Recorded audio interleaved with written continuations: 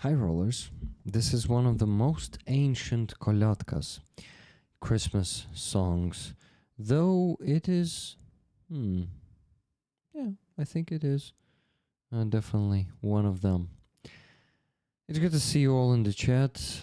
These voices that I see David47 is crying to are so damn powerful, and it is.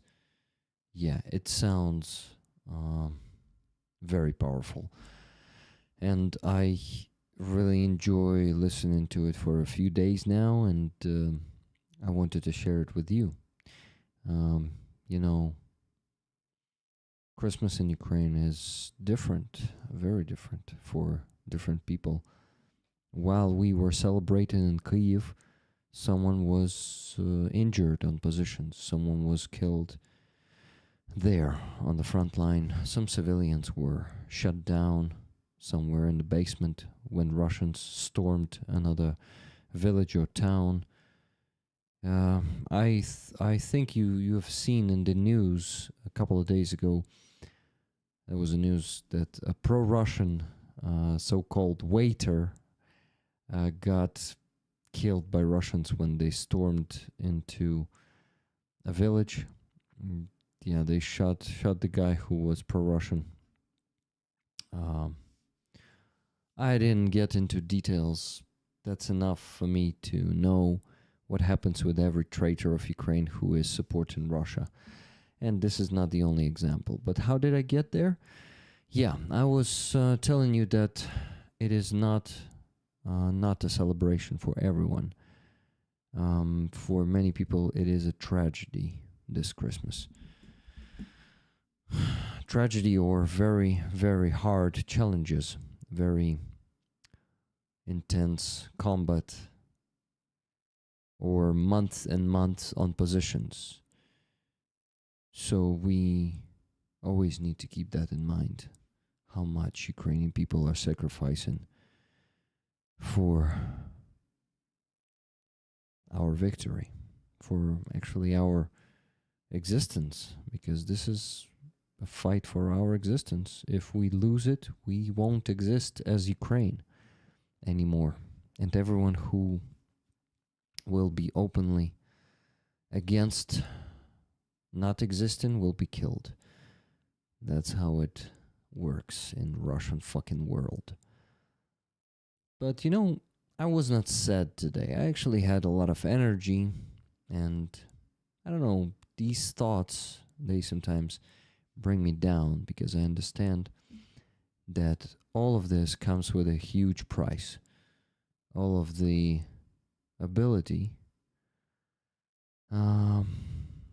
all the ability to continue as a nation, continue cherishing our traditions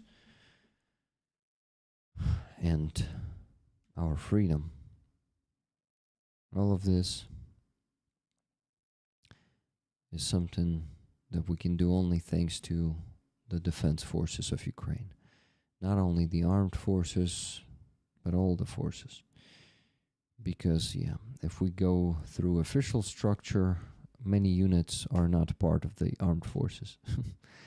They are part of National Guard, Border Guard, Police, the main Directorate of Intelligence, SBU, Security Service of Ukraine. All of this is a huge puzzle, and every unit makes that big puzzle a solid defense. Of course, not solid everywhere, because it's been 4 years. In 2 months, it's going to be 4 years of this war. Of the full-scale stage of it, because the previous stage was also very deadly, and it took the lives of many, many of our defenders. Yesterday, I was at Mikhailivska Church, the wall of the defenders, wall of the photos of our defenders, and I was there for the first time. At that place, I was there for the first time, and Yeah, there's a huge wall of the names of the guys who died, who was killed by Russians since 2014 until 2025. So yeah, that wall is growing every day. Some new photos are being added to it. Of course, it's not enough space anymore, but they continue to the next building that is standing there. Please always remember about the price, and let's help the guys who are alive and who we really hope are not going to be injured or killed, because because I care about them, you care about them. So please start donating, guys. This week we're raffling a beautiful motanka provided by Anastasia Havriluk, and it has the Scottish skirt, since Anastasia is the fan of the Scottish culture and Scottish dances, and she made this edition. So the skirt is not really Ukrainian national skirt, but everything else in this beautiful motanka doll is Ukrainian. And she's beautiful. And she's gonna be one of you very soon. Well, one of yours, if you can say so. Thank you, Thomas Pettersson, for 10 gifted memberships. I really appreciate it. Guys, if you can follow Thomas's leadership, I will really appreciate it. I'll be grateful, because today is last Sunday when I can try to reach the average income on YouTube.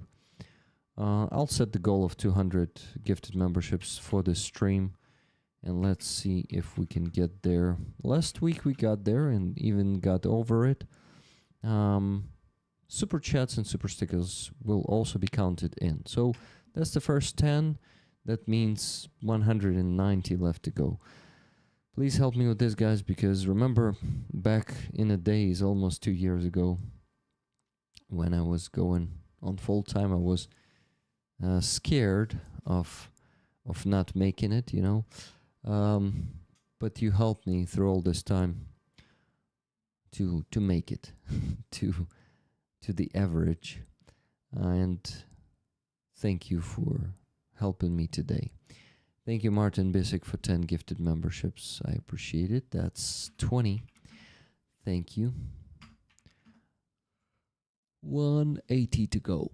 But sorry for that. As for the goal for the fundraising, which is much more important than my income, we need to raise $3,000 tonight on PayPal. So 3,000 minus 112 today, and 90 cents from Holger K, minus 50 from Stephen Walsh, who has minus 50 degrees Celsius there today. Minus 100 from Nikki Hill right before the stream. She donated. Well, not right before the stream. I was super late. It was 15 minutes by the supposed time of the stream. So 100 from Nikki. Thank you very much, Nikki. Tickets to Rollers, she says. Thank you. And $33.87 from Amonsky for what is needed. Thank you very much, Amonsky. For this $33.87, that means we still need to raise $2,703.23 tonight. I really hope that this beautiful motanka will motivate you to donate a bit more and get a bit more tickets. But of course, you are gonna see me sitting here until any time that is needed. If it's gonna be 5 a.m., so be it. But I really hope that it's not gonna be 5. I really hope to go to bed at like 2 or 3 a.m. Will be amazing. Okay, I shut up. These are all the donations I received today. Only 4 of them, 2 on this stream and 2 on the previous one. And we will need another 30 or 40 of them. It also depends on the amount of money, of course, but yeah, usually we get at least 35. Sometimes it can go up to 70, but to be honest, those days it was only once. 70 was only once, but the maximum average lately is like 40, 45, something like this. Right now we have 4, so that's a long way to go yet. Okay, good to see you all in the chat, guys. Let me notice some of you there. I see Viper already waiting to join us.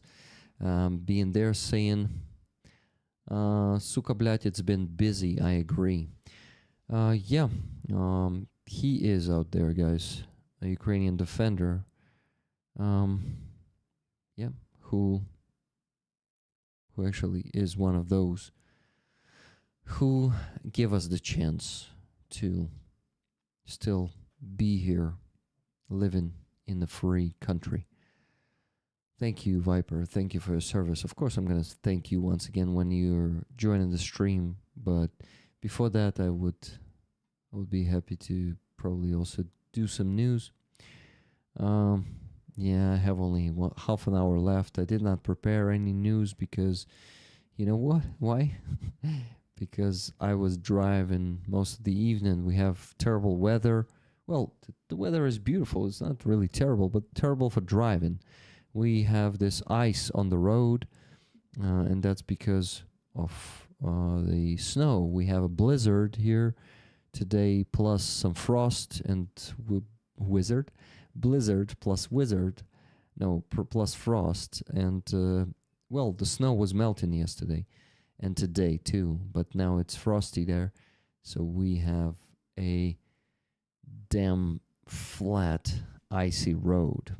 Wow, Fuzzy is not looking, he is up, never gonna let you down, Tickets never plus gonna Rick. run around and desert you. Srakopad, exactly, Dana, that's how we call it, and I'm happy to see you there, Dana. $20 donation from Pyrocurd just now, and just Jimmy donated 1,000 hryvnias on the base, so that's additional $24. Thank you very much, Jimmy. And thank you, Curtis. So Curtis donated $20 and said, here another donation. Slava Ukraini. Героям слава. Yeah, my breath is not the cleanest today. I do it like, you know, but you'll get used to it. Okay. 45 people watching and 54 likes. Wow. It's like in reverse. Two digits in reverse. So Fuzzy's learning some Ukrainian. He says, "Привіт, привіт, сексуальний чоловіче." Interesting. He says, "Hello, hello, sexy man." Wait, but he meant one man, not man. Like, so he is greeting, it seems, me. Interesting, Fuzzy. That's the first time you called me sexy, I guess. Can I take this compliment? I guess I can take it, yeah. Thank you. I'm mature enough and conscious enough. Oh, hi, Fuzzy. Dana says. Oh, for fuck's sake, guys. Sorry. It seems I am losing my energy. The one that I had during what? The one that I had during Free Azov. After Free Azov, I had also a meeting with Roman Trokhymets. We had some work meeting. We discussed some work, some fundraising. Is not being closed fast. And we need to work more. We thought of formats and possible collaborations to close that one. You know, guys, I will just go and provide you the news that I did not provide last Sunday. So we discussed, I've definitely shown you the tanker, right? Or didn't I? No, I don't think so. I think only this commander of the how do you call those forces? You call those forces aerial forces? No, air forces. Yeah, so Air Force commander is not replaced yet. It is just We will have to think about making some hard decisions, Zelensky said, and nothing happened after that. Only promises, no, not really any action taken. And you see, he's not in a hurry to appoint anyone instead of Yermak, because Yermak seems to still be advising Zelensky. The rumors around are, yeah, are like flying around that Yermak keeps being the head of the office of the president, just not officially, being like a an off-staff piece of advisor. Hello, Red Devil. What parade is it? Paratrooper, not parade. Red Devil Paratrooper. Interesting name. Thank you for the $2 super chat that says American and Ukrainian flag a few times. Thank you for that. So that's actually also counts into the goal for the gifted memberships, guys. So -2. That's 178 left. Please help me get 200 tonight. Thank you. Tomar said he looks like he really enjoys salo. Yeah, not only salo, any kind of tasty food. But let's not fat shame people, okay? He might be a great person, though he's not, and it doesn't have anything to do with his body, okay?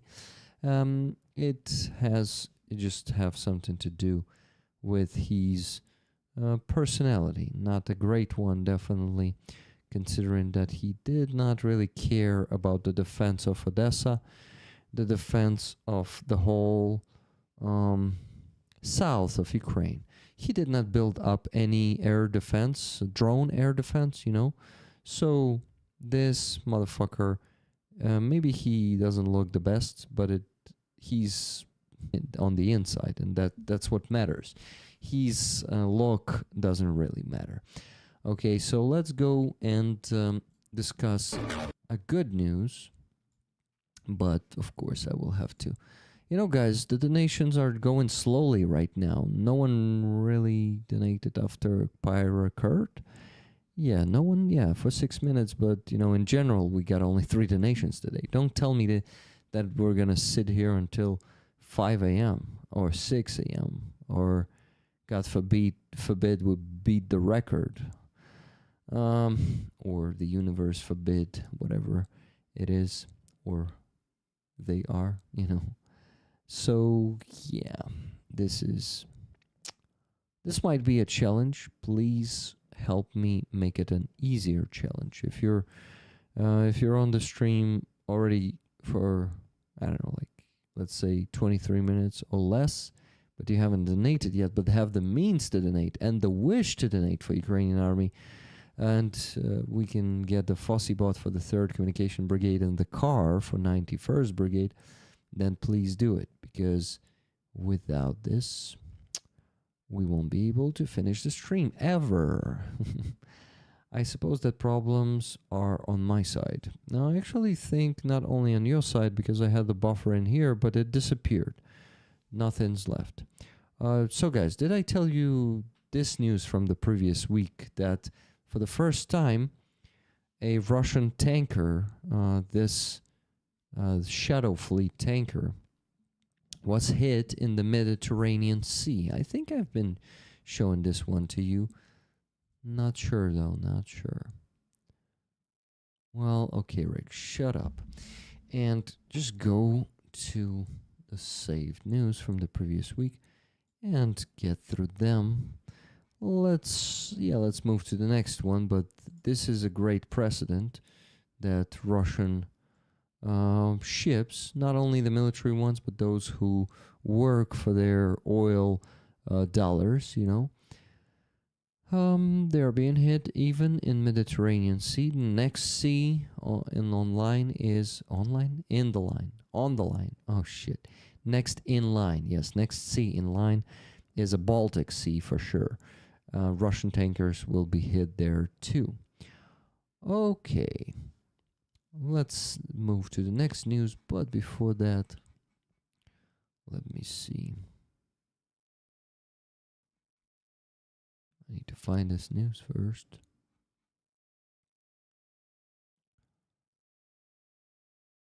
Uh-huh. I think so.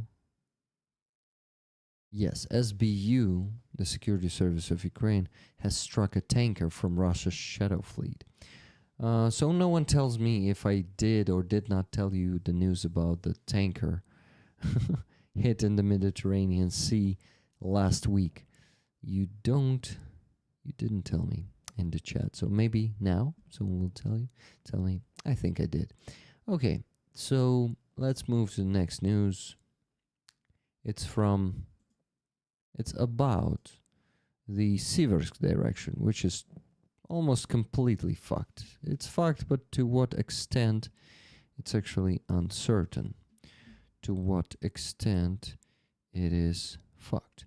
So let's go and discover that. Nils D just donated $20. Thank you very much, Nils, for $20 donation. Okay, Aziza started sending me the pictures for the new paintings that we're gonna put on the auction. Thank you, Nils, for your donation. Okay, you see Andriy Tkachuk, a Ukrainian defender. He's a major in the armed forces of Ukraine. He is talking about the Siversk direction. There he is, Andriy Tkachuk. Let me actually show you his photo. Sterenko is reposting him, so he trusts him. If Sterenko trusts this guy, I also trust his opinion. So that's him saying this. The situation is critical for some units near Siversk. There is a threat of encirclement. Some of our units are still present in Serebryanka. The units are in a semi-encirclement. Logistics are severely complicated. The enemy is already attempting to cross the Siversky Donets River across the stretch from Dronivka to Zakitne. The Russians aim to infiltrate Zakitne. The loss of Zakitne could become critical for the units conducting defense in this sector. Without regrouping in this area, there is a high risk of our units being encircled. So this news is from, let me tell you, it is from, I think, a week ago, maybe even a bit more, like a week and 2 days. So the situation got much worse there. The situation got much worse there. Sorry, I got distracted by Aziza. She keeps sending me the paintings. Let's go to the map of Siversk and see how bad the situation is there right now. So here it is as of yesterday. Zakitne, you see, Russians are still not there. They are planning to, well, actually, they crossed the river already here, but they did not fortify any positions. They did not enforce any positions there. So they got Dronivka during this 1.5 weeks. They occupied Dronivka completely. They crossed the river. Yeah, they planned to cross the river before when he was writing that post, Andriy Tkachuk. And when you see the situation was still like this, and they managed to do what he said that they are planning to do. And this is why the situation in Siversk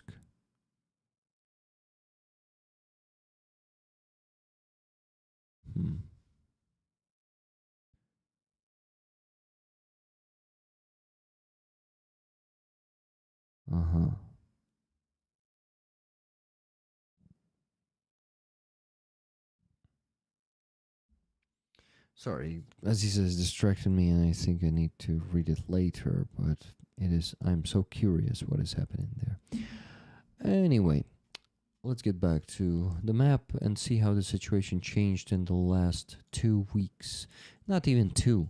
Let's just see how it changed in 10 days. Okay, so it was 18th. Siversk was almost completely occupied already. And of course, the deep state maps, deep state map is being updated. Only like with a delay, right? Today is 28th, and actually the update is only for 17th. So let's see how the situation on Siversk direction changed. Let's actually mark a point here, somewhere here from the center of Siversk, right? Let's go forward. So it's it was, yeah, that's 18th, 19th, 20th, 21st, 22nd, 23rd, 24th, 25th, 26th, 27th. Today, probably there's going to be another update here on this direction. You see the gray zone is getting bigger, but the red zone stopped a bit. So maybe, and I assume, of course, there is some stabilization operation is happening. But to be honest,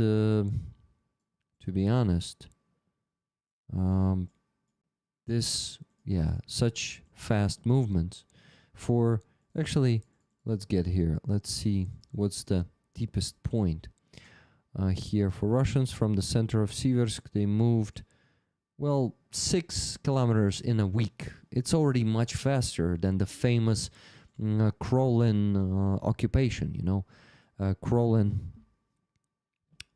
snail movement of Russian forces. This is faster, and that is a signal. This is a sign of the situation getting worse, and that is connected to the crisis of management in Ukrainian armed forces. We will get to that later.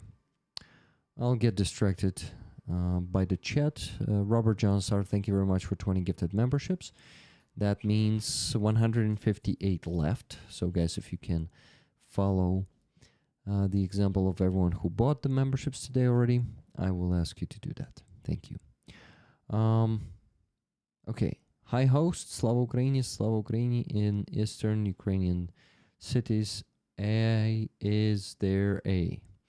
It is not understandable, but Heroem Slava. If you say Slava Ukraini, then you probably support Ukraine. Sean Cairns, welcome to the stream. We got a donation from Giancarlo, $22.58. Let me tell you how much we still need to raise. Minus 20 and minus 22.58. $2,640.65. That's what we still need to raise. So guys, please keep buying tickets for the beautiful Motenka with your donations. This is a Ukrainian talisman doll, not just a doll. These dolls were made as a protection from evil spirits, basically this one is made traditionally. It is made by our friend Anastasia Havrlyuk. So this beautiful Motenka will be one of yours, and by the end of the stream. Let's hope the end of the stream will come sooner than later. But yeah, guys, one ticket is $10. You can buy as many of them as you want. I love Ukraine plus Zelensky. Well, I, as a conscious Ukrainian, must tell you that I don't like Zelensky, but I respect him as my president.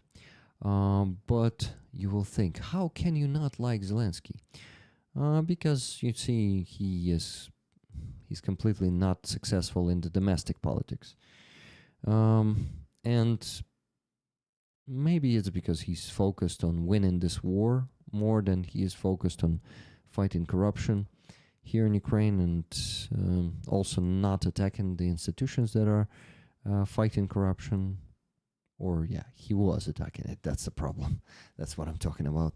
But anyway, he is my president, and I completely stand by him while he is negotiating with Trump, while Trump is being the representative of the Russian Federation at the moment. Of course, and Kushner are being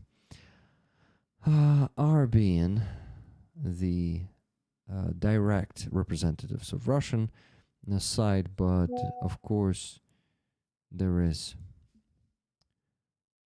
Trump is also connected to that. Okay, the stream is buffering on my side. How it is for you guys? It was buffering for me a bit. Rick, it is quite common in every country not to like the ones in charge. Yeah, and that's kind of okay, because we know more. Every country always knows more about their presidents or prime ministers than the other world knows. And this is why, idealizing any politician is not smart, because they are politicians. First of all, they are politicians. And unfortunately, they often act not how it's best for the country, but how it's best for the election that they're going to take part in. And of course, there's already a lot of talk about election in Ukraine that Trump and U.S. administration demands us, together with Putin. It was Putin first given this narrative to Trump, saying that Ukraine needs to do the election. And of course, Russia will try to sabotage it and turn it in their favor. The election in Ukraine is always going to be affected by Russia, believe me, guys. They are still powerful. They need to stop being an empire to stop affecting our election and us in general. Right now, they're affecting us with many things. Informationally, kinetically, they are destroying our towns and cities and homes of the people. You all have seen what happened. You all have seen how it happened in Kyiv 2 days ago. That night for me was, I wouldn't say it was completely sleepless. I woke up a few times from explosions, but they were pretty far. Luckily, I did not have to jump from my bed and run. But it was loud, and we did not have water in the morning. And luckily, in the evening, I spent the whole day, basically just resting around the Kyiv. So I was even walking on the street yesterday. It's happening rarely. Usually I drive around, but yesterday I was walking with El Greco and my wife. We had a great evening. Hang out. So yesterday was a rest day for me. I worked only in the evening. When I came back home, I had to create 2 streams, the Free Azov and this one. And in general, I'm a bit tired right now, but I was pretty energized right before the stream. I wonder why the hell. Maybe I need to stay hydrated, I forgot to drink. I've been streaming for 37 minutes already. Blah, blah, blah in non-stop,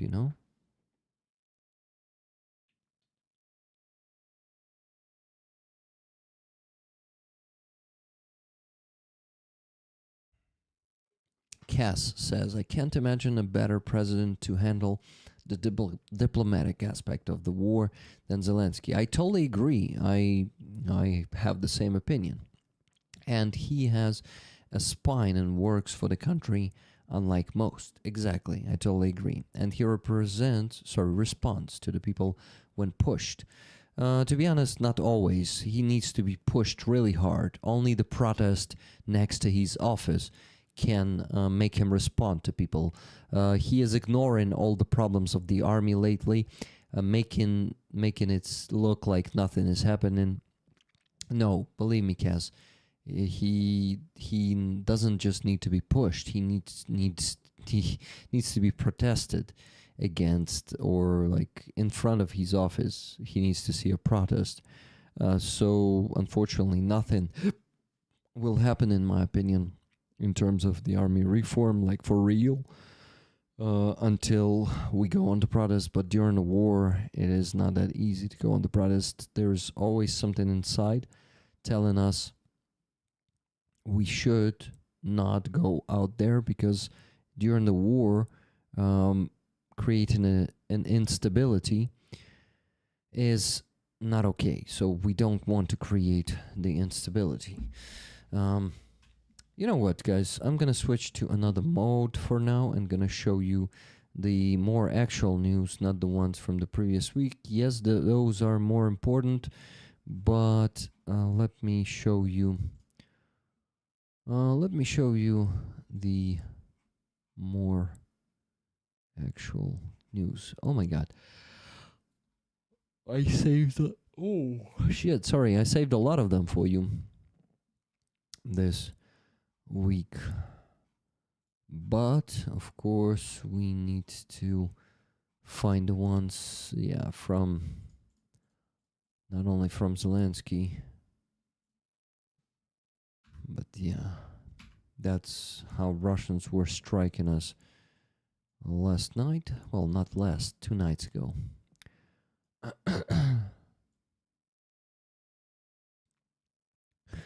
Yeah, okay, so here is the building.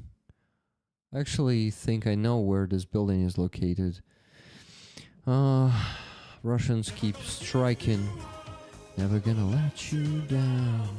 Raffle tickets for rollers. Thank you very much, Robert Johnsar, for 10,000 hryvnias donation. Raffle tickets for rollers. So, yeah, guys, Russians were striking the residential buildings precisely. There are videos how they are doing this, how they are killing. How they are killing the civilians in their homes. Here's another home. I know where this one is located. I've been. That's a famous residential complex on the left bank. I was driving past it many times in my life or in my time in Kyiv. So, yeah, this one, let me show it to you closer. Do you see it now?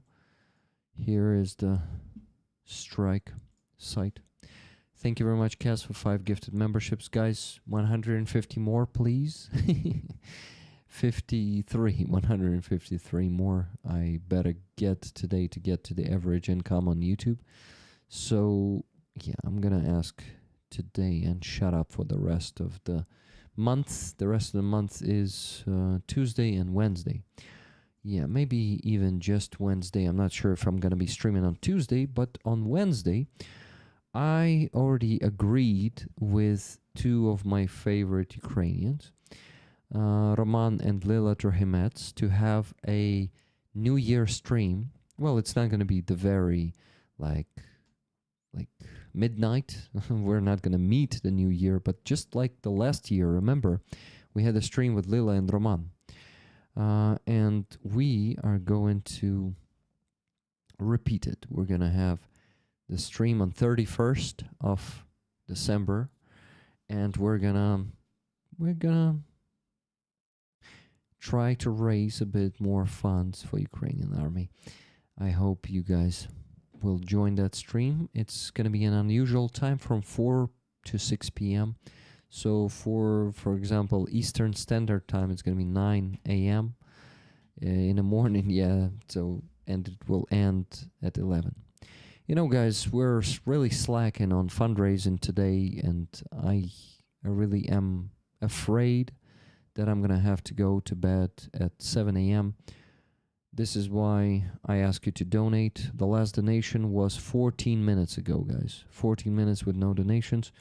And if you have a spare $1, $2, $5, $10, $50, $100, $1,000, whatever sum you have there that you can donate to Ukrainian army, please do it. My PayPal is in the description of the stream, and you know what, I'm gonna add it also right here into the chat. I'm gonna pin a message, and I am going to ask you to donate. I wouldn't be surprised if a few flamingos migrate on New Year's Eve. Time will tell. Yeah, it seems like there's not that many flamingos that we have, you see, but we have these awesome drones, FP2 drones, that have been flying to Russia every damn day. Pin a message. Yes, guys, this is the PayPal. Please make a donation. Guys, we just got $10 from Anastasia Havriluk. A ticket for moderators. This is from an extra donation I've received for shipping off an item I raffled yesterday. Nice. Hope it will motivate others a bit. Guys, Anastasia, who created this motonka, that is the raffle item this week, just what? Goodbye? What? Oh my God, Rick, I'm behind in chat, but Zelensky is probably being pushed hard right this minute by Trump bastard. And you say he needs to be pushed more. What the fuck? He has aged 20 years in 4. You look the same. Goodbye. Goodbye, Linda. It was nice to have you here with us. I won't be apologizing for really thinking that our president is slacking on the domestic politics. I won't be apologizing for having an opinion. This is why, Linda, I understand you and your affection for Zelensky and your worship of him, but I won't be I will not go down. I will stand my ground, and I will definitely defend my right to have an opinion. So if you want to be a fan of a leader, not considering what Ukrainian society has to say about him, and not even wanting to listen to it and saying goodbye if I start criticizing my president, then sorry, it is not, in my opinion, it is, I don't know, not, or is it? I think it is okay, do what you want, but I would consider what Ukrainians have to think, have to say, not only their president, Thank you very much, Robert Johnsar, for 50 gifted memberships. I really appreciate it, my friend. Nice. That's a great boost. So 103 left. Would be cool. Okay, you know what, guys? I won't stop criticizing Zelensky. No matter how many people will tell me that they don't want to be supporting me anymore and, saying goodbye to me, I have a right to say what I think. What I really think, and I won't be lying to you since I'm not such a person. I'm not going to be sugarcoating the news for you. You can find plenty of those YouTubers out there who will be doing this. I'm not the one of them. I am, maybe not a typical one. I don't think every typical YouTuber will be sugarcoating stuff for you. I don't think so. So I won't even say that I'm not a typical YouTuber. No, I'm actually a typical YouTuber. And I think many YouTubers, they express their honest opinion and not sugarcoating stuff. Oh, whatever. Who am I talking to? Linda is not even here. She's not listening to me anymore because she hates when someone criticizes Zelensky. This is why she left. Yeah, so I shut up and move on to the next topic. Kathy S. donated $30 and said, Ukrainians stand their ground. We should all be like Ukrainians. Tickets, please. Thank you very much, Cass. This is encouraging. 20 pounds from Numpty Bumpty. To the most transparent YouTuber, unlike a lot Western grifters. High five, Numpty. Thank you so much. I am transparent. Yeah, almost every... unfortunately, there are too many of those grifters out there. Whatever, I need to focus on giving you the news. But you know what? There's no time left for it. My rant about Zelensky and the disagreement with Linda took too much time, so I'm just gonna go and invite my guests. Rick, you know better than anyone outside Ukraine. You have the right to complain. Exactly. So, Rick, you think there should be an election during the war or after it's finished? Sternenko explained it perfectly why election is impossible during the war. Our constitution forbids it. And there is a point in constitution, an article of constitution, I think it's 157, that says that any change for our constitution that is limiting our sovereignty or territorial integrity is impossible. It is just forbidden. So you cannot even change the constitution to give someone our territory or, we're talking about election, not territory, right? So actually with the election, it's also pretty hard. It is also against our constitution because according to our constitution, during a martial law, we cannot do the election, right? We need to lift the martial law, and we need to basically then let everyone go and undermine our defense, right? So during the full-scale war, it is impossible to lift the martial law. Then we will have to change the constitution, right? And that there's a problem with that. You cannot change the constitution during the war. So no real election that will be recognized legitimate is fucking possible during the full-scale invasion. You know, this is why all this talk about that Zelensky is ready for election. Yeah, he might be ready, but how he will do it, that's another topic. That's another good question, you know. By the way, guys, did anyone calculate every membership of those 50 were given? I think there's a big chance that all of them. Thank you. Rick, I feel your pain. I booted from JP chat for calling the EU a clown show. Well, to be honest, many Ukrainians think that EU is a clown show, and our partners are weak and they are not capable of really standing up and still want to do business with Russia, want to leave some doors open for the future business. So, yeah, it is understandable why you say so. No elections until the war is finished. Exactly, Jeffrey Perrin. Exactly. 50-50. Thank you, Robert. I really appreciate it. 337 until our first truck at Car for Ukraine. Fantastic. I think we moved even a bit closer to the goal, because last time I checked, it was... Yeah, I think it was either the same or even less than that. Let me see if we had more donations on the wall after that. Yes, Alexandra Terry donated. Thank you very much. Kes donated another 100 euros. We all need to support the Ukrainian army. They defend all democratic countries. Thank you very much, Kathy. And Keith Gain, 200 euros for the army. We will always stand with our Ukrainian brothers and sisters. Slava Ukraini, Heroyam Slava. Thank you so much. And 104 euros from Rebecca Wolf from the Free Azov. You could see her on Free Azov today. Okay. Yeah, that's the place. Otto. Are you back here or what? Or is it from the old days? Sorry guys, got the photo from Otto. Actually almost 40 minutes ago.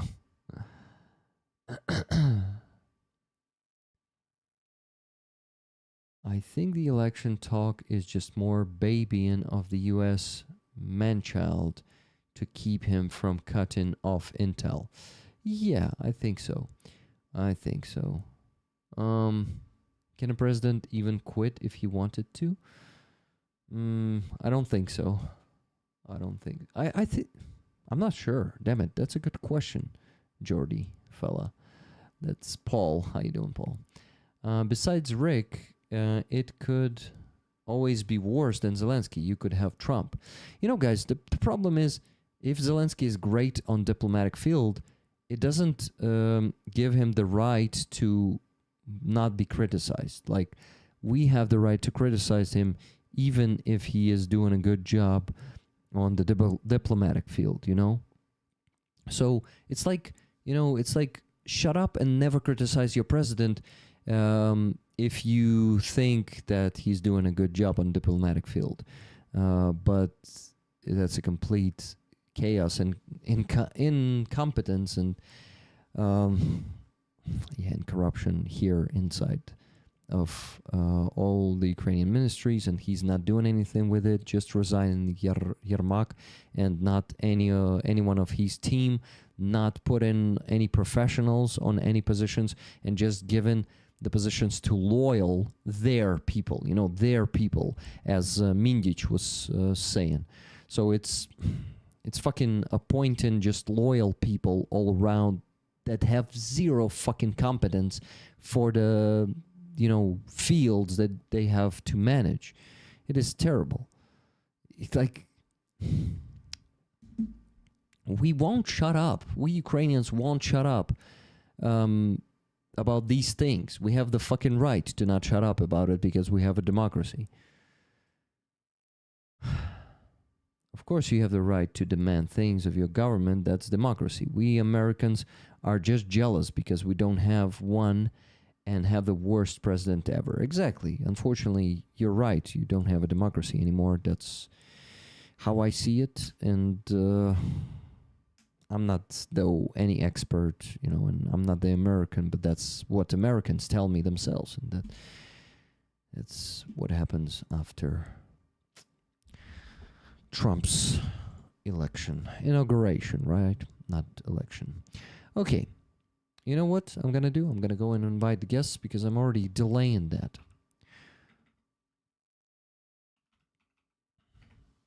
Google Meet. Yeah, I'm creating the meeting right now. So I'm going to do it very soon. Very soon, he said. Okay, Rick, okay.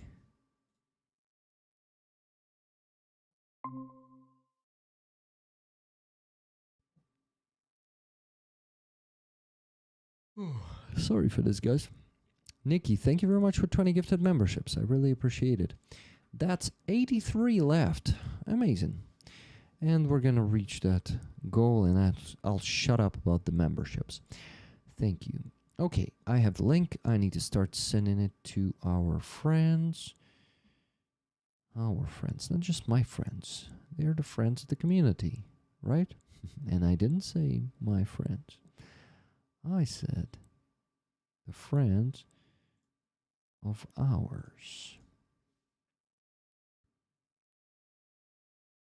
Oh, okay, interesting. Okay, got it.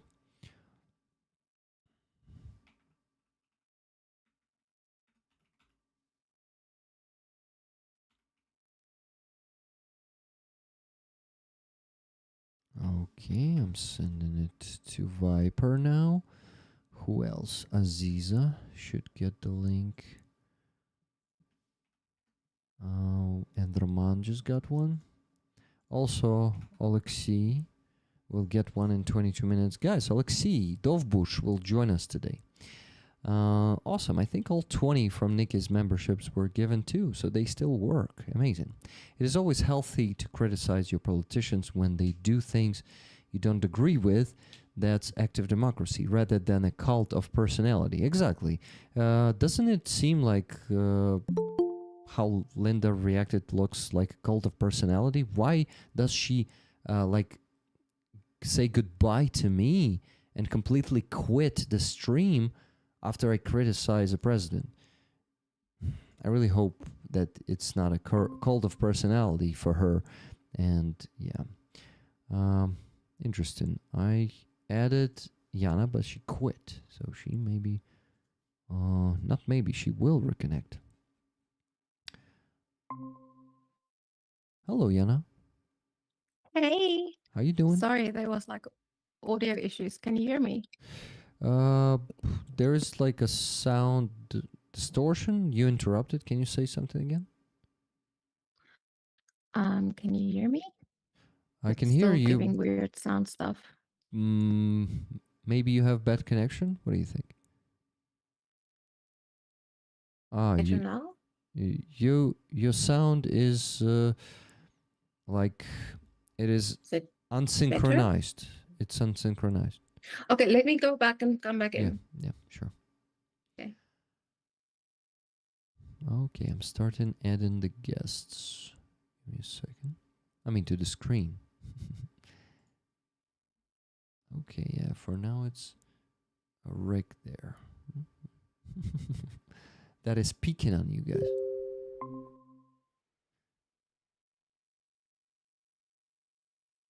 Okay, is it better now? Yeah. Yes, perfect. It is not interrupted. No. Awesome. So, fun stream you're having here. Pissing people off. It's a regular day for you. Yeah, I usually don't do it lately, but when I speak about Zelensky and some people are not ready to accept the reality that he's not a fucking saint, you know, that he is just a human with his flaws, and, you know, just also listen to what Ukrainians think. You see, some people don't even want to listen to me. They say, goodbye, I hate you criticizing Zelensky. He is perfect to me. No, Or but something like this this. is your fault. This is entirely your fault. You should know by now that nobody cares what Ukrainians think. Ah, yes, yes. Sorry, but I mean, hello, this is your fault. Like, why do you even have a stream, Rick? Yeah, I love your sense of humor. That's first, and I love how you're also sharp about these things. So welcome, Yana. Thanks. Long time no seen. How you Thank doing? you. Good, good. Stressed, but good. I like your hairstyle today, by the way. Thank you. Yeah, I cut it and I didn't like it at first, but it's working. So just go with it. It is good. Just like woke up like this. So I love it. That's cool. Yana, what? David47 said, and he is smiling. Yeah. There later. At the start of 2016, I had a vivid dream of being in the video by living. Okay, that's probably. It's Armored Cat. Armored Cat is. Yeah. I don't know. Armored Cat is not new here, so I thought maybe it's some troll or. But I just don't get it. Men are not gods. Exactly. Trump is not God. It's just the same as praising Trump and being, you know, like insulted if someone is criticizing Trump. This is. Oh, strange. I do have to agree with you, Bert. You forgot to say thank you. Oh, sorry. Thank you. Thank you so much. Where's your suit, Rick? Shit, I forgot where I left it. 4 years ago or something. Hubert, yeah, and I forgot to say. Left it in Makivka. Exactly. I left it in Makivka. We all have a right to disagree. Goes both ways. Exactly. New W. Nay W. Sorry, not new W. Yeah. Okay. I'm okay if people don't agree with me, and you know, it is affecting the fundraising because Linda, who got pissed off by me, she actually wanted this Modernka so bad, and she donated a few times, and she could be continuing donating today if I didn't piss her off. You see, it already got me a few dozens or a few hundreds of dollars minus today, and I'm slacking on fundraising right now. It stopped 15 minutes ago, and yeah, in general, it is not going fast for now, so we still need to raise, let me tell you. Oh, shit. So what is the pounds? Yeah? Apparently, Halina's waiting to join. No? No. Oh, Halina, you are yeah, not. so she wanted to join, I think, at the same time with you, so I did not even see her, you see. Guys, Okay. why is Project Konstantin spelled wrong? We don't Because have an E I at the could end. log in on my normal Gmail because my name and surname is in it. So we had a previous problem with that. So that was a fast created Gmail account. Toot, done. With the wrong spelling of our organization. Yes. Sorry. Hi, Sorry, guys. Good to Jana. see you. Good to see Halina, you. you're sitting next to your husband, and you could not be like, "Hey, dude, this is wrong." Yeah, no, I don't understand what he's like. That's cool. I'm like, she's not even halfway Just okay. there. The screen is here, guys are here. Rick, hello. Hello. How are you doing, Hello, guys? Good to see you. Good to Good. see you. Good. Viper and Helena. Okay, so will you be telling us the updates since you're sitting in one room right now and not in different rooms as usually? Halina, did you move? What happened? What is happening? Jana, are you questioning or saying? Are you telling or are you asking? I'm prompting. The accent is very difficult. Sorry, we couldn't hear it really decently. I moved from Odessa to my husband something about 5 days ago with Ksю. So we live together from now till the death will not separate us. Now it's in for life. Yeah. That's cool. That's cool. And Not for weekends and sometimes during the months. Well, congratulations, guys. It's actually great news. I'm happy for you. Thank you. Getting together Getting together is great, especially if you're well, not just married, but recently married, right? And you're separated. It's not. Yeah, it doesn't feel cool. It's not nice. Mm-hmm. Yeah. And Halina, what happened to your house? Yanочka, with such question, you just can't tell what happened with my house. Yesterday, I saw checked just publics in Odessa, and in public, it's heating of building. I know this building. Where from I know? It's my building, and then I read news. It's like not the same floor. It's 2 floors, but my building has 3 floors. I'm like, okay, it's not really mine. Hala, be calm. We have a lot of buildings like this in historical center in Odessa. And today morning, Ksyusha's teacher sent message. Look, people, unfortunately, all windows are broken in our school, and it's not looks like we soon will come to school again.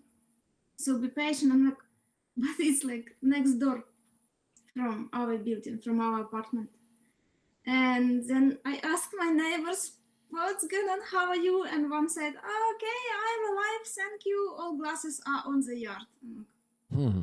Again. So usually it's him and me. We are cleaning our yard because we are the youngest people in this building. And this night he did this. So the house which I recognized, it was next to our apartment building. They like built together, but in different levels of street. One block, different entries. And I'm very, very happy that not me, not Ksyusha, we didn't be there in the moment of hitting, because previous times it was like happy. I don't believe in luck. I believe in God's protection. But Ksyusha was always in holidays. When previous 3 times it was hitting so strong, because it's like force, I think, hitting of our block, because we live in above the port. After last one, we changed roof. It was already necessary. Part of my ceiling just go down. Remember, yeah. And so neighbor went around the building and sent me photos that our windows are stained, and it's just the same was previous 3 times. All glasses, all windows fall down, but our are stained. So that's why I say that I don't believe in luck. Yeah, I believe in God's protection.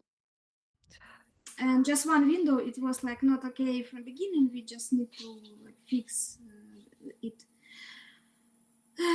But can you imagine the level of adrenaline which I got for today, for all day? No monster, no non-stop, no another energetics could drive it. So like it was. Yeah. It's crazy. Hala, your hair looks pretty. Thank you. Because I saw you before streaming, like, no, I can go just as I am. Yeah, I agree. So again, my Ksyusha didn't hear this. So because I'm worried about PTSD of children in Odessa, it's normal situation. It's just not normal situation for every person, but for children. Like not very normal. Yeah, but everything. We can say everything we can. I still hate orcs from all my soul, with all my strength of my heart, and I wish them to have a refund. Have a what? Refund. Refund. Refund. Okay. Boomerang. Return to sender. Return to sender. Yeah, refund of their pathetic existence, right? Something like this. I have story about this, what they have to got. My first trip with PK after Pete's funeral was with one veteran in Odessa, Sam. He's our friend, and he is several times was in trip, like driver and supporter. So he and his friend, beautiful lady, we were driving to Kiev to meet our car, several cars of PK going to Shum, to 67. And I said, guys, it's not your lifestyle, but it's mine. I'm Christian, and I want to pray before we'll start because we are moving in the night. And they're like, okay, if you say, let's do. And we took our hands together, and I started pray, God, please bring all these rockets to orc us back. And then, and about the trip and everything, and then like, we are thinking we will start be believers because after is such prayer which you cannot just avoid. We also want that God will do this, put all the rockets to their arse. So Yeah. arses. Stuck. So I don't see anything bad like to just trust that God will do his job with these animals. Guys, not a very good news from the fundraising front line. 24 minutes, no donations. And our goal for today is $3,000 as for any Sunday stream. And we still need to raise $2,344.36. Guys, I even counted in the donation of Robert Johnsar. Usually I keep it as a bonus, but to make it easier today, I minused his $239.26 from the sum to get this remaining sum of money.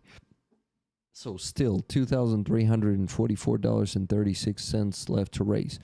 Please keep donating. And okay, you guys haven't seen what I have on... wait, we call this a motonka, yes. A talisman doll, basically a protection from evil spirits that comes from a Ukrainian history. I don't think they... that Halia will respect her protective how do you call this? I do this with women who need like to feel that we are not alone. Yeah, that's really cool. So this one was created by Anastasia Havriluk. She's actually going to join us tonight. And we are going, to increase attention, motivation of people to donate with I think her explanation also. I'm hoping for that, but yeah, guys, please keep donating and getting the tickets for the raffle of this Motanka. We're also gonna have more people joining us. There's gonna be a Ukrainian defender. His name is Alexei, who's gonna join us. I invited unexpectedly many people here tonight. Sorry guys, I want to keep the focus on PK, but other people will be helping, and we're gonna have some interesting conversation, I'm sure of it. Let's speak about your fundraiser right away, guys, because No, Jana, positive vibes, positive. Okay, positive vibes. Here, I have positive vibes for you. I can positively tell you. All the universe for the right stuff. Shushai. I can positively tell you that donations between November and December are down by 1,446 euros and 97 cents.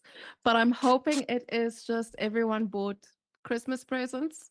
That's what I'm hoping. And that it's not a reflection of like an overall dip in support for Ukraine. We are still fundraising for the vehicle for Viper. And then after that, we need to do a rep system for guys in the 122nd, and then another vehicle for a guy in 3rd Assault. And yeah, fun times. If it's gonna if it's gonna make it a bit easier. Excuse me one moment. Yep. If it's gonna make it a bit easier, I actually experience the same, and like not on like in every let's say category of my fundraising, because there is PayPal fundraising, and in parallel to that there's Car for Ukraine fundraising. And to be honest, we were talking about this with Roman today, that look, we have a pretty ambitious goal, 60,000 euros in Car for Ukraine campaign. Yes, in 2 weeks, maybe even more than 2 weeks, we got 12,000. Well, still not, but we're close to get it there today. And 12,000 is the first truck with Car for Ukraine. And basically, yeah, it's much slower than last year, because last year in a month we already did like 60,000. So it seems like it's much slower this year, but still. And there are days when it completely stuck, you know, it's like no donations. But then next day it's going to be sometimes €1,000.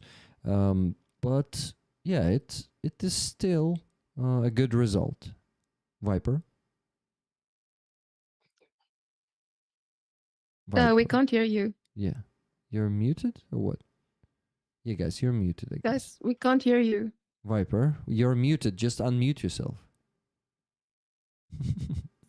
Yes. Okay, my wife was thinking I'm going to swear at our animals, so that's why she muted. Sorry, guys. Oh, Lena. Because they're having a party on our couch. So what I'm saying is, guys, please, all the guys that's donating, Frontlines do not stop for Christmas. As a matter of fact, it's extremely busy at the moment. I mean, our battalion has lost probably the most vehicles in the last month than we've lost ever in the 2 years that I've been with the unit.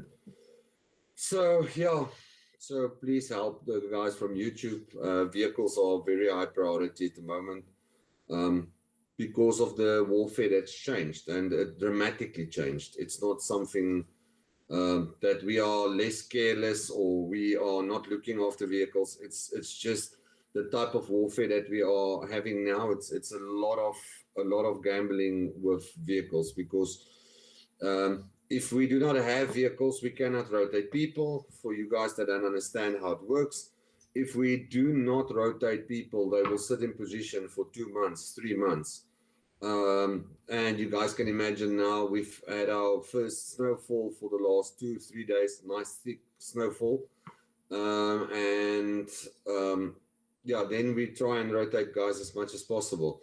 But I mean, that will also now go away again, and it becomes mud, and it becomes extremely difficult to get in and out again. And our temperature yesterday was about -7, -8 here, Celsius. So you guys can understand that we get guys that's sick that we cannot rotate. We have to drop medicine for them.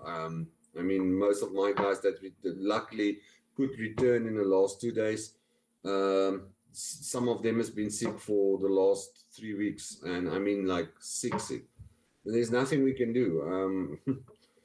So it's not like we're careless with the vehicles and we just rotate. Luckily, yeah, the guys know that it's difficult.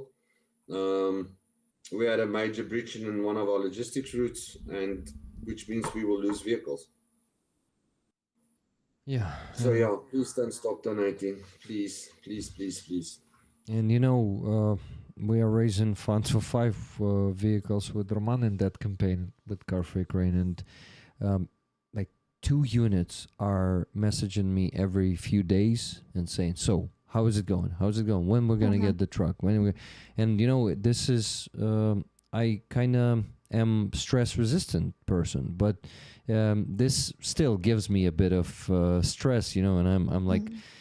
I know that this is the support that is needed so much, and I hoped we're gonna reach 12,000 on 25th. We didn't manage to do it, and still today we're gonna reach it, no problem. Just sometimes, you know, like you're hoping for that Christmas miracle, and unfortunately it is happening in a few days. So yeah, that pressure is there, guys, and just imagine how much pressure is on Viper. I am a volunteer. He is Okay, out there. I'm blinking, guys. I'm blinking. Can you see it? So, Rick, Matt German said, Viper, if you've been kept hostage by a beautiful woman, please blink, and we will send donations. So, where's the link to your campaign? Can you send it to me, please, Jana? Yes, let me do that quickly. Hey, Zhenya's in the chat. Yeah, Zhenya is there. Yes, Hello, he Zhenya. is. Good to see you. Ta-da. He says, Rick, Jana, Helena, Viper, love you, and all friends here. Good to see you, Rollers. It's very good to see you, Zhenya. How you doing? I wanted to call you. I really hope well, actually, I may as well call you in the new year already. It's only 3 days left. Can I just pop the link in the moderator's chat on your Discord, Rick? Uh-huh. Okay, got it. Let me get there. There we go. Okay, guys. To be honest, I had a lot of energy today before the stream, but when I started the stream, I started being a bit like, but we're gonna get there one way or another. We're gonna get you some donations. We're gonna get me to the goal eventually. Maybe at 6 a.m. Who knows? But it will happen. We should just remain persistent, and stubborn, and we'll reach the goal. Yes, Halia. Halia, what did you say? Oh my God, it's with me from my childhood. Can I say, because nobody can hear me with my voice? So I wanted to say that. But I'm just Be careful. okay, love, I'm sorry. Everything you say. Please don't beat me. Please don't beat me in YouTube, please. It's another channel, not Rick. Guys, come on. What I wanted to say, I just see in comments our links. For us, very, very urgent support you can do to grow our visibility. It's like, it's very sad situation. And I see it's not just our situation sad. Yeah, it's everyone who is doing volunteering and fundraising job. And so just which I follow on social media, on X, on Threads, on Instagram, and Blue Sky. Please help us to do visible. Please just put some emojis or one word under our posts, and the same.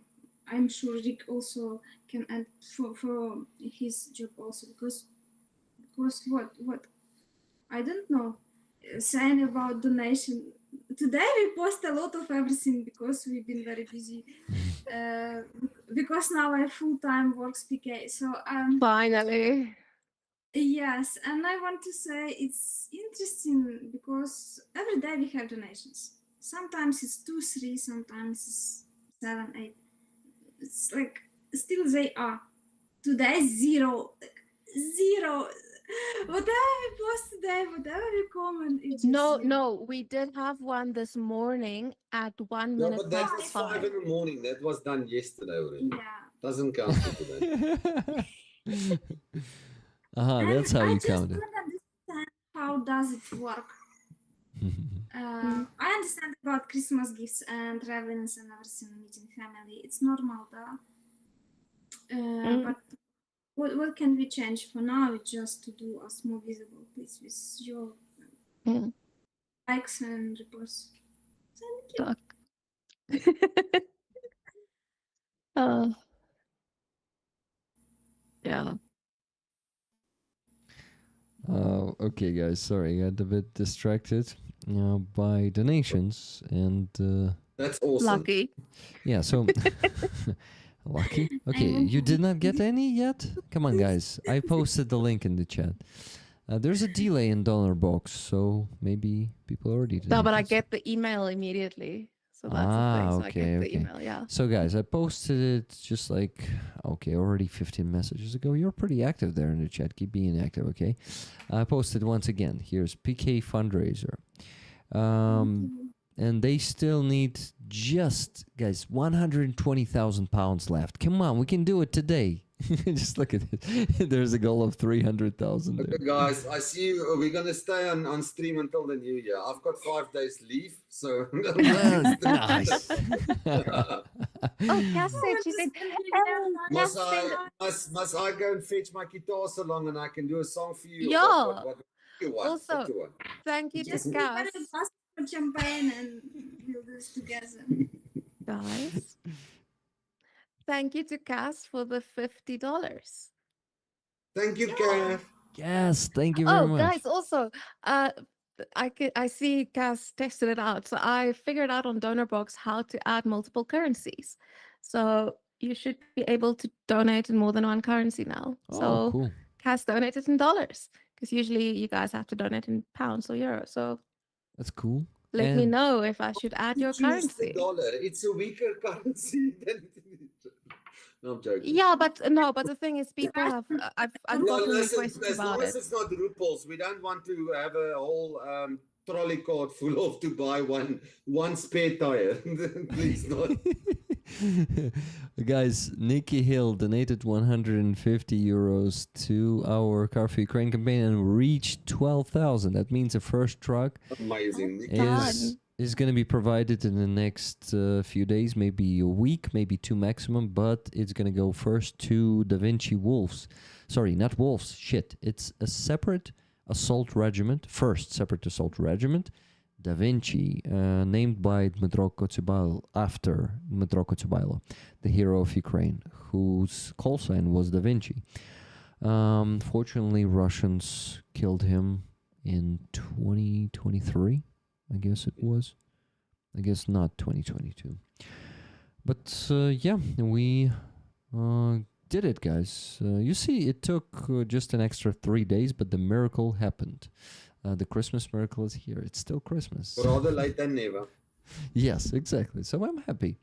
Thank you very much, Nikki, for bringing that to a first truck. And the not only Nikki, because I think we got almost 1,000 today.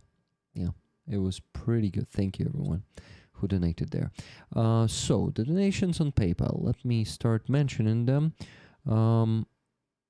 Gabriel, you can see him in the chat. His name is, let me tell you, High Five. That's a hard name to spell. Okay, Hi-Fi. Let's call him Hi-Fi. Hi-Fi Fiper?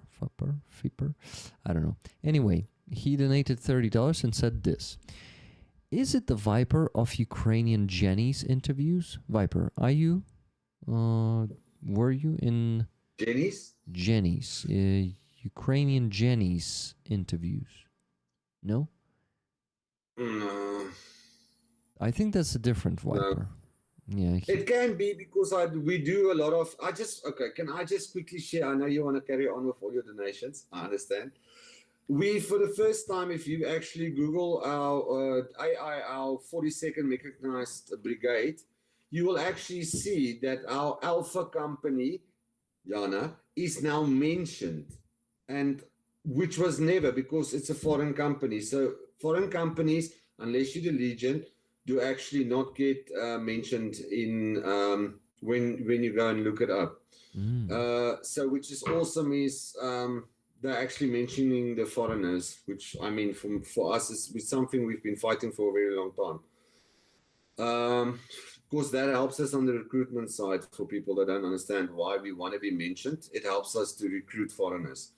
And what's nice is, so we did a lot. I did like interviews on Radar TV. I've done interviews on, what's that, 1+1. A lot of Ukrainian, Rick, you will know, the Ukrainian channels, big Ukrainian channels. So we've been trying to push a lot because not only on YouTube and that, but then on TV channels. So we can push for Ukrainian, English-speaking Ukrainians as well, because it's not only foreigners. So you might just not remember Ukrainian. It can probably be, I don't know. I actually don't know who is Ukrainian Jenny's, because how it's spelled is like, maybe it sounds different in Ukrainian. I don't know. But I don't. So for streams, like channels that I've been on, it's only yours, Project Konstantin, Great Terry Experience, the Shills briefly for a couple of times. And then obviously, as you know, our good friend in Germany, Starsky. So yeah, he did UA channel. It was a UA channel interview. UA TV, yeah. Yeah. And Gabriel says, maybe it was another snake-like name. The dude was great on the interview actually some time ago, so I didn't know exactly. It was a sniper. I think, well, you're not a sniper, right, Mike? That's Shills he's talking about. They made that mistake of calling me Viper the sniper. which I obviously corrected because that makes my worth to the Russians just so much more. I don't really want that. And you are not a sniper. That also needs to be No. said. Yeah. So what he says in the rest of I'm the a sucker. message, in the rest of the message, he says, "Full hero, love her podcast. Tickets, please. Sorry, out of money and just picked the wrong cream for eye infection, so can't see much. Ow." Ow. He says, "Ow," in the end. Sorry to hear that, Gabriel. Thank you for your donation. He says, "I just put lidocaine in my eye instead of antibiotics, so my view is chaotic." Oh shit! I'm sorry to hear that. It's not the best solution for your eye infection, definitely. So next donation was from Felipe Surfer Des. He says, "Hola Ricardo, I hope this helps. It would be more, but Kryla Omehe needed help immediately. Stay safe all." Thank you very much. So you see, Surfer Des is helping the wings of Omega. He's helping 93rd Brigade. He's helping many units. This is why he's sending 100 and saying, "It could be more. I am grateful for the 100. Thank you, Philip." It is already a lot. Thank you. So next donation was $30. Oh, you still have Yeah, donations. $30 from Niels D. Tickets, he says. Thank you very much, Niels. Then Levy donated 20 and said, "Tickets for rollers. Slava Ukraini. Heroям Slava." Then Laura Ann donated $6.47. Thank you, Laura. And $30 from Wella.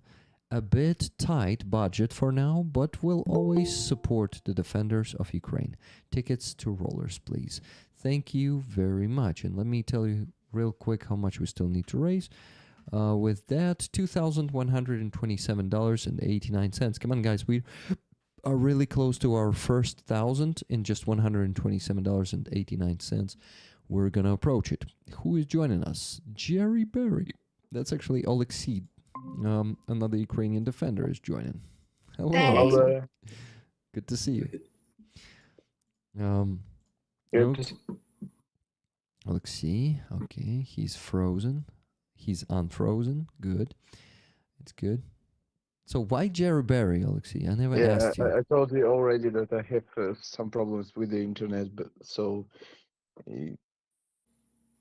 Yeah, but can you tell us the mystery of your nickname here, Jerry Berry? it's just like I need to create some nickname, and it was one of the first things that just get to my mind. Got it. So Nice. no mystery here, just Jerry Berry. Yeah. Okay, no problem. Let's see. So, how are you doing? Of course, you cannot tell us where you are right now. I know why, but yeah. Yeah. Okay, Oleksiy. So, guys, the story of Oleksiy, real short for you. Halina, Yana, and Viper, you don't know Oleksiy. I met him on Free Azov. He was playing a guitar there and singing. It was like, I don't know, 4 months ago, something like this. It was, wait, was it still summer or was it already cold? It was like, It was more like cold weather. cold weather, yeah, but it was like September or maybe, because we were streaming together in summer, right? In August or something. Yeah, I think it was August. So maybe it was just a cold day in August. Anyway, I met him there and I asked him where he's from. He said from Mariupol. And then it appeared that he also spent 2.5 years in Russian captivity. He was defending Mariupol. Then when the defense kind of ended, he tried to escape by foot alone through the villages in Donetsk Oblast. And he was caught on one of the blog posts. He shared this story with us on one of the streams, and it was actually a pretty, I would say, interesting story. Of course, it ended badly because those basically thugs who captured him, who served in the army of the so-called DPR, they were beating him up and trying to get the money from his mom. They got the money, they stopped beating him, and then they transferred him to a prison where he spent the rest of the time there in captivity. Also shared a lot of details about captivity with us. Who knows, maybe if you guys have any questions today that you want to ask Alexei, ask them, because he's always happy to share everything, as of course not about his current unit and what he's doing. He cannot talk about this. So after half a year after captivity, he decided to join the army. Before, he has chosen one of the best units in Ukrainian army. You probably can figure out where he serves, but better don't say it out loud. Anyway, Alexei is a great guy, and I called him my friend today, and I think I can call him my friend from now on. So there he is. Alexei, are you still with us? Because you're frozen. Can you hear us? Yeah, I'm here. Okay, good. Project Konstantin, Viper, can we call you a team member of Project Konstantin now? No. No. Okay, It Project. was a big fight today. It was a big fight. Okay, so Yana was fighting with who? No, Viper threw a tantrum actually, because he said everyone is getting a special mention, but I'm not Project Konstantin and I'm not listed in the title of the stream. And I said, well, suck it up, bro.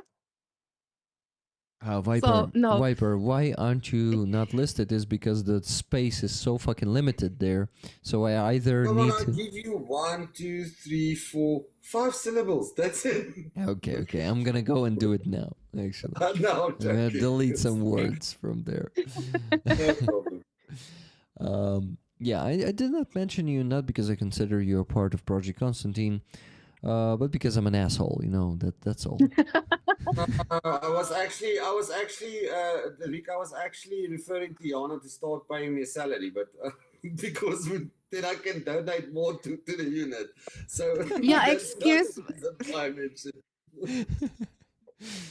There wasn't money this month for my salary, so what do you think No we can have a problem. salary for you?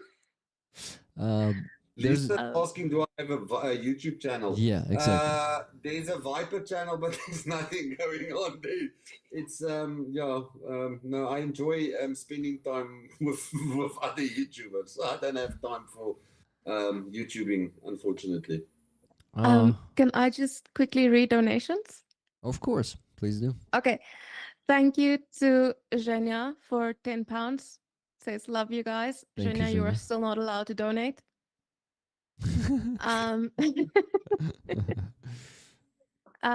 Robert Donisar donated £50.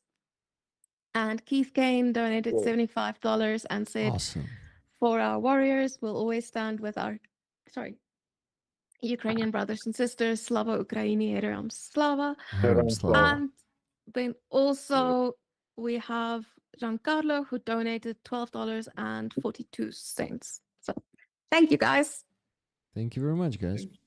And I got $40 from Keith Kane. He says, thank you for the great stream. Much love and respect to our amazing guests. Tickets to rollers. Can anyone match us? Heroям Slava.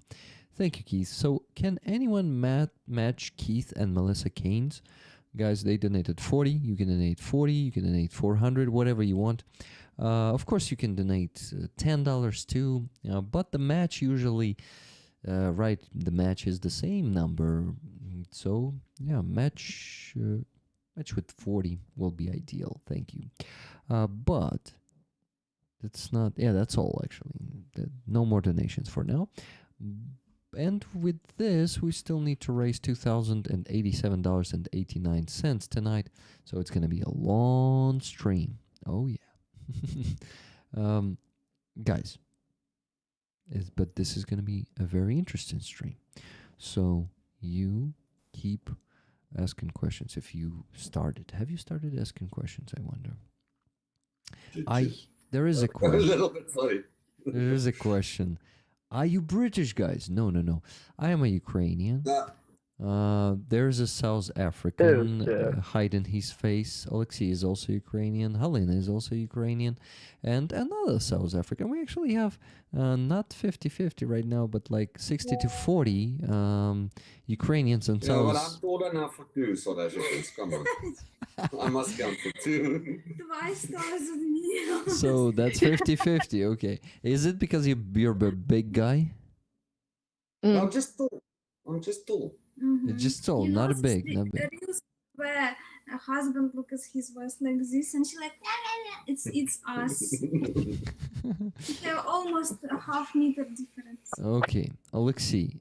So I did not tell you about the people you're seeing here right now. So Yana and Halina. Yana is from South Africa, and she's been to Ukraine already. Yeah, and Halina is from Odessa. So they are directors of the fund Project Konstantin that is supporting Ukrainian army, Ukrainian defenders with the equipment. They also raise funds on the regular basis, and we are brothers and sisters in arms in this with them. We have this struggle every day, to get at least a few donations every day and close our fundraising campaigns. Viper, who is, it's his call sign. We don't know his name because, well, he is a foreign volunteer in the Ukrainian army.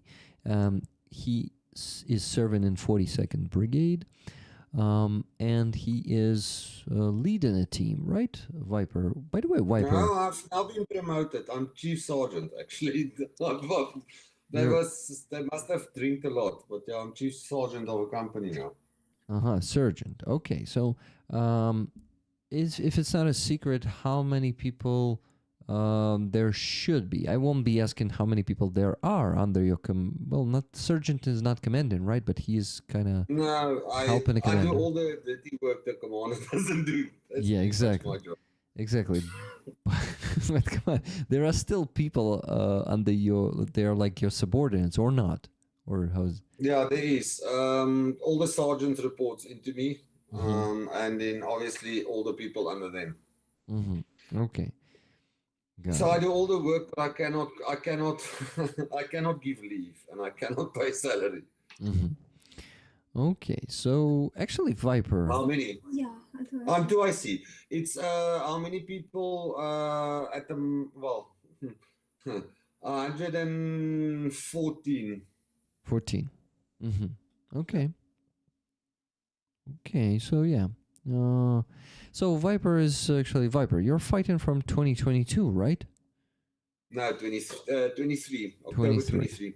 2023. Yeah. So he has seen a lot of shit out there already. A lot of cities in Ukraine. A lot of what? A lot of places in Ukraine and now occupied Ukraine.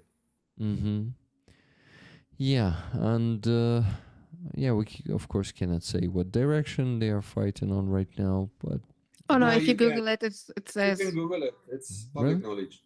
Pokrovsk direction. Pokrovsk direction. Okay, that's good to know. Nice and busy. Nice and busy. Yeah, nice and busy. Alexei, so now it's your turn to speak. Just any reaction to that knowledge? Yeah, when the Vipers said about the Pokrovsk direction, I just remembered about my trip, if I could name it. So your business trip. Yeah, my business trip in my previous unit when I went to leave it. So at that time, it based in Dobropilla, and now I'm just looking at my photos from Dobropilla and comparing with modern photos, like it looks now. It seems like not real. No. It's hard to I understand how it's changed with just 1 year. Mhm. Yeah, I think that's the most difficult thing for us is to see places that we fought. I always said once we do get rid of our rodent problem that we've got, it would be actually nice to go and see where we actually fought because it's areas which, I mean, you spend a lot of time there. So yeah, that's the one thing. Hopefully, not hopefully, when we do exterminate all the rodents, and they soiling our beautiful earth of Ukraine, then that's one of the things I would love to do is actually take a letter and show her, hey, this is where we fought, this is where we were, this is what we did. I mean, it's a perspective you can only give to somebody that actually was there. And I mean, it's places that's close to our heart. It's places where we've lost brothers. It's places where we lost brothers and sisters. And I mean, it's really something just to, I think once we've got our victory, just to lay that at rest, to lay your mind at rest, would be amazing. Mm-hmm. Yeah, I mean, I can't imagine how it must be for you. Because for me, I look at like the names of these cities and these towns, and I'm like, oh yes, that's where we lost this person. That's where we lost this person. So I can't imagine what it must be like for the two of you to deal with that. Yeah. Oh, I forgot to tell I- you one thing. Yeah, I know Yana said about two of you, it's about our guys here in Luxembourg. But I remember when we speak with our unit in summer and autumn training, we were speaking about losers, and we got to this conclusion that actually what now? Now we have possibility to grow our first reaction for stress, fight, because this lose bring some level of anger which is staying to the moment when last orc which is in our land will die in our land. Yeah, and it's some energy to keep going, energy from pain, but energy for win. So keep going. Mhm. Yeah, actually, that is usually a driver. Yeah, says you. Yeah. By the way, what I did not tell you is that Helena and Viper are married. As of which months, guys? April Fool. She caught me. April. Yeah. So they married in Just April. signed this document and then we got married. I'm joking. Stop. Can I say about first offer? Of Yeah. No, no, Jana, don't start teaming up here. Okay. I don't know what they're talking about, really.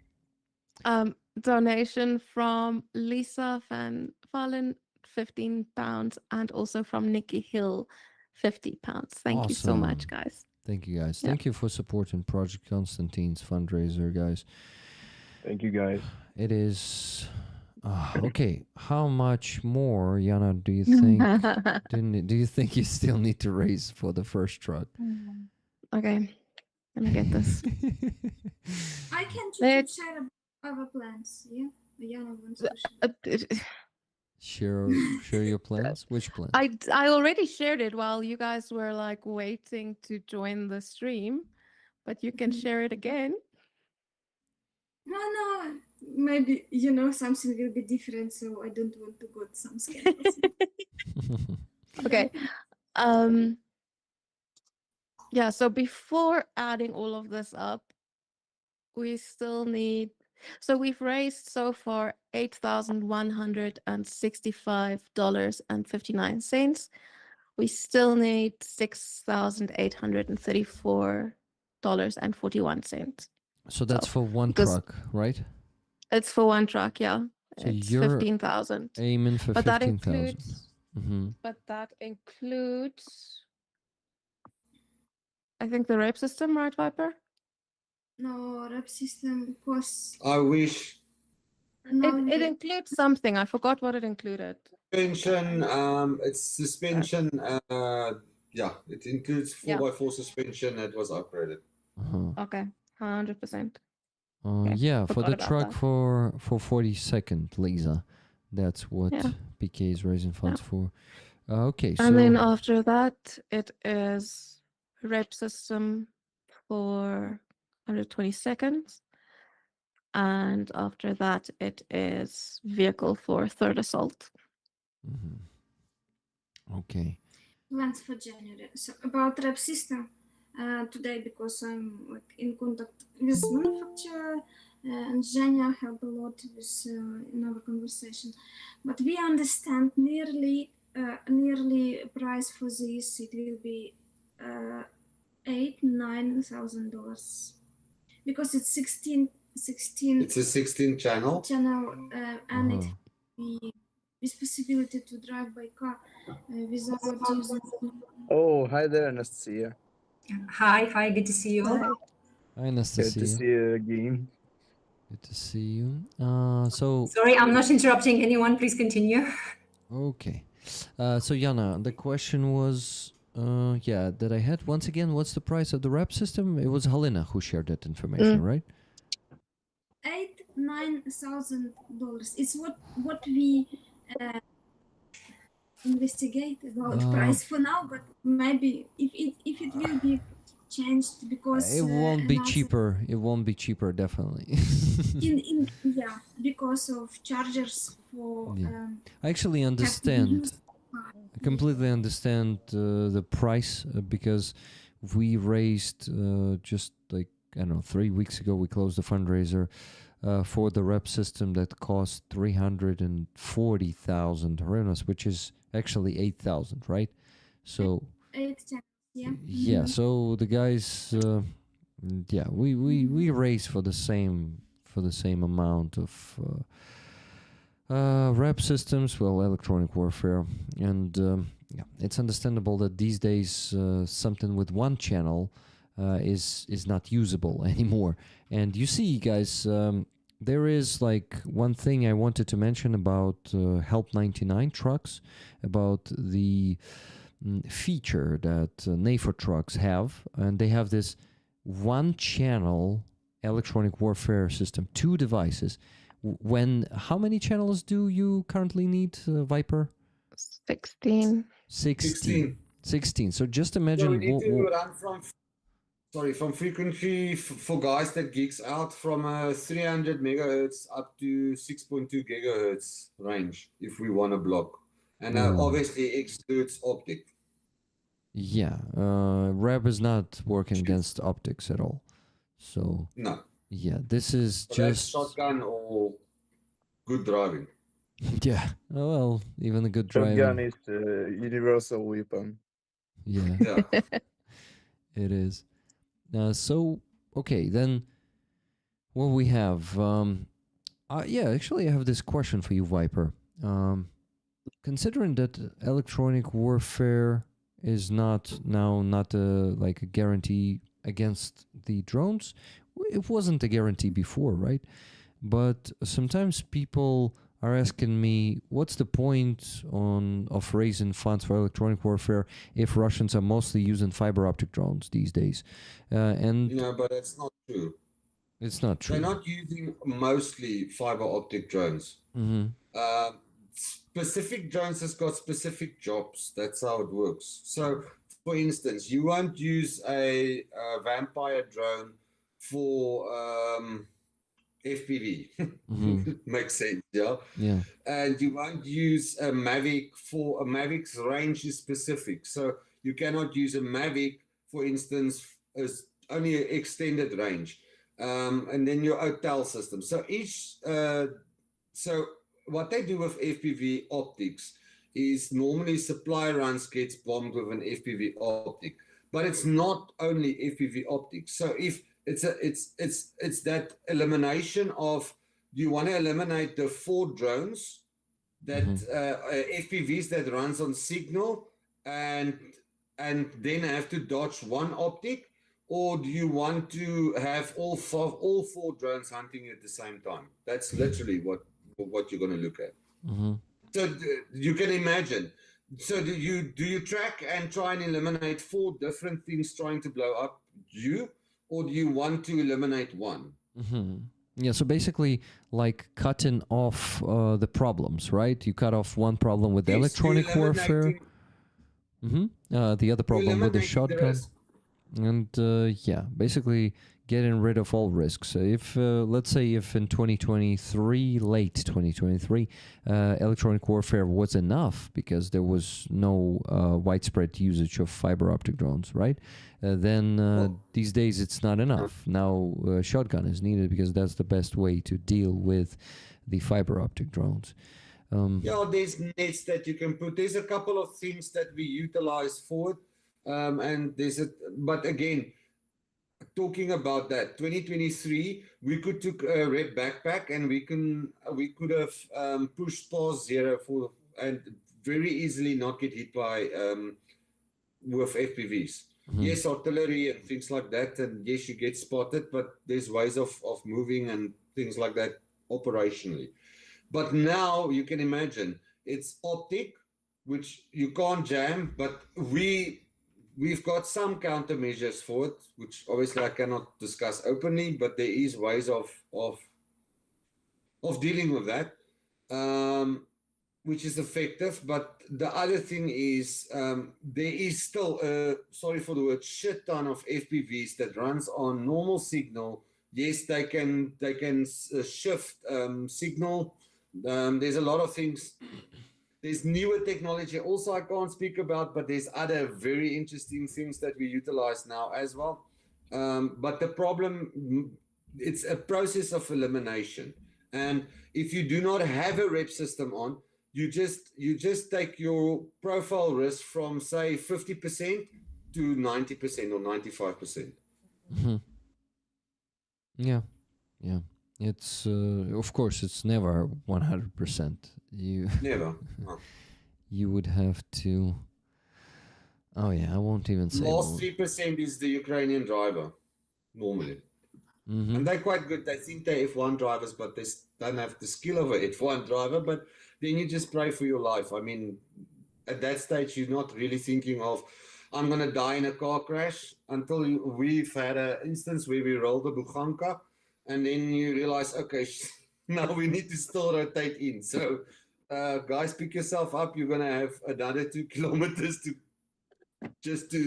catch up. So that's reality. Yeah. Understandable reality. Okay, I think it's a perfect moment to switch the topic because we did not have any donations for 22 minutes, guys. The fundraising is going hard today, Anastasia. That's the news for you. You probably were watching anyway, so you know it's going hard. So we still need to raise $2,087.89. This is going to be a long stream for some of us, not for everyone. I'm not keeping everyone here until 6 a.m., okay? But those who want to stay will stay, definitely. So, Anastasia, the thing I'm holding, was not holding before that, is Motanka that we have on the raffle this week, and you made this Motanka. So, while I'm going to be spinning her around, you spin me round, baby.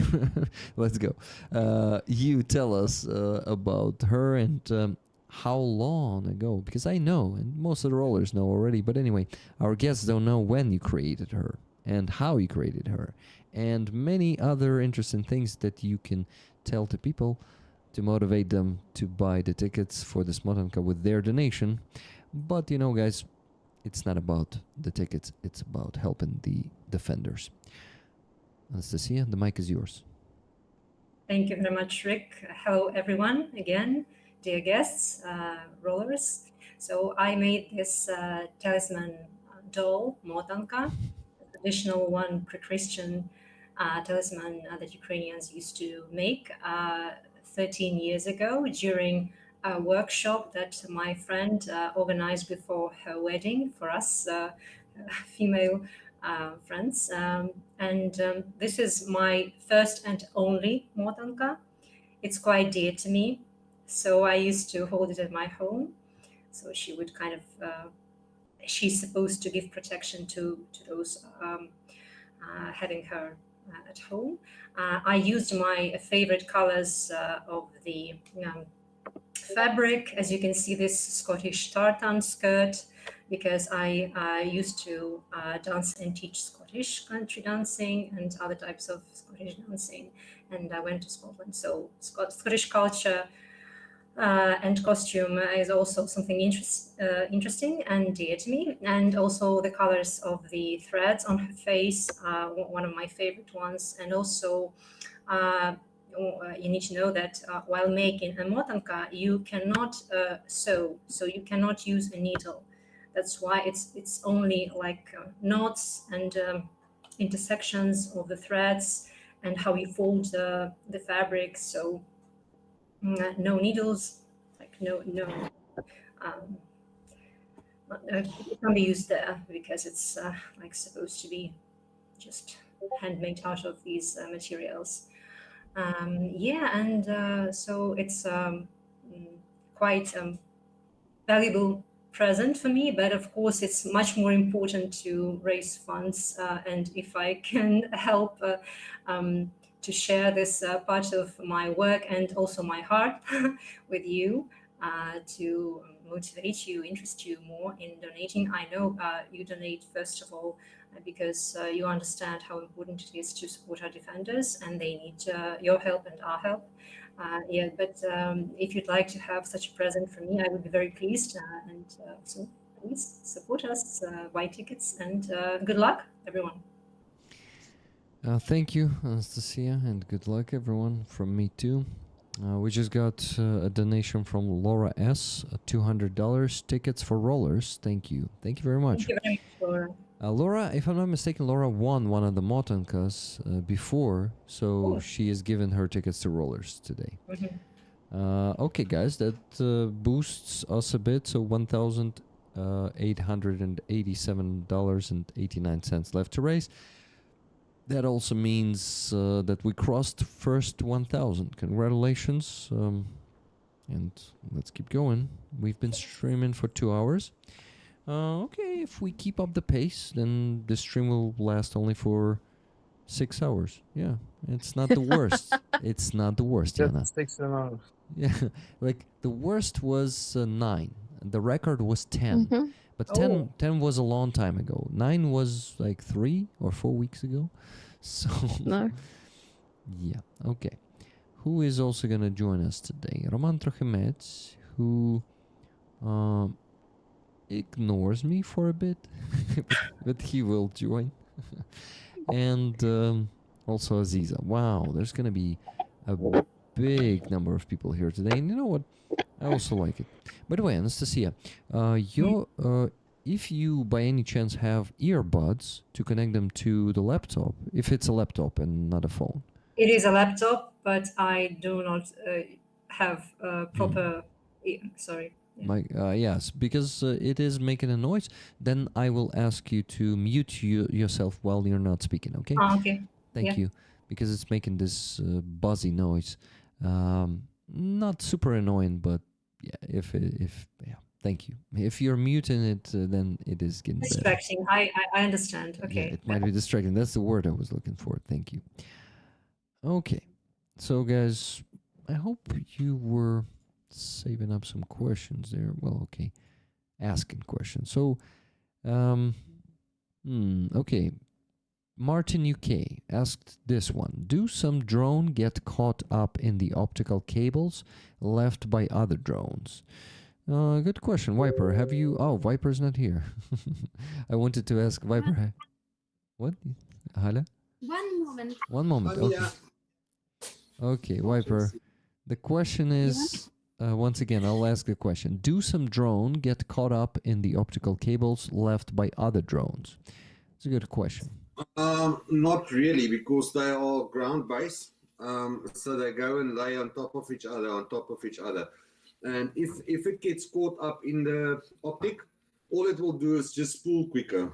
That's it. So unless you now really try to trick fly, but you can't trick fly with an optical drone. Guys that don't understand how optical drones work, they cannot rotate very sharply. Mm. So they pretty much glide in where they want to hit. As soon as you rotate too fast with them, you can break the optical fiber wire, which means that you lose the drone. And what is trick fly? Trick flight means like flipping it. I don't know Okay. if, to describe it better than some of our FPV guys can actually go into a building with an FPV and go through Okay. them with an FPV. I've seen that. You Okay. cannot do something like that, for instance, with a optical. Optical is limited through the maneuverability of it. That's too easy to explain it. Sorry, can I just quickly laugh at how short Helena looks compared to Viper? You can believe it. She's so tiny. You believe it. Oh. There you go. Better?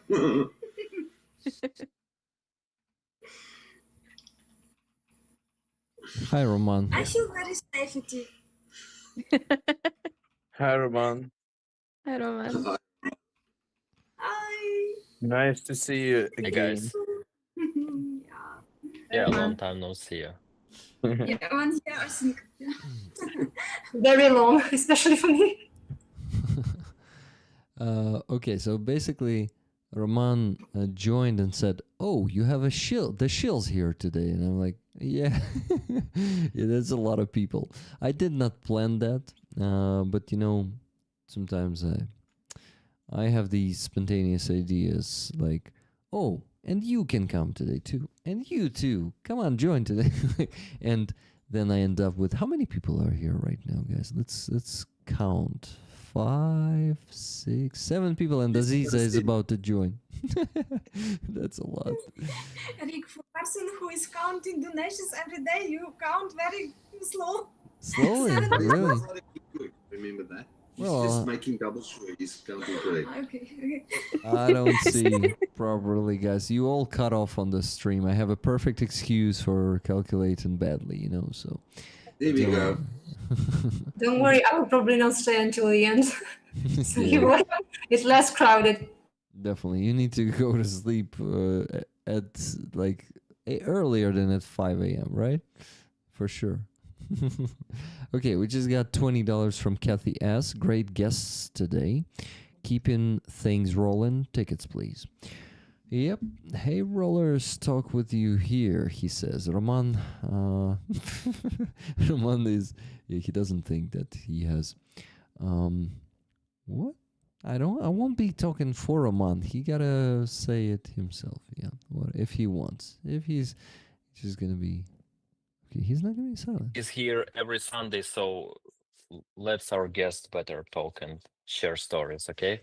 Yeah, but Roman, if you have questions, please ask them, okay? It will be valuable to me and Rollers if you ask questions. Questions for you?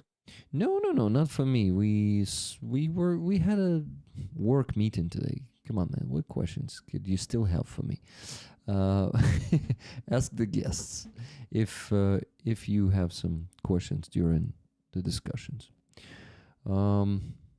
Rick organized party and everyone shows up. Yeah, so it's the opposite for the regular story, right? Yeah, that's funny. Okay, so to be honest, I'm not in the best shape today. I mean, my brain by the end of this day, during the day, during the Free Azov stream, I was pretty good, thinking fast, had energy, but lost almost all of it already tonight. So I will have to have your help, guys, and that help is asking questions, okay? Or maybe we can discuss the topic that we wanted to discuss. We discussed it with Anastasia during the Free Azov a bit, and that's a topic that probably not all of our guests will like, but to be honest, if they don't like it, they may say, that's bullshit, let's not discuss it. So let's see. There's a lot of talk about the potential election during the war. Oh, Yeah, Alexei. Listen, I promise I won't swear in Ukrainian to my wife. So please don't let's not start politics, because I'm gonna go into a very deep Ukrainian heritage that I don't have. This is actually, Viper, that's something I want to provoke you with, so you would start ranting, start swearing in Ukrainian. Today I'm a provocator, sorry. It's like, this is a bullshit politics. You know what? I just will say one thing. Our constitution doesn't really allow any election during the wartime. And it's going to be a huge risk for our defense, and it's going to undermine our defense, any election. So Zelensky might be just playing with Trump. There is an option that he says, yes, we will do the election tomorrow. Just give us the real security guarantees, the real safety. At least do a ceasefire for 60 days, which is impossible. So basically, Viper has a comment. Viper? Okay. If at the Budapest memorandum, America's word meant shit, how can they give us a security guarantee that people can go and vote? Yeah. For fuck's sakes, come on. It's not rational. Sorry. Yes. No, Halina, don't calm him down. We want him like this. Don't calm him down. Halina, please. Halina, leave the room. Leave the room. Yeah, we need him to rant tonight, Halina. I fucking agree with you, Viper. It's just stupid. You know what? It's stupid. It is. That's what it is. It is. You expect some something opposite than stupidity from Trump, or what? Like, we just need to probably calm down and say, yes, Grandpa, we will definitely do elections. Just give us safety. And he fails to do that, and nothing happens. You heard what I said in the stream with Ayana and them. Unfortunately, Americans can't shoot for shit. Otherwise, we wouldn't have had this shit that we're sitting with now. I mean, if they could just aim better, they can come here. We can teach them how to shoot decently on 150 meters. Yeah, maybe they don't teach well how to shoot in Alaska, It's like, maybe it's just a regional, like a state problem. Yeah, Trump. Oh, ear. Yeah, the ear. Uh-huh. They gave him an earring. They should have put it in his brain. Okay, But I yeah. was trying to Yeah, Americans in Alaska had such a great chance, but maybe... No, but that wasn't in Alaska. It was before he was president. It was before he was president. He wouldn't have even been president. Who? Yeah. On Trump. his rally, when they gave him an earring, the guy with the M4. You're talking about Trump. I thought... Yes. I thought you were talking about So- Putin. No, if it was No, Putin, come on, man. No, so Viper says We if, don't if have Trump... to. Do you really think we have to go? We have to go to Alaska to get Putin killed? It seems like, Putin is still alive. That's where do you need to go? Because he never leaves his bunker. I know he does frontline updates, but they just change the flags behind him to show that he's in the front line, and he puts his military uniform on. Come on, there's no front line. If he moves anything within 1,000 kilometers of our line, I can guarantee you he's not going to be alive. So you're talking about the doubles here, right? That the double went to Alaska. You're gonna probably take a double out. But I can tell you also, his whole propaganda video, what was it, this morning, I think, or yesterday, or sometime, he's not moving within striking range of Ukraine, let's be honest. Yeah, of course, it's understandable. But, actually, in my opinion, we could shoot the double somewhere around the world, and it will be pretty hard to then explain that it was a double, because they actually follow a line. Right? But you need to capture it on video. You need to show how you kill him. If you can show how you killed him, they cannot repudiate that. Then it's illegitimate claim. You understand? Yeah, that? I understand, but I also understand that, of course, it should have been done on Alaska then, where was most of it filmed on the red carpet somewhere. But there's a lot of So- military, and So of course, Viper's thing is, if Trump wasn't president, if he did not survive the attempted I understand, assassination, yeah. then none of this would have happened. I understand, So- but yeah, that dude who was shooting was. Can't shoot for shit. He was close. It was super close though, yeah. I have a very mean comment, but I will not say it. Come on, you intrigue us and you just don't say mean stuff. Come on, say it. I was gonna say if it was a school, he would have hit the target. Yeah. That's funny. Sorry. Yeah, that's a dark one, really. It's- Talk you. I mean, I'm hanging out with Ukrainians. Of course, my humor is dark. Yeah, why not? Okay, we got one more donation, guys. Oh, two. Kathy donated 20 and said, great guests today. Keep things rolling. Tickets, please. Maybe I mentioned it, but I did not minus it from the sum of money. So, and $110 from Average Ogre. Average Ogre sends some support, huge respect to the stalwart defenders present, hugs to the whole large panel of wonderful guests, and lots of love to the rollers. Tickets, please. Slava Ukraini. Героям слава. Okay, guys, we're getting closer to the 50%. We still need to raise $1,757.89. Yeah, I see Roman is getting satisfied. Like, yes, closer to 50%. I will probably go to bed not at 5 a.m. We'll see, Roman. Everything is possible. Maybe at 4 and 30 minutes. 4:30. 4 a.m. and 30 minutes. 4:30. Viper? Viper? Can Oh, I sorry. please pick me? Yes, Viper. I see Boogeyman 136 says Trump tilted his head to save his life, but it ended another's behind the shot. Yeah, Trump, any guy that is worth his salt knows that you don't go for a headshot, you go for center mass. But anyway, let's leave it at that. Title his head that saved his life, but it ended another's behind the shot. I don't actually get it, but it's okay. I don't need to get it, Yeah. I guess. Okay, so guys, what's happening there in the chat? Any questions to our guests? I'm just reading this because I want Viper to rant. So Halina, please do not stop his rant. Okay.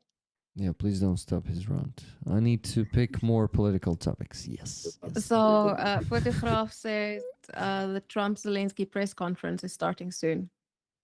Oh, yeah. Viper, the floor is yours. To do what?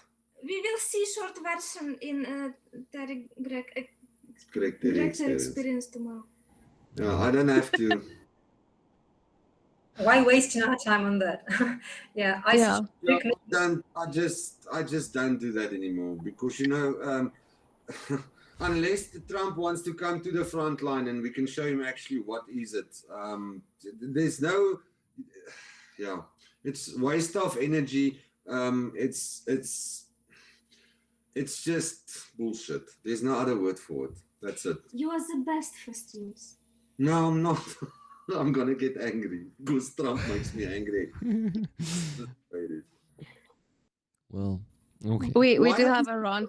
speak I see there's a French guy. Let's speak about Macron or some good politician that actually is that's got some balls. Because or I'm tired of Zelensky. speaking of somebody that doesn't. Like, remember what? Viper missed that before the stream. Viper, Oh my goodness. I was criticizing Zelensky, and Linda in the chat said, "How dare you? He aged 20 years in these 4 years, and you did not. Goodbye," she said. And she told me I look the same. So you see, I'm not good enough Ukrainian. Well, of course, who am I? Like, I'm just like, I'm not the president of this country, and I won't Yeah, but hello, won't ever be. Rick, I know you live in Kiev, but come on, it's not like you have 27 million people you need to keep safe Of from course. 58 million. I'm talking about the different thing, Viper. There is such a problem that some people make God of Zelensky. It's a cult He's of not a god. cult of He's a personality. man. He's it's a cult of personality of Zelensky in West. Unfortunately, not all of those people take the side of Ukrainian society when we have problem with Zelensky.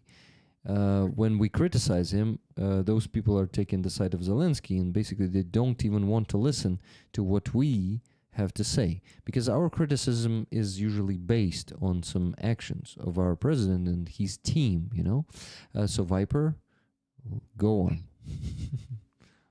Guys, we do not live in Ukraine. That's a fucking atomic autocracy country. So stop making gods, because that's what Putin is for the Russians. That is what Trump is for America. We live in a democracy where the people dictates what happens in a country. For fuck's sakes, if you don't know that, go learn what's democracy. Exactly. You have joined in the most interesting time. Yeah, Aziza, hello to you. But- Supportable moment. But the thing is, though, and this is something that my friend Oля started the full-scale invasion when it was trending on Twitter, the #Zelensky war hero thing was trending. And she was on a Twitter space and she told people, look, as a Ukrainian, I'm telling you, don't hero worship. Do not support Ukraine because you like Zelensky. Support Ukraine because of the people and because you believe in justice and in international law. And she has family who's been fighting since 2014, and people literally labeled her a Russian troll, just because she said focus on supporting Ukrainians, not on supporting Zelensky. So she got home. She eventually managed to go home for a bit, and then she came back and she's like, she told me, she's like, yeah, I told my family that I'm a Russian troll, and they told me I need to get better at my job so I get paid more. But that's like the thing, right? It's yeah. Yes. You cannot. A country does not consist of one person. If it consists of one person, let's go look at the countries that consist of one person. North Korea, Russia. Do you really? Do we really want to do that? You see, yeah, I just, it's so interesting that yeah, that just even mention criticizing Zelensky makes you rant, Viper. I like it, but to be honest, I don't want to increase your blood pressure. Are you like? No, brother, it's normally a tank that gets my blood pumping very well. That gets me up and running. What? Sorry. It's just people. You know what? People are the most amazing but funniest thing in the world, because I just don't understand how sometimes people's thought pattern is. You supporting something, but you want to make it something that you're against. There's just no logic in that. Yeah, you're right. If I can add to that, I noticed since I have been posting on LinkedIn daily since the start of the full-scale invasion, like dozens of times during the first few months, then like at least a few times a day. And I've noticed that indeed many foreigners who had not known about Zelensky or Ukraine before the full-scale invasion, they would make a hero, not a saint or a god, but a hero of Zelensky, not knowing our internal politics and what Zelensky had done and had not done before the full-scale invasion to prevent it or to help Ukraine prepare for it, because it was obvious that it was going to happen. And then I was very scared, because I realized that there will be a point where they might get disappointed or they would misunderstand. And this moment happened this past summer, when the draft law was adopted, abolishing the independence of the anti-corruption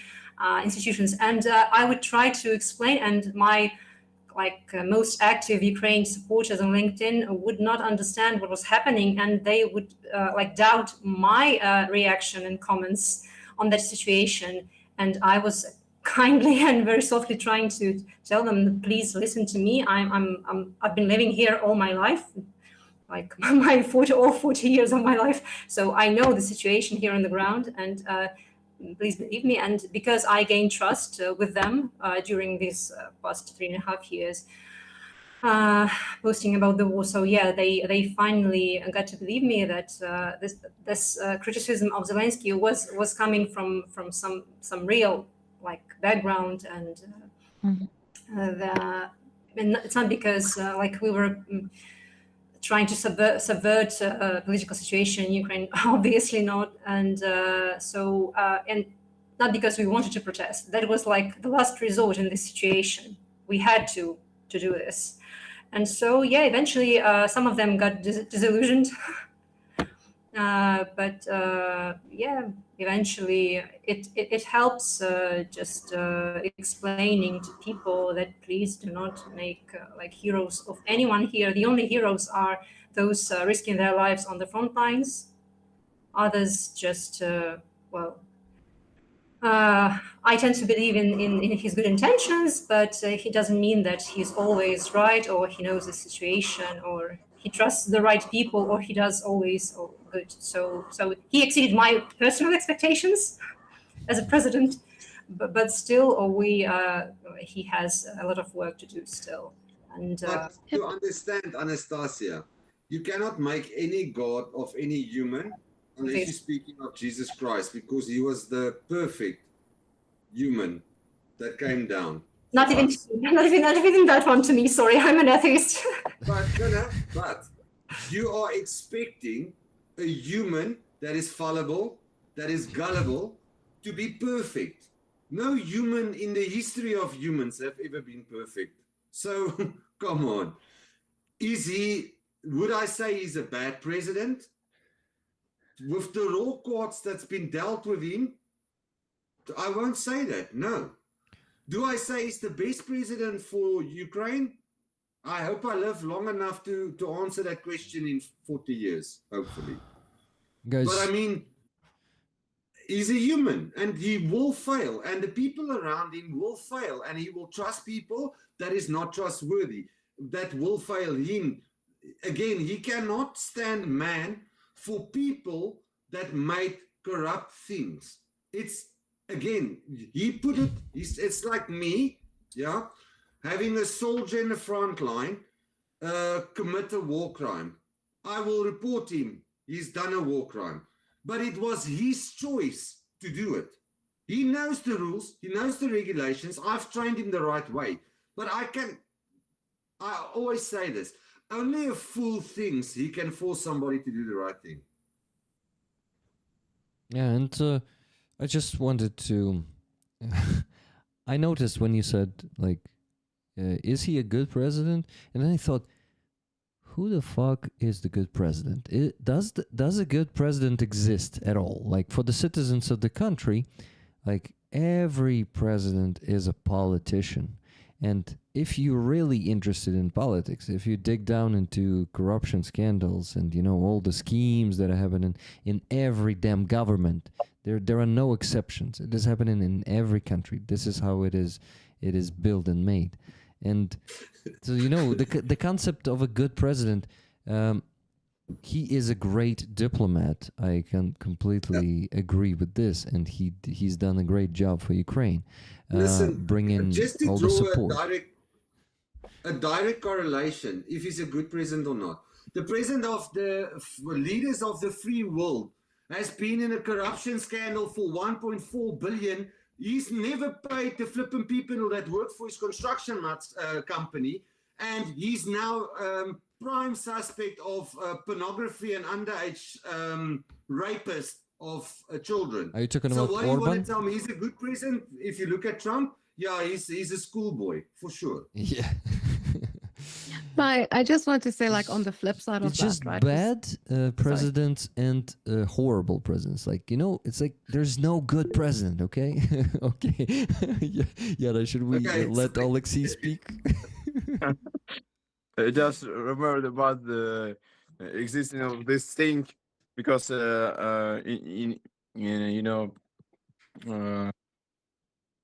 maybe how to say лекції забув вже щось. Lectures. Lectures. Yeah. You know, in lectures when you're studying in the university, you could just do the thing and meet. So, what do I want to say? This conception of the president as a one person who make all decisions and may and must solve all the problems. It's just a horrible and stupid thing that is made by in our country. It's made by the Soviet system because a lot of people still thinks that the government must solve all the damn problems. Yes. But it is not like this. You need to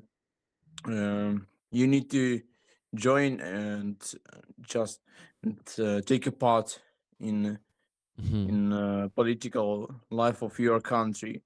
If you're showing your opinion, if you are showing your interest and don't let the government do whatever they want, only in this only this way you could build a normal state. Yeah, exactly. And I think one of the things, like on the flip side, is right. So you have the hero worshipping going on of Zelensky, but then on the flip side, you have obviously it's mostly Russian motivated and Russian sponsored, but he's a dictator and he's this and he's this, and I'm like, guys, Ukraine has had 2 revolutions. The Ukrainians know how to get rid of a dictator. Oh yeah, 3. 3, my bad. But I mean, you guys know how to get rid of a dictator.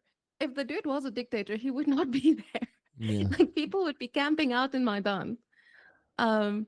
even during the So war, but it holds us. yeah, Even and I mean, during- we saw that when it was the Nabu protests.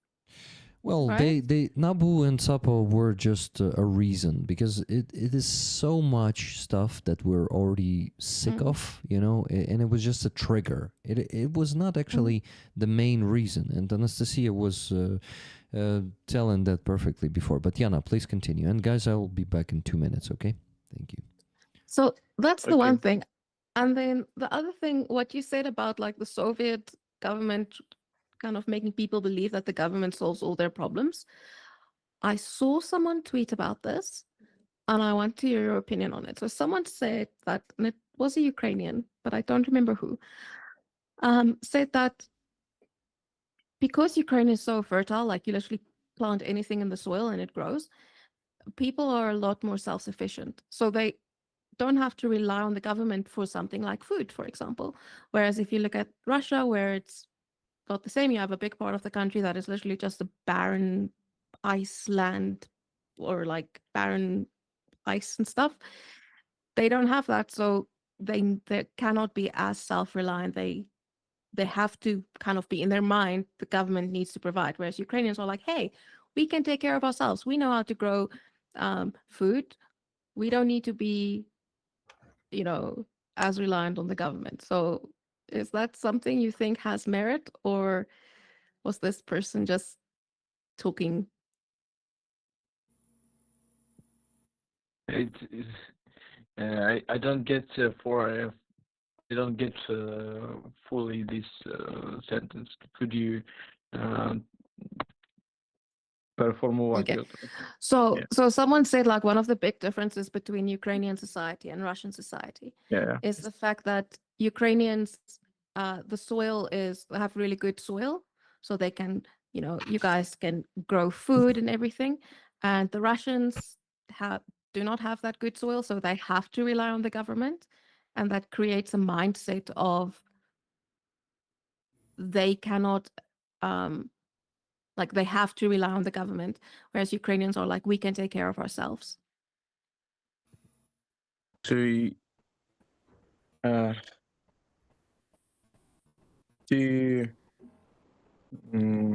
remembering of my experience with contact with the Russians, I can say that they are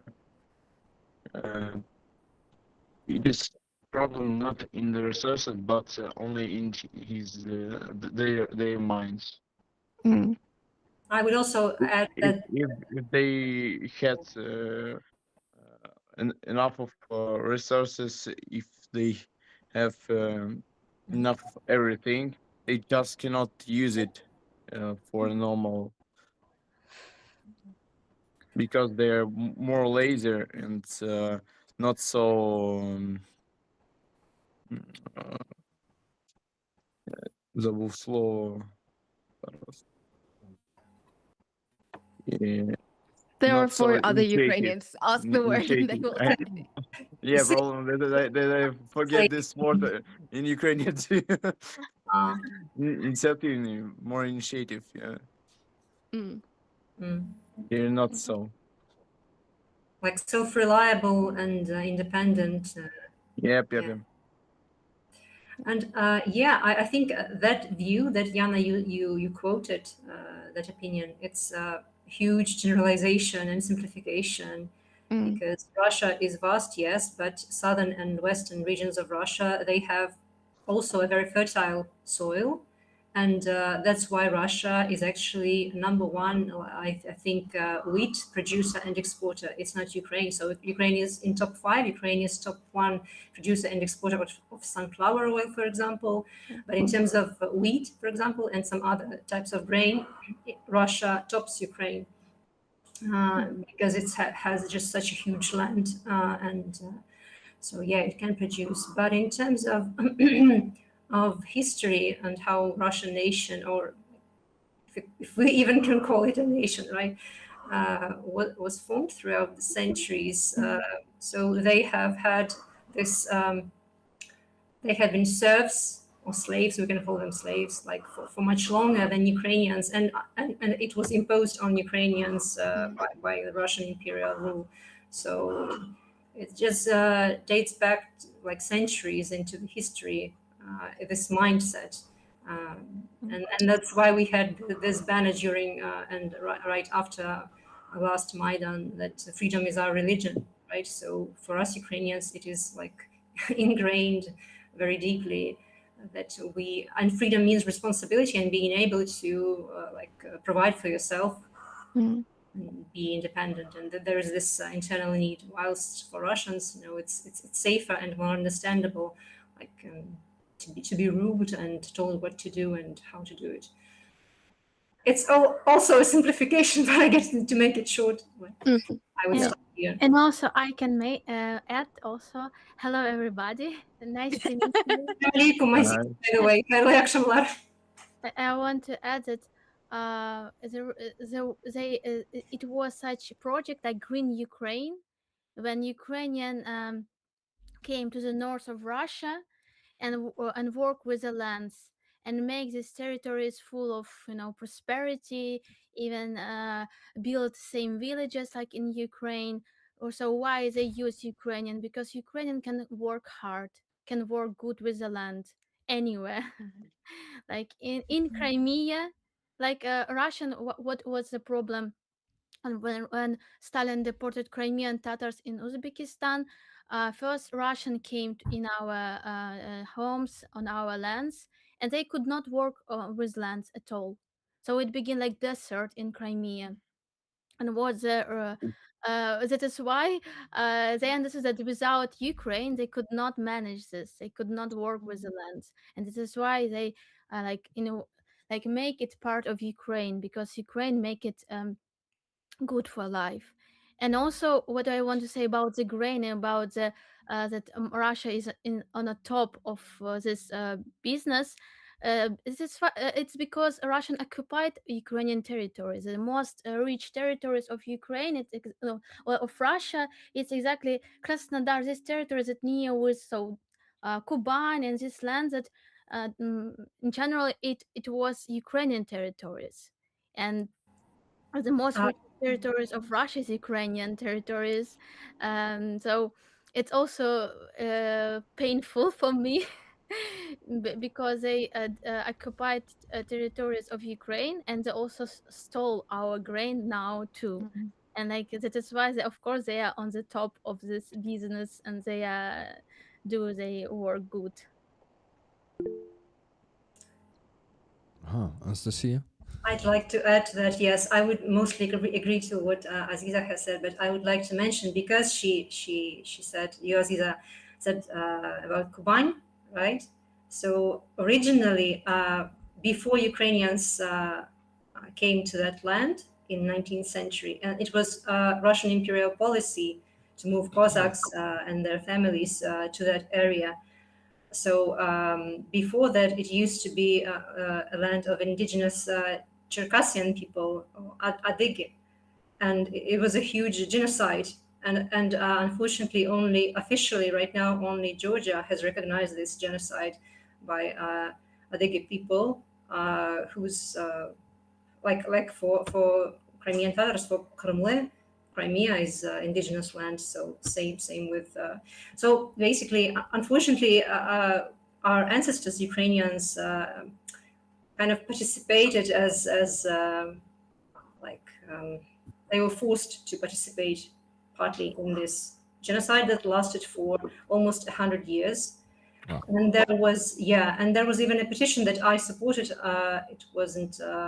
It didn't get enough votes on websites of Verkhovna Rada and President of Ukraine to officially recognize this genocide. But I think it would be in our interest to also. It would, I think, actually help us get the support for the recognition of the genocide that happened, that was done to us in the past century, the Stalin's genocide of Holodomor in 1932 and 33, and also this current genocide, which is also not recognized by most of the countries. Yes, so we have complicated history, and unfortunately Russians, it's like they were using our men to invade other countries and occupy them, right? And Ukrainians have always been good warriors. It's like right now we're trying to explain to people in the West and governments that if you let Russians occupy us, they will throw our men, our people into meat grinders to occupy your country. So stop doing that. Yeah. So we had been used in history before to occupy other people's lands. So I would not claim that Kuban is our like ancestral land or something, but Same, it can be about Crimea. Like Crimea is like was the territories of Crimean Khanate, but now is a territory of Ukraine. So it's like I think it's we can like we can find something in common in this topic. And like in Kuban, it was a genocide of another nation. Same was in Crimea, and same was in Kuban, because it was also famine and on these territories to kill Ukrainian people. So um, to change this population and to bring a lot of Russian on these territories and make a difference. So yeah, of course, it's what you said. It's real. It's right. But if you will search deep and deep, we will find a lot of different really difficult part of history. But in general, I like to see it like part of Ukraine, and Ukraine can recognize this all mistakes that we did.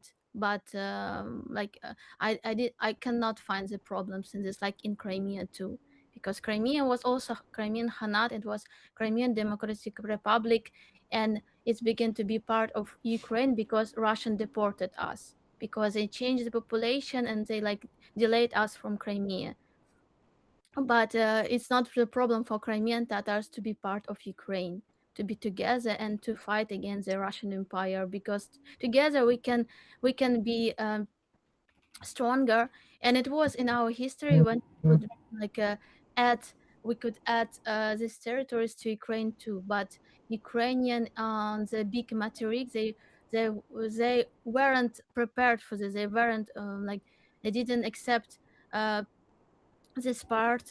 And I remember this. I saw this documentary film about Ukraine and Kuban, and how they thought, how they wanted to be part of Ukraine, and they weren't.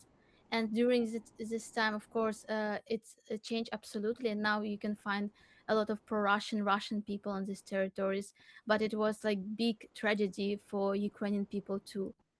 Yeah, of course. It's very right that Ukrainian Cossacks in different part of history were the weapons of Russian Empire. Like, for example, Crimean Tatars were also in the army of Ottoman Empire and did a lot of things that want this empire.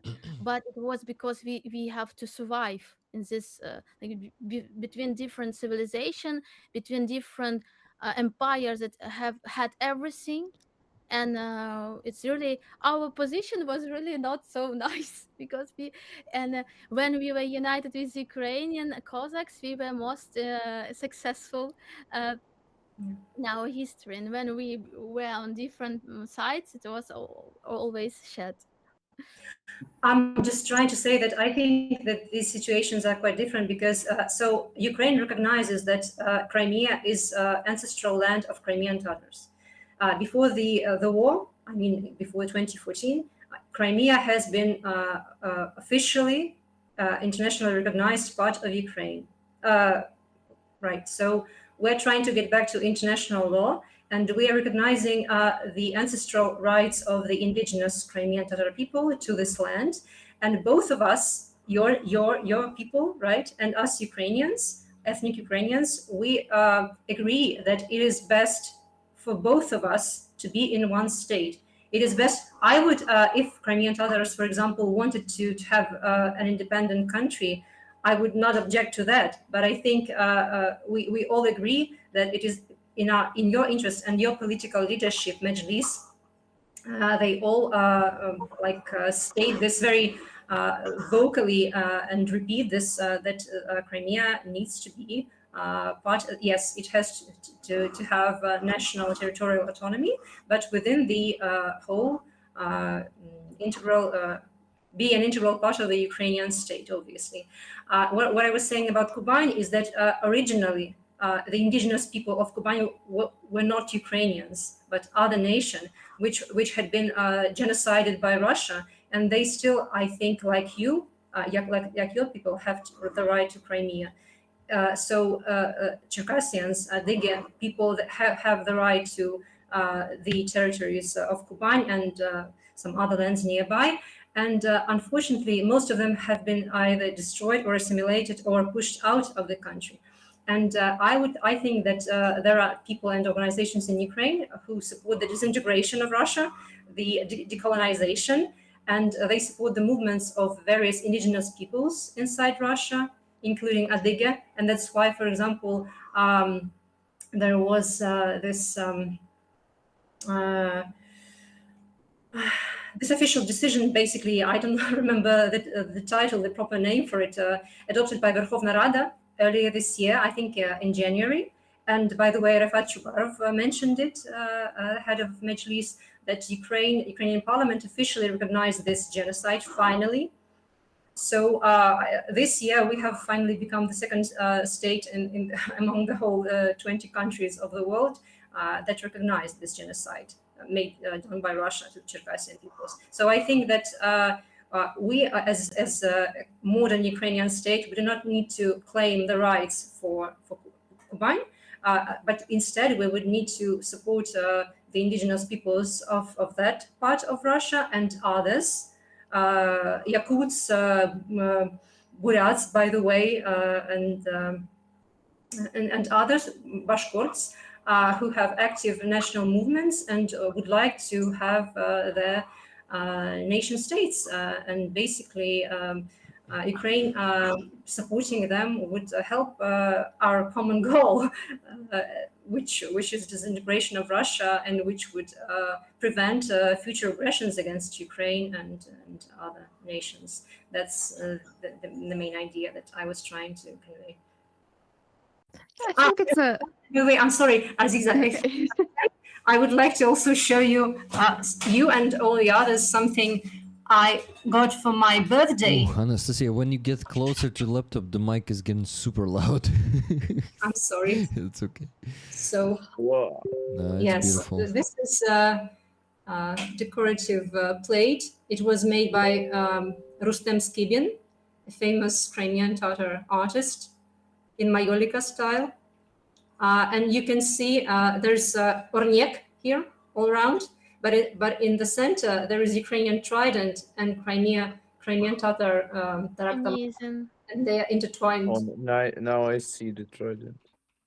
Yeah, it looks very cool. Yeah, it's amazing. I love it. So we are together. Yeah, Rabir. absolutely. Guys, I want to mention donations. We got 2 of them, but it was the last one was 26 minutes ago. So I need to remind you to donate, please, because we still need to raise. Oh, wow, $1,594.96. Still a lot to raise. So what we got? $100 from Danielle. Danielle, thank you very much. She donated this and said, "For the love of Ukraine, for the love of Ukraine, and for you all, dear friends. Slava, Slava, Slava," she said. Still waiting for learn swearing streaming.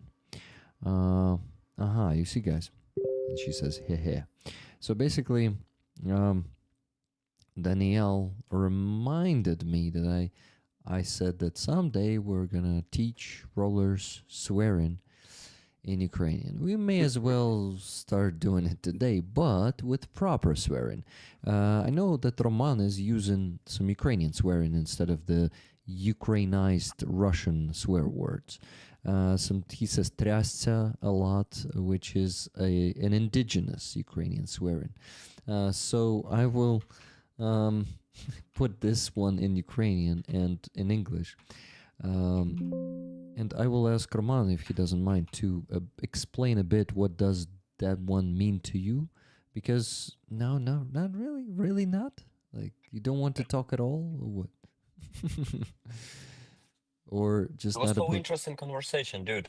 It was so interesting to know about this fighting inside our country, and still, let's do it when it will be like 5 or 6 a.m. Okay, when we got really like fucked up, and when we still will need to raise some money for fundraising, because Yeah. right now we have such energy. Yeah, I agree. What do you think? Like, is it? I believe it's more proper Yeah, I way agree. to spend our energy. Though I miss I miss also having this tired bullshit in the middle of the stream, not only in the end of it. When we all start to Hanati the whole time. Bro, you organize party, don't kill the party with late stream boring stuff. It's just for late. No, Viper, It's not I'm boring. next. It's I not already want boring. to say. You wait. Yes, Yana, you say next. 5 points from Slytherin, Yana. How dare you?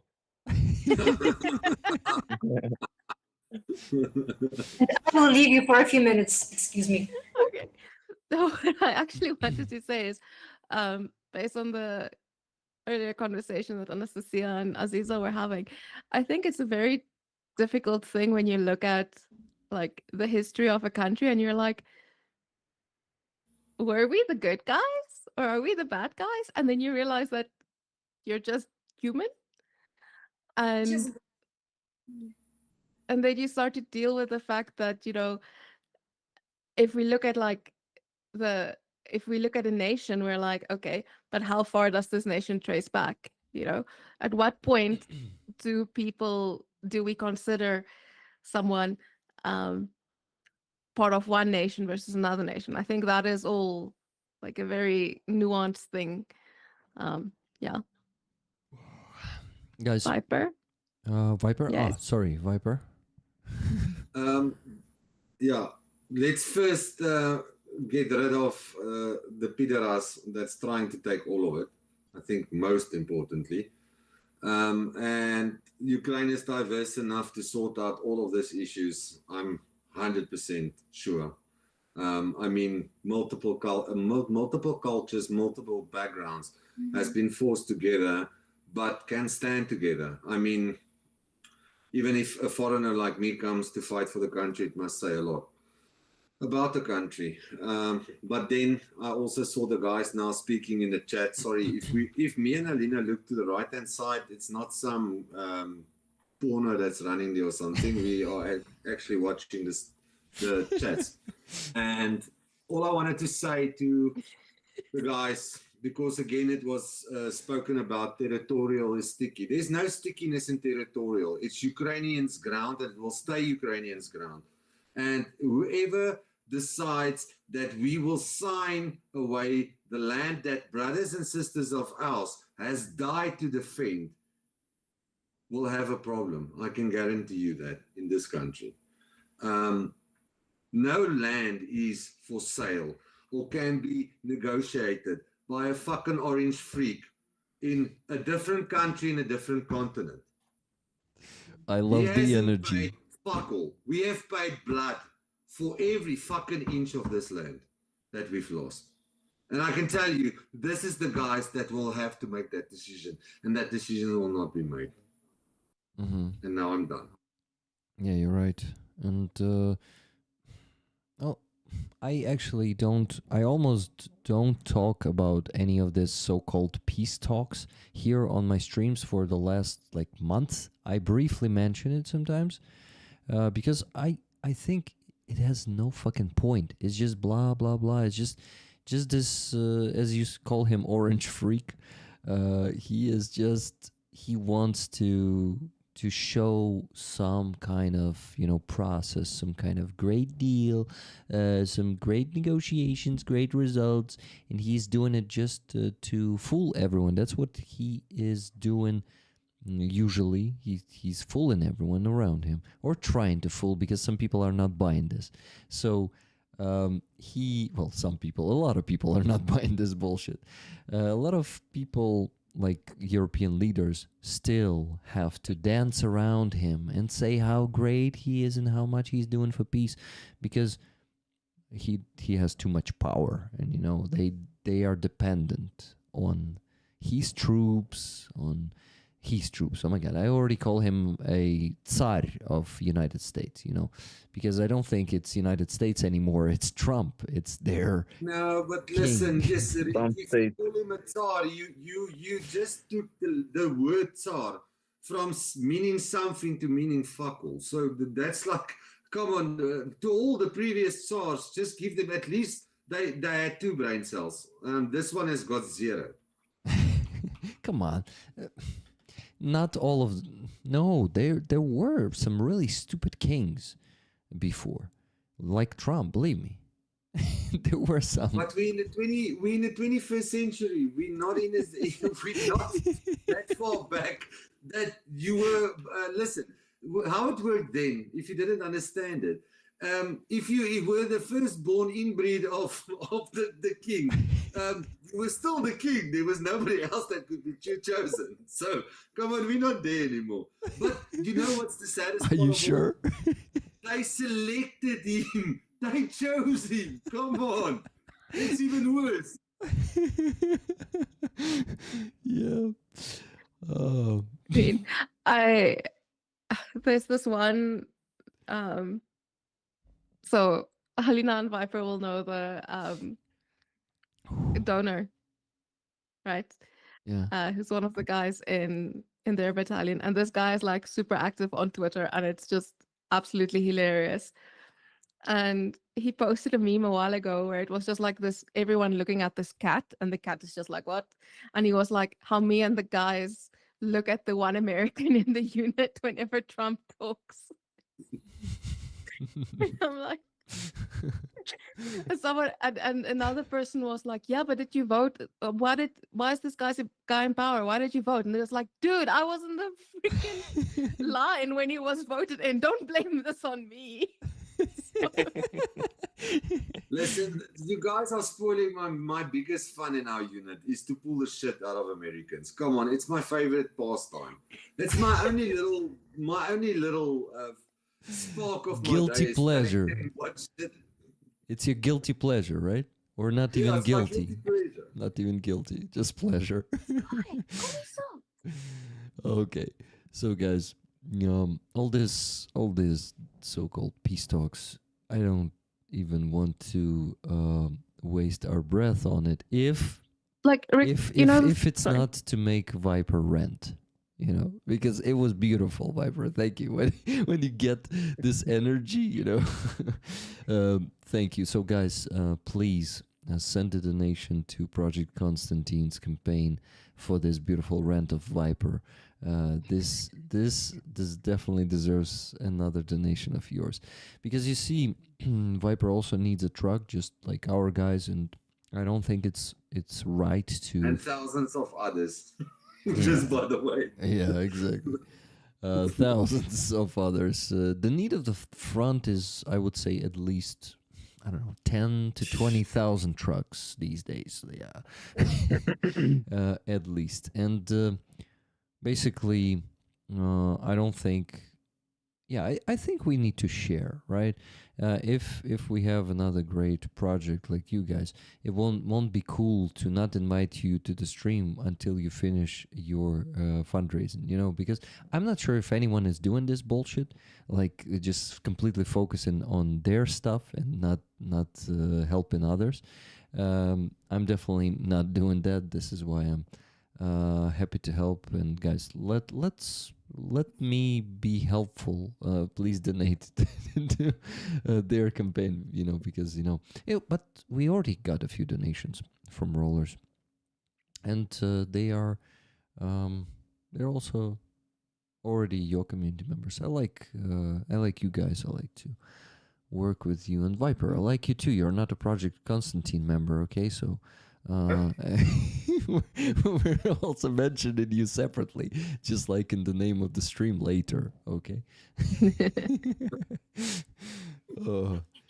So Yes, Halina. Helena, what did you want to say? Yeah, I wanted to add, Rick, you really helpful to our project from beginning of meeting each other. Yeah. And also very special thing.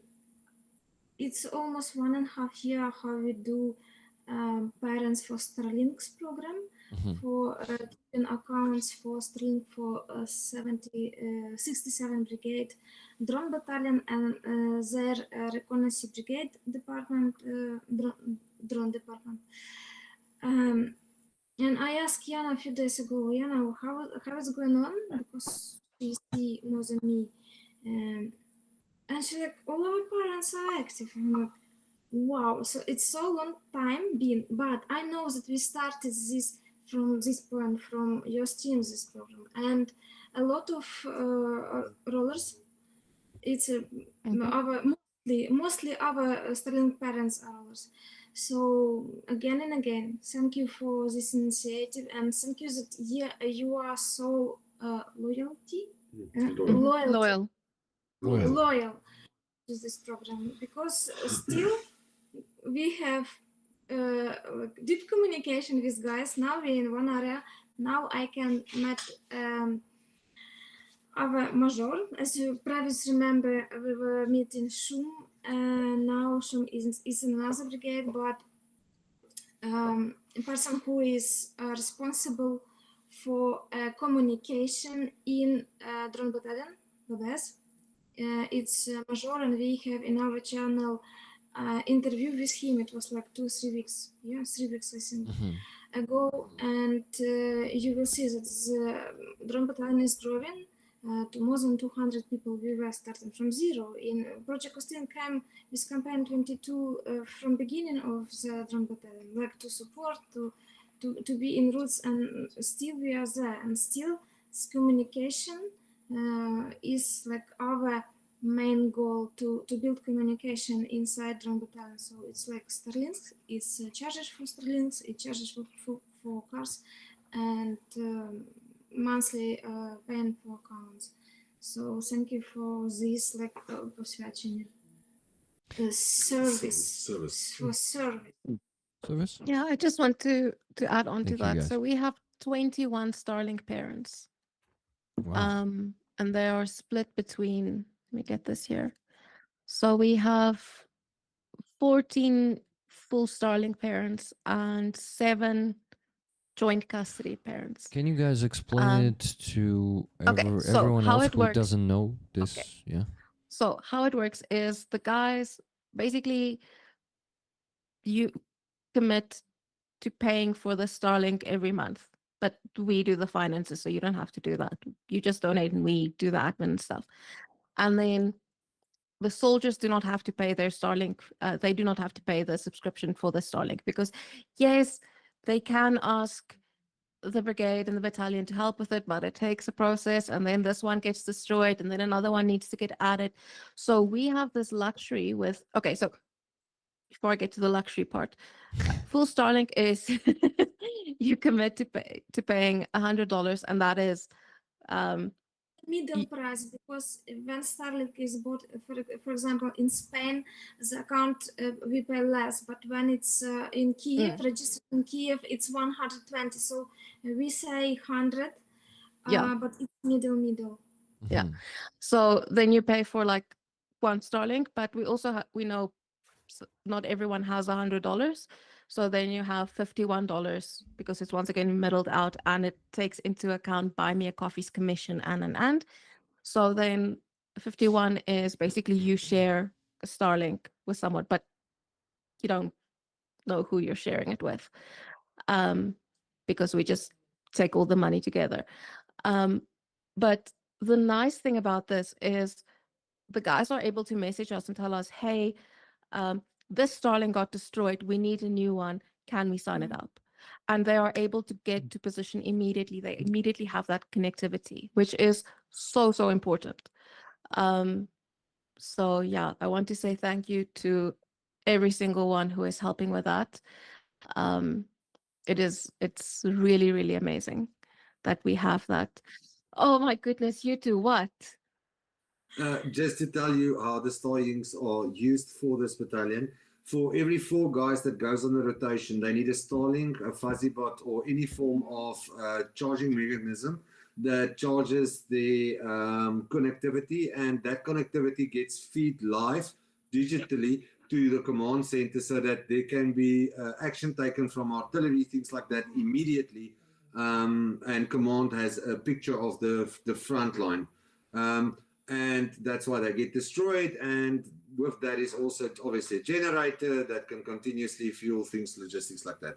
But that is what it's used for, so that people understand. Thank you, Betty. It's not for watching porn on the front line positions. It's not, doesn't happen. They're not North Korean. And what is your obsession with porn tonight? No, I'm laughing because that's an inside joke we always do with the drone guys. It's like, yeah, you need Starlink for porn. Yeah, we need to sit without connection, but you guys have Starlink, so that's why. It's a military joke. Not all civilians will get it. Okay. I was like, what is going on here? You Guys, never mentioned porn this much. Guys, so remember I told you there was no donation for 25 minutes. After 35, we got a donation. It was 10 minutes ago. So guys, this pace is not enough. We need to boost it because then we won't ever have to go to sleep. And to be honest, we Ukrainians also need to sleep. Just as you guys do in other countries. Especially for me, because it could be another one night when someone just break my door, throw a grenade, and wake up with the words, "Come on, go out and go with your full equipment for 20 kilometers." So you're breaking the rules right now, talking to us. You shouldn't be talking right now. You should be sleeping, right? You can get a grenade for that. I think so. Okay, got it. Yeah, that's how it is on the training, guys. During the training, Alexei. So, how much time do you have for us left? 15 minutes. 15 minutes. Okay, what is on your mind? Tell us to maybe, I don't know, motivate rollers to donate, or just tell us what you think of. The one thing that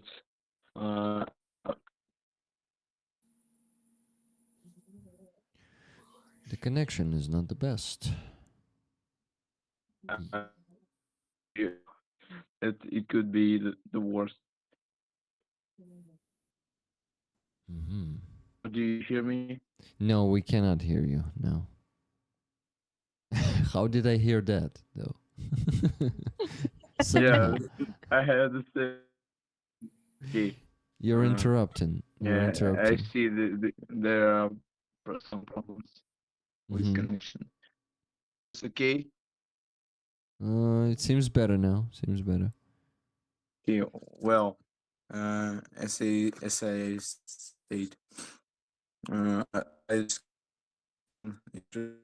think me when I seen the contract and get to the training center, and then I had no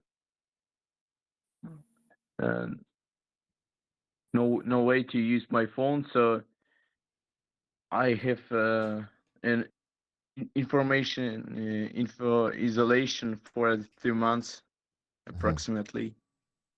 So it was one of the best periods in my life because I have no these problems with this news and some warrants, and I still continue to ignore any news. I just still doing my job, and there is what I want and what I like. Mm-hmm. Thank you, Alexei. Yana is holding her hand for quite a long time. So I want to kind of add on to what you've said on the news thing, and I see people in chat are saying, the press conference just ended. It was a nothing burger, guys. And Viper said this on our stream a while ago, like last week or the week before, but there's news going on and everything, but the reality for us is, and I'm sure it's the reality for Rick as well, and for Helena and I, and it's obviously a different reality for Viper and Alexei, for you guys who are soldiers, but our reality is we've got fundraisers to do, we've got requests, we have this thing of like, oh crap, I hope that by the time we get to this request, the unit who needs it is still alive, right? That's our reality.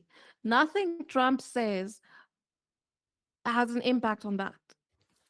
Okay, sometimes when he says something, we get more donations. That is true because people get pissed off and they donate more.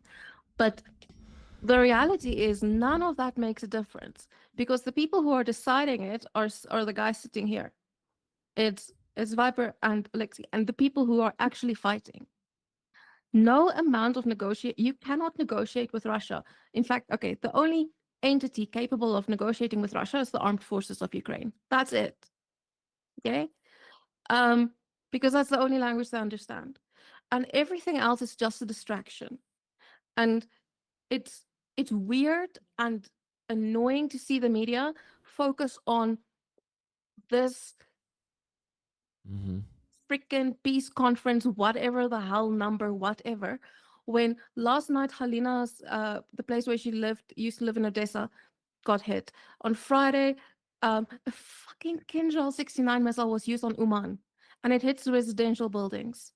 This entire weekend has been shit in Kiev and Odessa, and civilians have been targeted. But the news is not talking about that, and no one is focusing on that. The focus is on Trump and Zelensky and I don't know who the hell else, but the reality of the fact is Putin. we are people, and Putin, of course. I forgot about the mysterious Russian soul. But the reality is people are dying, civilians are being targeted, and it's not being spoken about. And in all this noise, the help and the need of the soldiers are being pushed down. And Helena spoke about it earlier, like with our reach being down. The people who are getting reach, they're the ones who are speaking about geopolitics, because people love to talk, Yeah. talk, and listen and not do anything. Yeah, yeah. I also noticed that shit. If you try to act, do something, people won't be so interested as in some blah blah blah bullshit guys who like to talk geopolitics and say, "I tell you, Putin wants this and Trump wants that." Who is raising the arm? Helena, because usually Viper raises it physically, and Helena. No, I'm trying to be civil. I'm trying to be domesticated. But I think I recognize the accent. So, firstly, I want to say to my dearest sister, Jana, hopefully you've got more faith in me and my unit and our unit to think that we'll be dead in the next 2 weeks. But no, not you guys. Not Just you saying, guys. Everyone just else saying, I'm worried just saying. about. And to our esteemed colleague, Mr. Jerry Berry, we love English-speaking Ukrainians. If you ever want to switch to another unit, please take my number from Rick. We will take you with open arms. That's all I'm saying. Recruiting. Recruiting right here. It's okay. But Viper, I have bad news for you. He joined the best unit out there. He isn't with us, so I don't understand. Which unit are you talking about? Sorry, Viper. It sounded asshole, yeah. It sounded like you're not the best unit out there. But you see... No, different strokes for different folks, Rick. I'll leave it at that. Yeah, I totally agree. I'll tell you later what unit he joined. I think Alexei will forgive me. When he started speaking about certain protocols, I can tell you which unit is he in. I know exactly. Okay, no, but I of course need to ask Alexei first before I tell you what unit he joined. Problem. If he's But okay. you guys make me very proud of the CU. As long as I can hear from soldiers that their unit is the best, and like, we will survive, really, and not just but win. Yeah. Guys, we got, let me tell you, there was one long time ago, and an hour ago that I didn't mention. It was $12.93 from Ann Bolton. There was Ann Bolton asking me, who is Yaroslav Nehmatulin? I said, it's me. And he said, okay, I'm donating.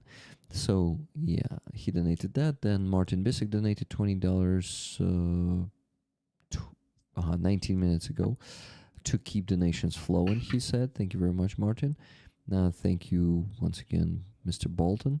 Then Wizard of Ooze donated $10. It was 7 minutes ago, and he said this, the master of quotes. Let's listen to it. Oh my God. What? It's gonna be really hard to read, but let me try. Shooting fish in a barrel. Smile. Shooting fish. Shooting fish in a bear. L definition. Okay, so he was basically putting a transcription there, not words. He was teaching me how to read that. Shooting fish in a bear. So barrel. L definition. In contemporary usage, this serves as a hyperbolic expression to denote tasks that are ridiculously easy. Example, taking the piss out of a MAGA Americans on Twitter is like shooting fish in a barrel. Oh, okay, got it. Thank you for teaching me this. Kathy has donated $20. Keep it going, Rollers. Yeah, Rollers.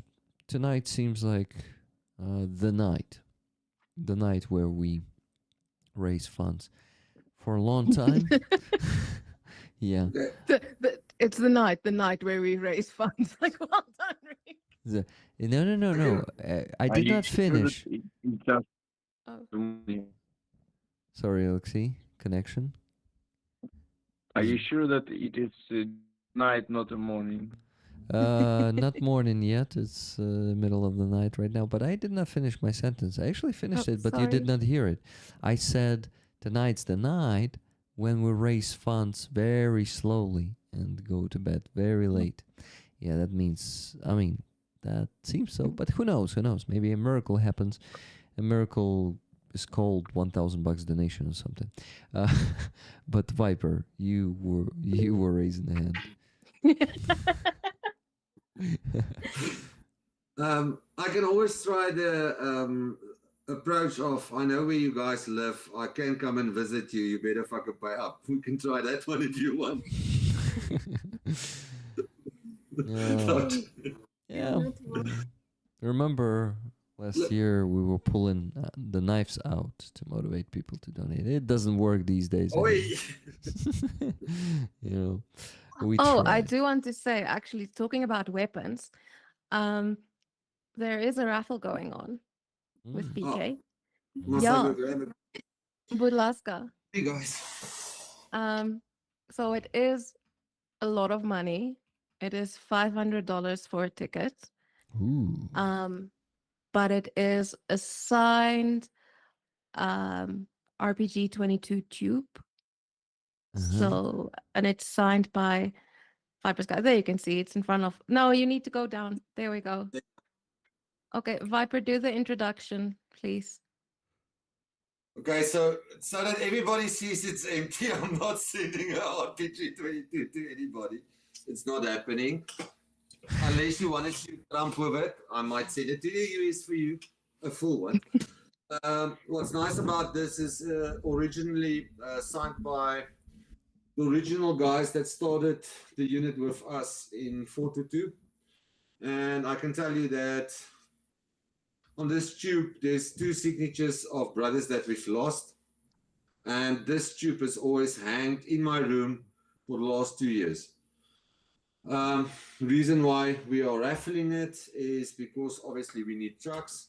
And although I've got a lot of sentimental value to this, because those 2 people I think of a lot, we need the funds for truck, and we need the truck more. And I can promise you those 2 guys which has signed this would have said to me, please just give it, because it's more important to get the new guys home safe than it is for us that's not here anymore.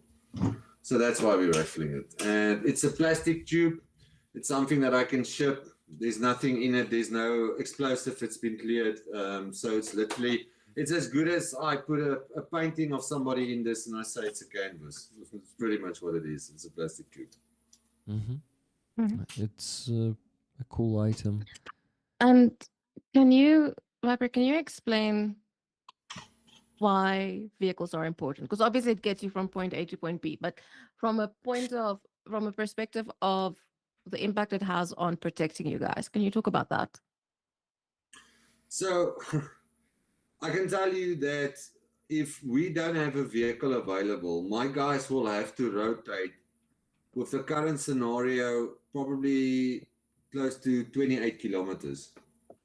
Okay, bear in mind that they've got a backpack normally packed around about weight with ammo and everything, depending on different missions, it's different weights. But normally around about anything from 30, if you like me, that eats powdered food, 30 kilograms, up to about 40 kilograms. So first of all, they'll have to walk 28 kilometers. I don't know if anybody tried to do 28 kilometers for 40 kilograms. It's not something you, as human, it's very difficult to do. Secondly, vehicles, people always ask me and say to me, but hey, why don't you guys have like a Cossack or a Humvee, or yes, there is vehicles like that is used for certain functions. But we cannot do a rotation, for instance, with a Cossack. A Cossack can run maximum and I mean, you literally need to be the best driver of a Kazakh in Ukraine if you run a road at 80 kilometers an hour. At 80 kilometers an hour, FPV goes at 140, latest roundabout 120, 140. So what is the chance of, yes, it's difficult to hit a moving target, but it is also whenever an expensive piece of equipment goes to the front line, it just tells the Russians that, hey, we would want to destroy it. They will not stop. They will. We've tried using Kazakh 4. It did 2 rotations. On the second rotation, it got hit. And they didn't stop hitting it until it was, yes, it took a couple of hits, but it was destroyed. And the guys in there did not make it. Yeah, 2 of the 2 drivers did not make it in the Kazakh. The other thing is with if you use pickup trucks, you can drive it. They're easy maneuverable, so they're a bit more difficult to hit. And the thing is, they're not seen as that expensive. So it's not like Abrams tank or Kazakh. Kazakh is something that's very expensive. It's got a high value to it, and it's all about economy of scale. So for a Bucky, they will probably, pickup.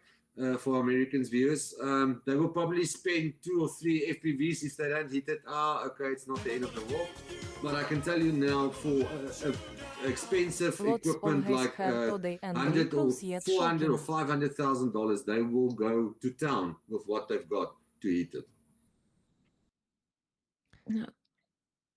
Guys, I'm sorry, but I need to sing along with it. Never gonna run around and desert you. We just got a donation on the base 500 hryvnias from Paul D, who said this. Give me a second. There was a message. Lots of guests here today and Rick rolls, yet shocking. And not that many shocked people here, I see, after I sang along with that. But, yeah. But yeah, thank you, Paul. And that's an extra $12. So, guys, we still need to raise $1,502.96. Please keep donating. Please don't stop. We got 2 more donations, though. $25 from Nathan M., who said this. This panel of guests has a very keen and legitimate awareness and perspective of the world. I agree with you all 100%. President Zelensky is the right man for the job. May Ukrainian fortitude, resilience, courage prevail to victory. I love Ukraine. Slava Ukraini. Героям слава. Героям слава. Thank Героям you. слава. Smart And ворогам. Slava Nazi in reverse, right? Slava Nazi and then Yeah, Smrt but I ворогам. feel like Smart ворогам is what we need right now. Yeah, definitely. So Smart one. Smart. smart one, tricky one. $5 donation from Brian K. That brought us to almost 50%. Oh, by the way, I forgot to mention the donation on the Donatello. Oh my god. Donatello. Yeah, that was okay. So it was from Martin Lai, $50. He said this: men are not gods, but can be politicians. Yeah, well said. Okay, guys, it is what, almost 40 minutes past midnight in Ukraine. And I want to say something. Yeah, I need to go. So bye, guys, and I wish you a good stream, and as soon as possible to raise your target. Yeah. Thank you, Thank Alexei. you. It was Bye. nice to All see great. you. Героям Героям слава. слава. Героям слава. I actually also need to go. Anastasia wants to say something too. I'm staying for a while at least. Okay. Yana, you have to go. Yeah. How are you feeling? No, I'm good, but I've had some difficult nights because my dog got sick again. Ah, shit. Yeah. Sky. Did she eat this time? No, this time we don't know. At least there was no surgery necessary, but I took her to the vet yesterday and they're like, something is wrong with her. Here is the entire thing, and it's over 3,000 rand that I need to spend on that, which is like around 6,000, 7,000 hryvnia, give or take. Ah. Just random vet visit because she ate I don't know what, but her stomach is like not okay. Her fever was like 40 degrees Celsius. And I'm like, great. So she's on antibiotics now. She's on pain medication. She's on special food. So I will finally be able to sleep tonight. Okay. Yeah. Then you definitely gotta go and try to sleep Yeah. instead of being Also, here. guys, please donate. We have not had more donations. So please donate. Yeah, guys, keep Uh, donating, yeah. please. Okay. Thank you, Jana. Bye, guys. Thank you. Bye. night. Good luck with reaching the target. I Thank you, believe in Jana. you guys. Good Bye. night. Live long and prosper, Bye. my friend. Bye. Okay. Okay, just Is say it excuse that I'm just an old person and need sleep more than 8 hours is good? Stream? 8 hours. Yeah, it's okay. So Viper stays, right? You go to sleep alone. No. Come now. We don't want He's divorces. He's elder 3 years more than me, so We are old people. Okay, Helena, thank you very much for being here, and Viper, thank you very much for the great rant. It's yeah, it was passionate. I I also understand it's not just passion; it's rage because you lost your brothers in arms and sisters in arms too. You told us, and not one, not two of them, and it is not okay that that this bullshit is happening, and it's 100% understandable why you feel that rage. We all here feel it. We all here lost someone, so no, yeah. So thank you for your service, Viper, and thank you very much for being here today and also giving us not just your rant but also your experience and your kindness, because you definitely have it. You wouldn't be here in Ukraine serving. huge compassion. Thank you so much. Compassion for Ukrainians. Compassion. For sure. Yeah. Thank It's an you. honor to serve you guys, and I hope you guys, please, to all the guys that didn't donate, even if you donate $2, guys, $2 times 10 is $20. It's already, and if 40 people donates $2, guess what? It's $80, and it's also almost there. So just if we all pull together, there's strength in numbers. We've always said it, and it's the truth, and that's how we actually fund this war. So. Yeah. Please donate to Rick. Thank you very much, guys, for having us on the stream. Yeah, and we'll keep on fighting as Thank long you. as we can. We will, Thanks for that. And we will keep supporting. and keep supporting. As long as you will Fight. fight. We'll fight. No problem. Thank you, Okay, guys, Hala. be Thank blessed. you, Viper. Live long, Thank you. prosper. Thank you, brother. Slava Ukraini, my friends. Героям слава. Героям слава. Bye. Good night. Okay, only 4 of us left. Guys, I am for some reason getting super tired, and like, I am setting you up with this. That means you remember how I can sometimes just leave the stream for what for 20 minutes and you have to be the hosts here instead of me, but I won't be doing it yet. I'm still standing, yeah. So Aziza, you've been on Rіздвяна Хода on Christmas, Хода з зірками in Odessa. You've been posting some videos and photos on Discord. And how did it feel? You told me you had a bad mood that day. So, but Did you feel the energy of this tradition? No, it's not a bad mood. If you can say that all of my life is a bad mood, yeah, I have a bad mood. It's just like, I'm not absolutely I'm not in the, holidays. So for me Yeah. it's not the holidays. For me it's not. I So I just was a part of joyful of another people, and I want to like see this beauty from another people. But if I'm looking deep inside of me, I wasn't in this. Mm. So I have another feelings of everything, and it just was really wonderful. A lot of beautiful people, and for Odessa it was historical moment Mm. because like it was first time, maybe for it in general in Ukraine, but Odessa special because Odessa is deep in Russian culture, like was a part of Russian Empire, most of like how to say. I can say that Odessa is now is the most is a center of Russian culture in some people who want to defend Pushkin, who want to defend Russian writers and good Russians in general.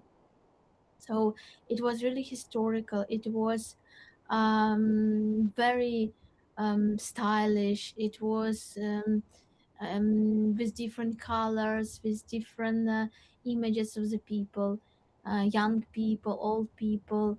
And you just catch this moments of beauty. And I was happy to be part of this. I was happy to be to see it like a part of Ukrainian independence, Ukrainian culture. And we discuss during my streams that for me, sometimes religions, events, it's a part of culture. It's a part of tradition. It's a deep union with nature because our ancestors, especially in the past, they could work with the changes of the nature, changes of the year, and it's all about deep connection with your ancestors, with your even this tradition, a very beautiful tradition when they use diduch like mm, like like image symbol of died ancestors, and they invite like the spirits of ancestors to be together um, in this night. So it's really I like this, and I want to see it like every year you can feel it better and deeper, not like just carnival, just something very Yeah. full of joyful, but you can find these deep meanings. And every year you saw that I didn't know, I knew nothing before, like 1 year ago. Mhm. Like I begin to know better now only.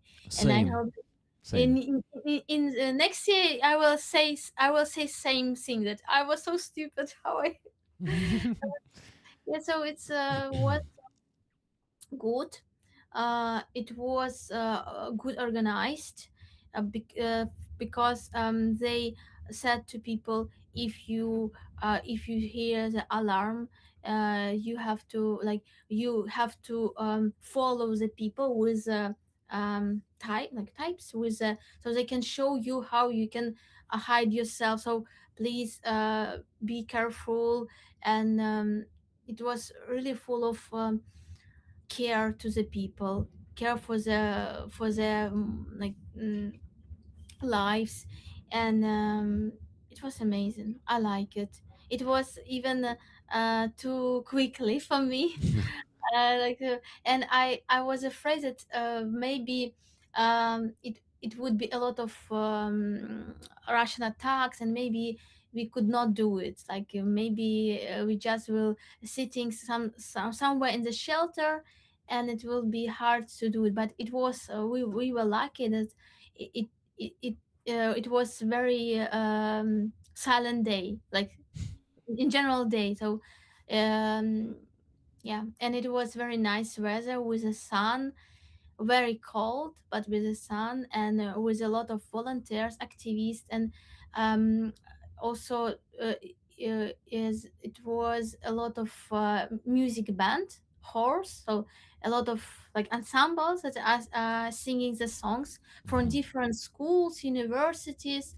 So it was interesting to understand that there are a lot of such bands, such people who are learning the old traditional Ukrainian songs By in the a way, not just songs, but kolядkas. They are special songs. Yeah, yeah, колядка. kolядkas. And by the way, Aziza, Traditional. you probably know that those characters that usually people dress up as, like Chort, Koza, and King, or who else is there? Kozak. Of course, there are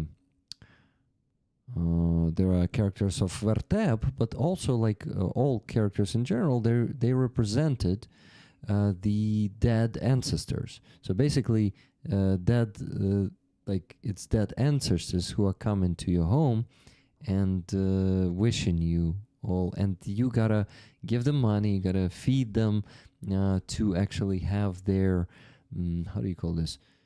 Mm, not appreciation, but what's the English word for it? Ну, як типу, їхню ласку мати. Maybe someone helps me with that. I don't know how I, to translate. I know the word, but I forgot the word. Roman, you ready to help me with the word? Come on. Це що, ця мажор, оця соломка? Oh, come on, it's like it's obviously a cigar, but it's too thin for a cigar, so it seems like a cigarette more than a cigar. Anyway, It may be grace. Have that grace, exactly. Grace, yeah. To basically give blessings. Yeah, blessings also works, but the grace, I think, is close to what I had in mind. By the way, guys, we just got a few donations. Nice. Let's see. First one was from CS. We have now new mysterious CS, who is donating weekly. So it says weekly donation from CS, $60.96. Thank you, CS. Then $10 donation from Wizard of Ooze. One more quote. We should never despair. Our situation before has been unpromising and has changed for the better, so I trust it. It will again. If new difficulties arise, we must only put forth new exertions and proportion our efforts to the exigency of the times. George Washington, 1777. I hope it was understandable because I was reading slowly and not really understandable. Let me do it once again. We should never despair. Our situation before has been unpromising and has changed for the better. So I trust it. I trust it will again. If new difficulties arise, we must only put forth new exertions and proportion our efforts to the exigency of the times. George Washington, 1777. I just don't know a few words. For example, exigency and exertions. 2 words, yeah.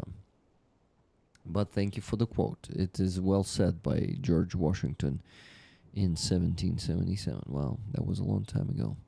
$10 donation from Andreas Lach with love and respect to all friends I see on the screen and in the chat. Thank you very much, Andreas. And Average Joker donated $40 more and said this. Average Joker is out of money and hopes some roller matches the donation.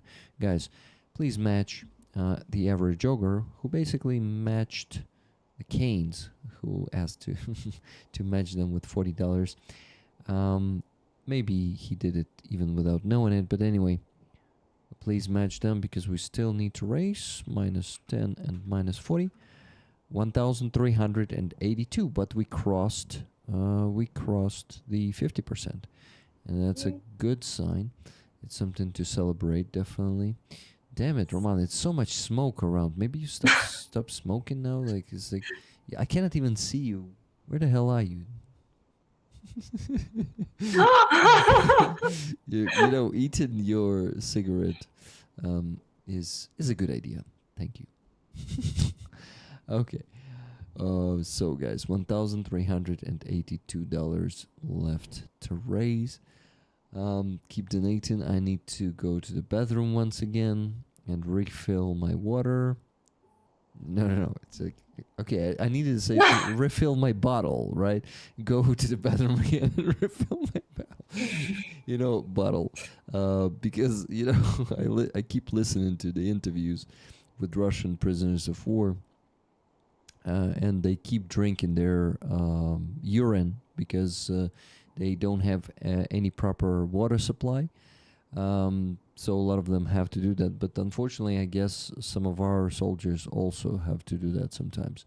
That's what happens on the front line when you don't have a supply for a few days.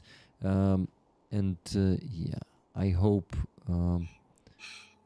Okay, I won't be asking stupid question. LOL, Roman chewing his cigars, Ellen Archer says. LOL, Roman, LOL. Yeah, what he was told to stop smoking. He finished it as he could, okay?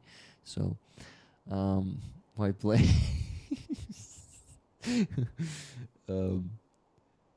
Okay. Trump at the press conference expressed his undying love for Putin and that he 100% isn't colluding with Russia. Really, please believe me. Yeah, Cheryl, we don't want to talk about that bullshit here. But thanks for letting me know. I think I didn't really need that information. I hope your bottle isn't yellow when you come back, Rick. Yeah, I hope so too. Okay, guys, I'll get back in a few minutes. Please encourage rollers to donate because there's still a big sum of money to raise. But before I go, Roman, great news. We've reached 12,000 euros on our campaign. So the first truck will be provided soon. Now we need to hit the next one as fast as possible, but we're gonna keep working on that. Okay, shut up and go refill the bottle. Oh wait, yeah, you talk already. Give us some question or topic to talk about because we are also getting tired, Well, should it be me? Rollers, do you have any questions? Do you know who the International Legionnaires are? Spiffy. What a funny question. People from all over the world. Good people. People of goodwill. That's the answer to your question. No, it could not really be a topic. The topic. Oh, guys. I know the topic. But no, I should be here to discuss it. Shit. Okay. Oh, Aziza, awesome chustka on your head, by the way. Yeah. I also wanted to compliment you on that. Looking very nice. Thank you so much. Yeah, beautiful. That was a compliment, not a question, not a topic. I thought maybe you will start talking about chustkas or something. Chustka. Maybe you can tell us about this chustka. And where did you get it and how did you come up with this? Nothing interesting, but it was before this chustka. One my good friend sent me a lot of gifts, like different, like honeys, cheese, or different stuff in this chustka and sent to me. It wasn't this chustka, it was another chustka. And I was looking at on this, and it was so nice and so kind, and this chustka was perfect. And I begin to like use this hustka on the hair and something like this, and I lost this hustka. I could not find it, and I don't know where is it. Maybe I like left somewhere, and I just research in the internet husky like and found this hustka. It isn't like old hustka, but I Mhm. like to just just want to find more interesting such details for me, and just have no opportunity to have a lot. That's all. Nothing interesting, but also I use this huska on the Hoda on the when it was Christmas Day, and when we are walking on with collab songs with different people. I use this huska too. Just for me, it's a part of colors. No, especially now, I was so. It was so great to see a lot of people with different colorful clothes, because our ancestors they use this, Mhm. and these clothes were very mm, like in good way colorful, so very stylish, very interesting ornaments, and it was like they bring these colors in the life, in the normal life, in uh, and it's make a really very artistic community, and this is why a lot of artists they were drawing this people, and you can find a lot of paintings with the Ukrainian people in the villages or somewhere, and it's absolutely amazing. And so I was dreaming if we could have this in all like every day, like to see the people that can be in such stylish clothes, maybe some uh, not so old stylish, but maybe in the modern way. And same ideas for the Crimean Tatars. We discussed with my friend that it would be so great to use our everywhere, to use our hats Yes. yeah, Mhm. yeah, to use details for men and for women in our life. And unfortunately people don't do it. Even our my friends they, for example, they are going to some events and uh, change the hat in the bathroom to be like ethnical Crimean Tatars, and then when they go out from the building, like uh, they are done with this hat on the street, and you can find only maybe some people, some men with different hats, but I don't know why, because I like mm, when I use a hat, I use it from the beginning till the end. So I will um, have it when I'm going on the street, and I'm going in the transport, because it's for me it's like a message, and for me it's like also Statement. Mhm. performance, and I it's like interesting to feel myself um, in the social life and with different people, and feeling other people with me, how they react, how they uh, in general, no, they are don't react at all. So for them in Kiev, it's absolutely normal to be. Um, I never saw that somebody was looking on me like this. Why you on with this hat, or why you are looking like strange? So yeah, and yeah, also I performed with my mask. Do you know this? My mask from the performance The Colony, about colonized Crimea and colonized personality, and it was also interesting that when I performed in Kiev, it's another feeling that I'm performed in Odessa. I was performed with this mask in front of Pushkin Monument, because you know that we have still a Pushkin Monument and the government, a lot of people want to be with this Pushkin. They defend this monument, and I created. I did the performance in front of the Pushkin monument with the mask, with my mask, and with a list of um, shooting Renaissance. And so with a list of died Ukrainian best people and Crimean Tatars best people that Russian killed. Like, Mhm. and I was with this list and with a performance, and it was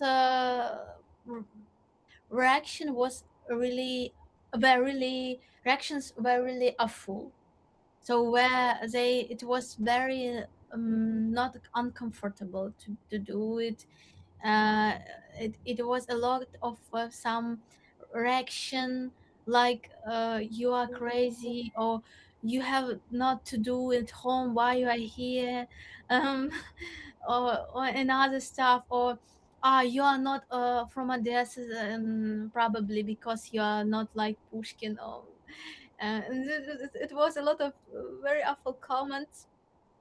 And in Kiev, it was another situation. I don't know, maybe it's only in my head, this difference.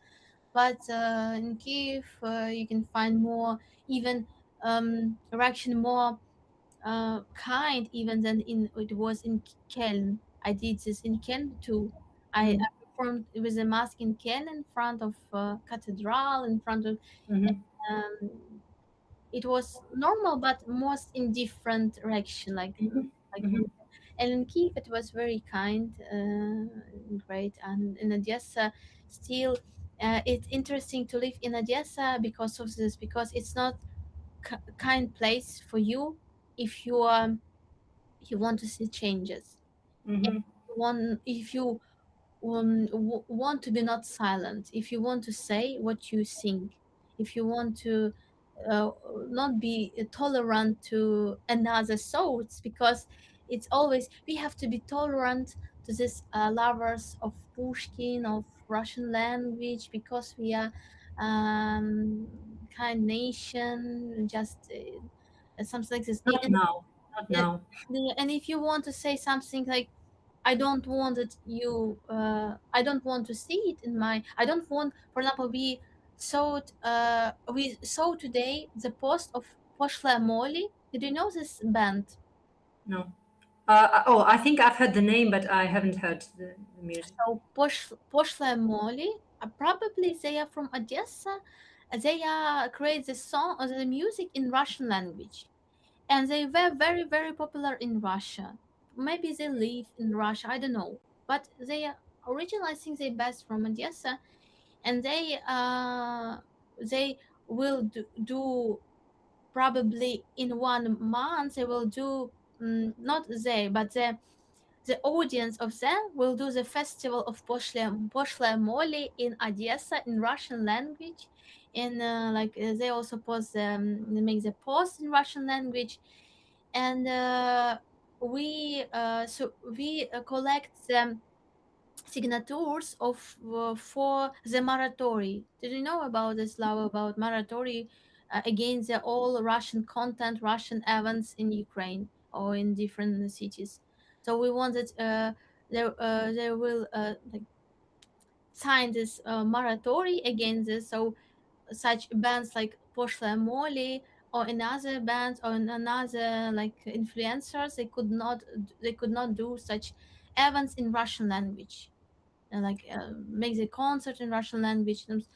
So if we will not do it, so they have the right to do it, and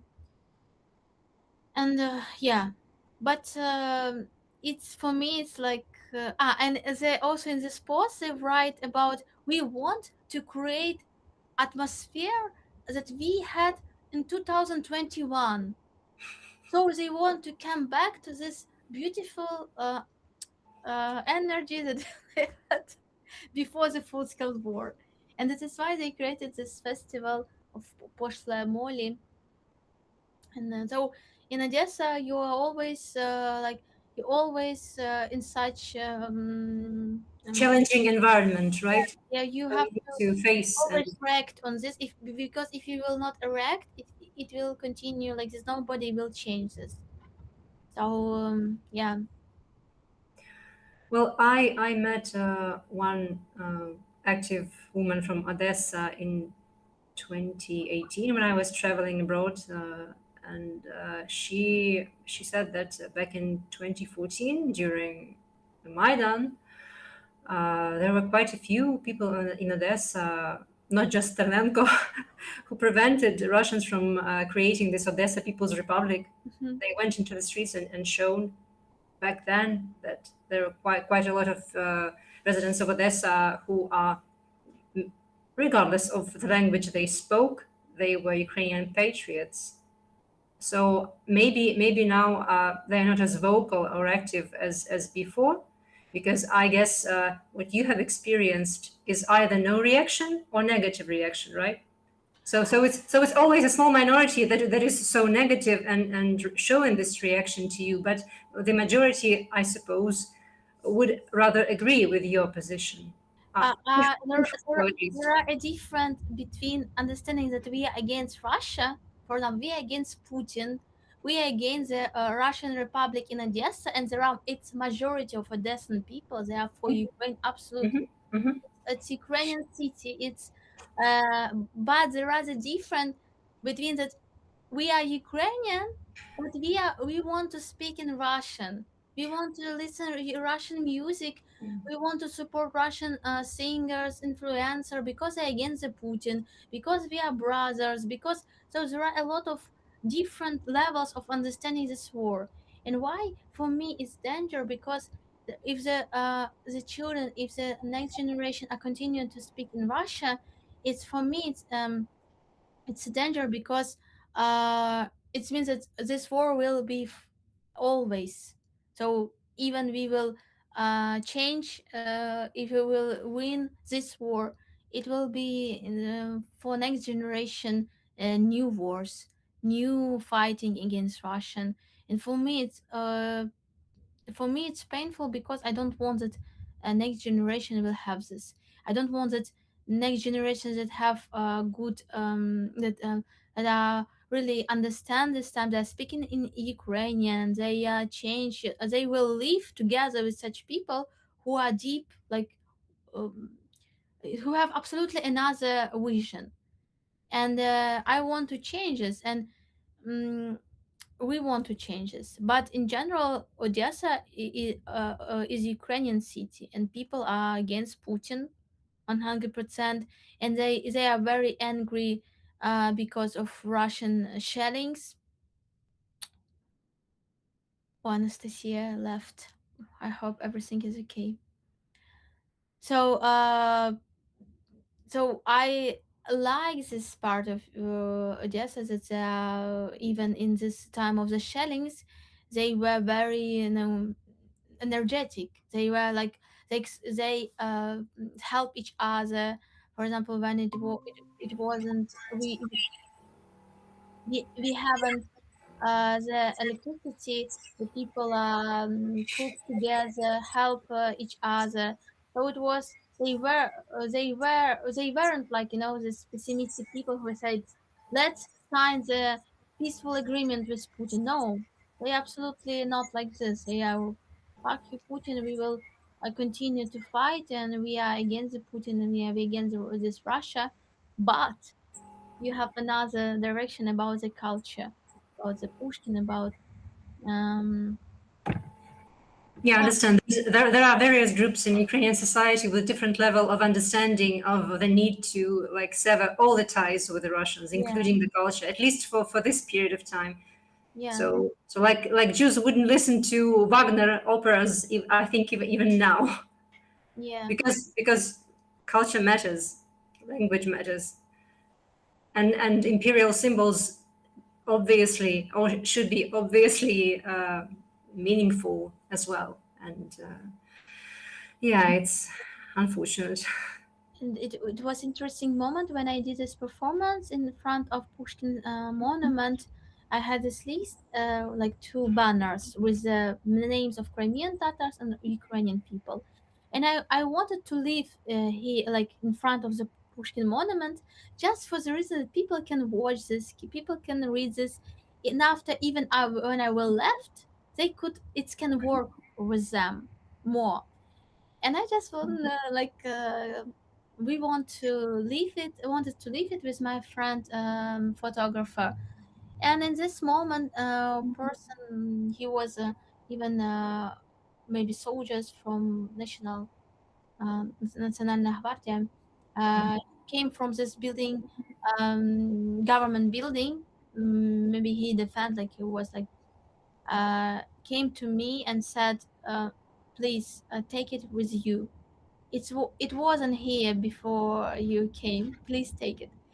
And I said, "Okay, I will take it, but not now. I want because the people came to this monument and they want to, like they want read and they discuss." I saw this old woman and young guy and another young girl. They discuss it, and like old woman asks them, and the young guy said, "Yeah, Odessa was a most powerful city during the Russian Empire. It's all a lie," like something like this.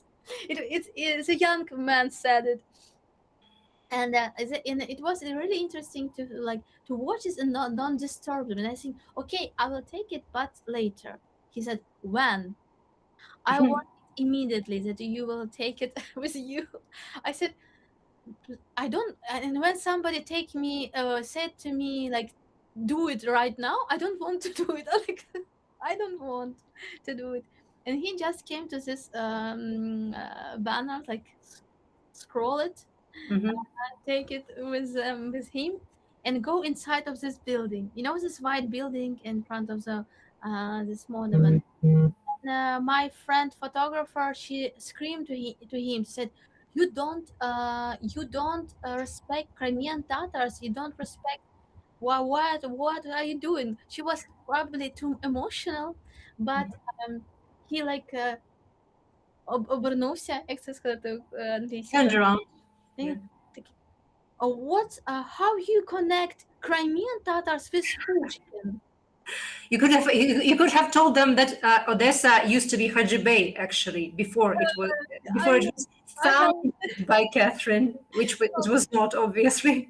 Yeah, and so it was interesting that he took this banners with him inside.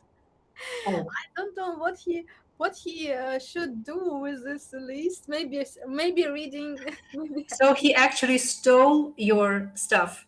Yeah, he took it with, but it was interesting. It was a really interesting moment, and yeah, it just I can say that some examples of meeting with different people. It's like the real situation of Odessa, but like artists, I can feel the space. I can feel like for me, it's also he's like example of some vision. So people don't know about Crimean Tatars, don't know about history. Now they know better, and they know like it's the situation changed, but in general, they didn't have this connection with all this details that are very important and interesting, and for me like I saw interview like Belarus woman begin to live in Odessa, and she said, I like to live in Odessa because it's very like looks like Belarus, like it's kind to live in such territories. And I said to myself, I hate, like, for me, it's very stressful to live in Odessa because it looks like Crimea in the way of this colonization. Yes. In the way of these buildings, about this, loving all these beautiful imperialistic buildings. For me, it's not a beauty. Like I'm walking through these buildings. For me, it's just like artifacts of Russian Empire. But for me, it's more interesting. For example, Cossacks' graves, or another like part of the history. Like for me, it's more like it's helped me to be alive. But this is details. Even there looks like Crimea in this bad way. I don't like it. It's painful. And when you know what's happened with Crimea, and this ideology of loving Pushkin, loving all this stuff, what happened with Crimea, you can understand how it's worked with Odessa. And of course, Odessa is Ukrainian city, and they support, and they did very, very great on 2nd May when they fought against this Russian agents that wanted to like occupy Odessa. They did great, and I'm proud of this part of Odessa people. But another part, we still have to change a lot more than, I think, more than in Kiev and more than in other cities, because Odessa is powerful with this beauty and with this, but also weak in such pressing of Russian world. And So, and so when when mhm. you act against this, they said you are make conflicts, and it's really can help Russian. Don't make the conflicts, and you always like between these two feelings. Really, I don't want to make conflicts and help Russian to make this, views it. But in other feelings, I want to see changes. I don't feel myself sorry to speak Ukrainian in Odessa. I don't want that people who are speaking in Ukrainian change their language, because it's really a lot of people speak in Russia, and I don't want that you will be sorry for your identity, like feel yourself shameful, or Shame. like it was before. And still, you can find some people who change the language because majority of people are speaking in Russian. So I don't want this no, madness. I don't want that it will be like this. And also they use it, Russian language is a multicultural language, so we have a lot of nations in Odessa, so Russian language they united this. So they use this, like they use my topic, like for make Russian official good instrument for union of different nations. But Ukrainian language can be also such instrument. Why we have to use Russian for this? And it's very Because Ukrainian language was never a language of metropoly, and yeah. it's, So, as I understand, Aziza, you feel kind of a mission to stay in Odessa because you have so much more, like yeah, and go through this work to do there suffering, in terms of raising awareness and educating Ukrainians and residents of Odessa and about Crimean Tatar culture and staying in Odessa and going through Ukrainianness. this suffering again and again.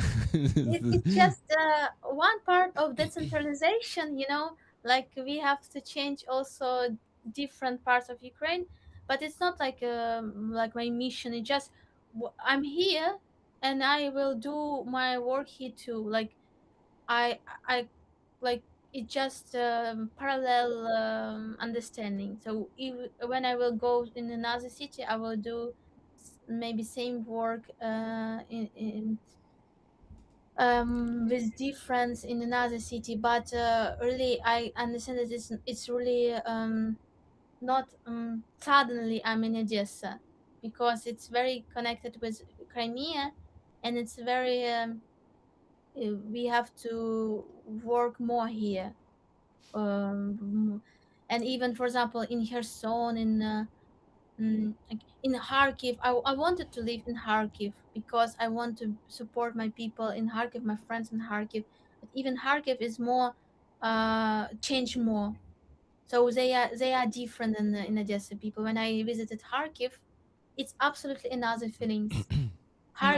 People in Kharkiv understood more, and they understood about Russian culture more than in Odessa, because they're near with Russia, because they are really in big danger, and Odessa is still has good position. So Kherson region, Mykolaiv region defend Odessa, and they feel they self very much better, when than this in other cities. So yeah. Guys, You know, let I me noticed interrupt you. that it, Let me interrupt you yeah. for a second to mention that in the last 34 minutes we got a donation of $10 from Kathy S. With no Thank you, comment. Kathy. Thank you, Kathy. But guys, this pace is very slow. At this pace, we won't go to bed even at 6 a.m. With this pace, we would have to stay until, I don't know, maybe I will have to skip my physical therapy tomorrow and, sit here at noon and then maybe even at 1 p.m. I won't torture my guests. They won't be allowed to stay with me for that long. But maybe we can boost it up somehow. I see, let me tell you how many people. 64 people watching right now. Mhm. And I'm pretty sure that's... Maybe you can show Modanka again, or maybe we can do something funny to, something I don't know, funny. entertain people, maybe attract more viewers to the stream. Oh, I can see 71 viewers right now, by the way. 71, wow. So, hey, those 71 viewers, where are you coming from? Let us know in the chat. And yeah, well, of course we have regulars here, but I definitely am sure we have some new people here because we had a few trolls, because this stream is also appearing in shorts in vertical format. That means more people have the chance to see it. I'm getting super sleepy, and I also see that Roman is not getting more energized, definitely. None of us is. Especially considering how Roman was talking all the stream again and again. Like, it's been mostly him, you know. And I Yes, he's very couldn't... talkative today. Yeah, it's like talking and talking, and I could not even, interrupt him to give the word to anyone else. Like, you see, Project Konstantin was here, and they did not even have the chance to say what fundraiser they had. Roman, what's happening? Interesting. Check. Can you hear me? If I Can you hear me? can add to or react to what Aziza was saying, just in general note, it's kind of a bit funny and unfortunate that also Aziza, I think even without registering it, she calls Odessa Odessa. Ah, the Russian yeah. I And wanted to it's ask Aziza representative, and for... I think it's representative of this spirit. There is Russian spirit. There is still there, and actually, which Aziza was discussing I that. actually think that Aziza may have her reason to call Odessa Odessa. Odessa. Maybe she does it on purpose, because Aziza, I noticed it like, I don't know, like half a year ago, and I wanted to ask you, but kept forgetting. That's why I'm bringing this up, because yes, she was discussing that people there still have this, that there is this atmosphere, this post-Russian imperial atmosphere, which I also always noticed, always, like a few times I was there, and that's why I didn't like the city, because I've also felt this like a provincial post-imperial Russian atmosphere there. Sorry guys if some of you are from Odessa or have any connections to Odessa, but that's why I never enjoyed, even though it's a beautiful city in terms of architecture, being like at the seaside and the rest, but the atmosphere was never like comfortable for me there. So, Aziza, unmute yourself first, because you may forget. So, is there a reason that you're calling Odessa? No, it's just because of mistake. Just because maybe I'm Russian speakers, because I spoke in Russia many years. Maybe it's because of this. Maybe because I'm spoke in English, and it's also for me not so easy. So my English is not good, and my Ukrainian is also not so good. Maybe it's because of this, and because of course it's you are inside of what's make me mad, that you always russified by another people. Russified. Without Russified L. Without L. by another people, because they're always speaking with you in Russian. So you can imagine you have no like you have the practice when you met activists on with volunteers. So I have friends only from this people, but all people around of you in the shops, on the streets, and then like even you are speaking in Ukrainian, they could not understand you. For example, you are in the bus and you said the streets in like with new titles, so in Ukrainian language, and like you said, please stop near Miski Sad, and he asked, what? Miski Sad? What? Miski Sad? Miski. And I don't want to translate to him because like I don't want to speak in Russian at all. And there's another person said, да, вона хоче цей горсад. And It's a another bit person ridiculous. he was begin to like I said to Miski Sat, and he began to like make dirty jokes with me. So it's like they are laughing because of the language, because for them Miski Sat is the funny than Gorsat. And a lot of names titles begin to be like constant. For example, Garadok, they call this small city Garadok, and they like and when so I you can change it like only like with Chernomorsk or Chabankana, for example, or like another. So another words like they begin to be constant Russian names of some objects or streets or like and it's and a lot of activists that try to change this. They for example, they call this to them this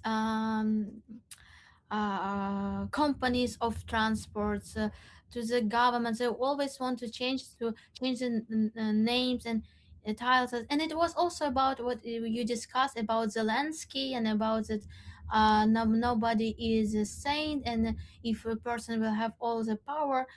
For me, all the stuff, all our presidents, all our people who are in the government, it's all mirrors of the people. So when the people can change, they change the leaders. They change the this thinkers who can work, who can really change everything. And it's you need a lot to do for this. So, for example, this tradition of a moment of honor, like a minute of silence in the morning, it's all we can see it because of work of a lot of activists who did it in Odessa region, who did it in Kiev, who did it constant day. They not only with like they always laughing about these banners, картонки, люди с картонками that did nothing for them, but background of these people, it's another work of people who are working, who are going to this parliament, who are going to the head of the city, who always who want to make it with the ground of the law, with the ground of the like real changes, and together with people with the banners, together with activists. And it's really hard work. And for changes this for me it's like school, because I didn't do, maybe it's 10 years ago, and I did it now, and for me it's very excited moment. So I really can feel it, how it's work, how it's hard, how it's sometimes you can see. For example, we saw it was such example when policemen have to stop the movements, of the transport without activists, with themselves, with itself. And one activist saw this moment, how policeman, he just stop auto and just make photo. So he didn't stand like 1 minute of the silence. He made just a photo that he was in this place for the щоб звітувати. For the report. For the For the report. report. And he didn't like make it with respect, how you just for the to like send this to this to send it and say that I did it. And so this activist make the photo, make the proof what he did, call to this policeman office, how to say, and the changes. And they said, yeah, we will change it. We will. It's really this person was left. He could not have the salary in this month, so he really it was example what it will be results because of this indifferent of your or because of your work, how it could be. And it's very important because this result of Soviet Union is exactly people who have no responsibility, who did nothing, and who just want to make it like покабутки, like you said, in a It's funny. university. So not with real thoughts, not with real responsibility, with real understanding, just because somebody who has the power said to me to do this, and I will do it because I have to do. So we didn't want to see it. We want to see real changes, and it's really hard. And some people are against this. Some people said that don't push, let it be like it, like we can.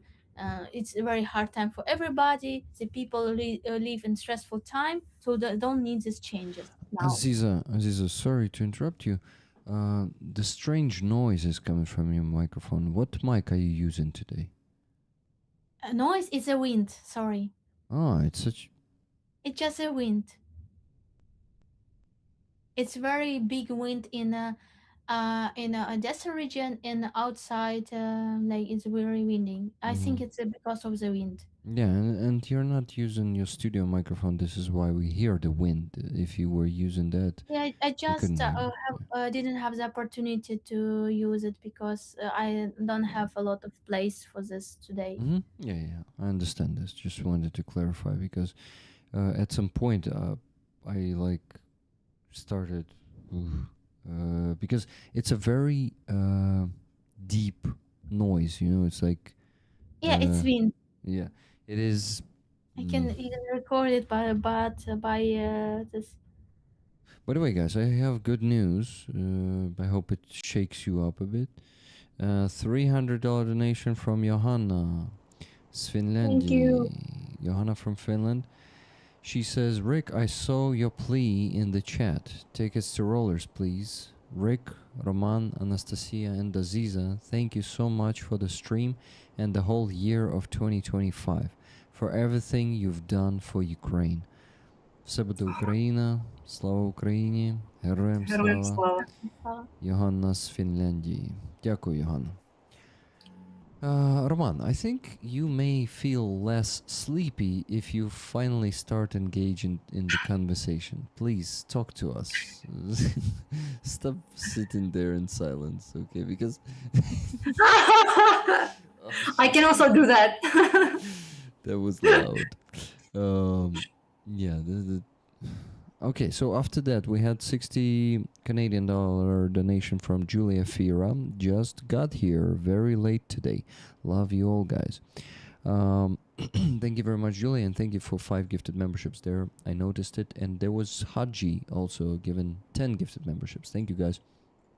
So I reminded that I also set up a goal of 200 gifted today, so 63 left. If you can guys help me get that, I will appreciate it.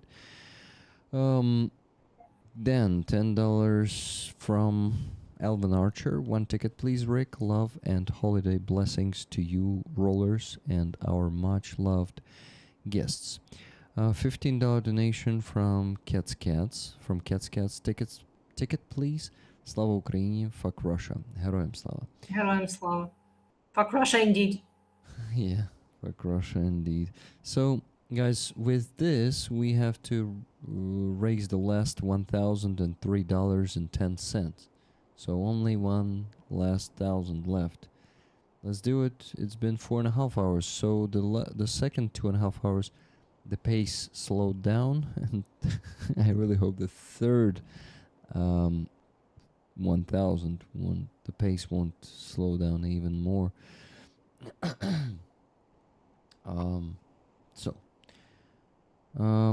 What do I want to say hello to Paul Deborah. It's good to see you, Paul. How you doing? Hi, Paul. Yeah, guys, sorry, but I'm in a shitty shape today. I think that it's a you know what I just remembered, that today is actually a last Sunday stream of this year, and Mm. we may as well, I don't know, get the results of the 2025. Maybe Mm. look back a bit and think of what we had this year and how it was. Maybe remember some achievements we had in this war. Remembering the losses won't be really a good idea, so let's not talk about that. Probably. But I don't know. Do you like this idea? I want to ask each of you separately, and you cannot say just or. You need to turn on your mic and say something. So Roman, you're first. Do you like this idea, and do you have anything in mind that you want to recall from 2025? Anastasia, it's super loud. Sorry, Sorry. but this is like my head hurts a bit today because of the sound issues. And yeah, sorry, I'm just like a bit sensitive right now. My hearing. So I'm sorry. Roman, come on, what the hell is happening Roman, to I you can today? start actually because I have something to say, and I hope not to get No, too long, Anastasia, too we need to make emotional. him. But You need to yes, make yes, him say something. I would be happy to let Roman start. So Roman, please don't like leave us or no fade into darkness or something. Why don't you want to talk to us? Roman, it is definitely not helping us reach the goal. Believe me. Here's a motivation for you. If you start speaking, we're gonna reach the goal much fucking faster. Really, man, help us here. don't don't just take off. Of course, I cannot hold you here, and if you want to leave, man, just maybe go and get some rest, some sleep instead. Um, don't make it a torture for yourself. If it's hard today, then then just go and have some rest. I know that you listen, even though you turned off your camera. Come on. Oh. So, you leave it or what? Or you finally gonna say something? Oh. It's like sorry. He turned on his mic. Let's give him that chance. Oh, it's it's just you're mocking us. It feels like you're mocking us. It's does it worth it? What does it give you a pleasure? Or what the hell? Yes, some pleasure. Yeah, I can see. Okay. I don't know. Oh, guys, it's almost 2 a.m. here, and we still need to raise $1,003. So, if any of you has the chance to donate, if you're just maybe joining the stream and haven't donated today, or been sitting here for a while, but you could not donate, and now you suddenly could because you got some money that someone owed you, please send it here. We need you. You see, even like, I'm not the best host today, definitely. Being sleepy doesn't really help to host an interesting stream. Of course, our guests are compensating that with their interesting conversations. But it feels, when I'm not really engaged, and I feel like I'm just a shitty host. So I try to engage, but Roman doesn't want to engage. You see, but of course, yeah. You see how I put the responsibility on you, Roman. Sorry, it was a how do you call this? Sucker punch. Yeah, dirty move, dirty move. But of course, yeah, we can ask Anastasia and Aziza, and yeah, Roman just needs to keep in mind that if he wants to go rest, he can always go rest, and he doesn't have to stay here during the whole stream, because this shouldn't be a suffering. You can what?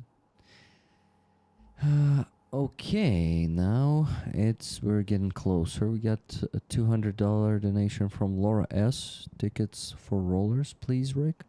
Thank you, Laura. That's $803.10 left to raise. So let's do it, guys. Last $803. Last push. Daniel says, I wish I was rich. Thank you, dear. Yeah. You are already doing a lot for us all. Thank you. Thank you, Danielle. Rick, unfair on Roman, he is doing a wonderful impression of the motanka. Oh, impression of the motanka. I don't see a cross on his face, but okay. Yeah, guys, if you forgot what we're raffling this week, it's this beautiful motanka. There are gonna be more free tickets in the spreadsheet. And I'm gonna go work on it. Anastasia, what can you recall from this year? Yeah, quite a lot. But being here on this stream, I wanted to say how happy and grateful I am for meeting you, Rick, on the Triazov in the middle of this year in June. To you and to Lena, who was helping you film that stream. And remember what I wrote on your flag when you asked me to sign it. And I do feel and believe it, that you are bringing the best of us. Sorry to sound not so modest or something, but the most active, I think, people in our society who attend and come to such events like Free Azov rallies on a regular basis and try to do more than just live here, work, and pay taxes, which is also good and necessary, but to do as much as they can, being in the rear, being civilians. And I've met such wonderful people as yourself and as the guests on this stream and many others.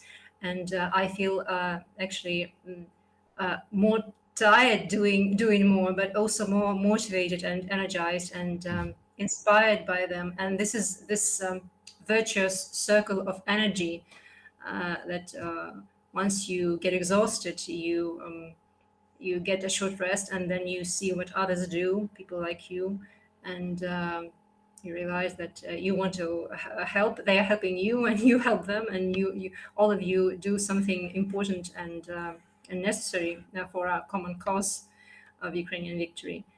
So I'm just really grateful for this all, and so that's why this year has been special for me. So thank you. Thank you. I could go on for longer, but I think I'll stop here and let others say something, and maybe I will add something later on as well. Thank you very much, Anastasia. It was a bit touching. Thank you. It's coming from my heart. Thank you. Yeah, I feel it. Thank you very much. I was also happy to meet you this year, and I hate being tired because I would recall so many things from this year that I would like to mention, and and right now the first thing that comes to mind is, I won't even say it. It's like not a good thing, right? Not a positive one. No, it's actually a positive. It's a very positive one, but it's such a fucking mainstream that I don't even want to say it because I'm gonna be a populist. Okay, I'll say it. the first thing that comes to mind that was successful for all Ukraine, if we're talking about this war, right? It is the Operation Spiderweb. It's the total humiliation of the Russian so-called Federation in terms of having their strategic aviation, and yeah, it was a huge slap in the face, and another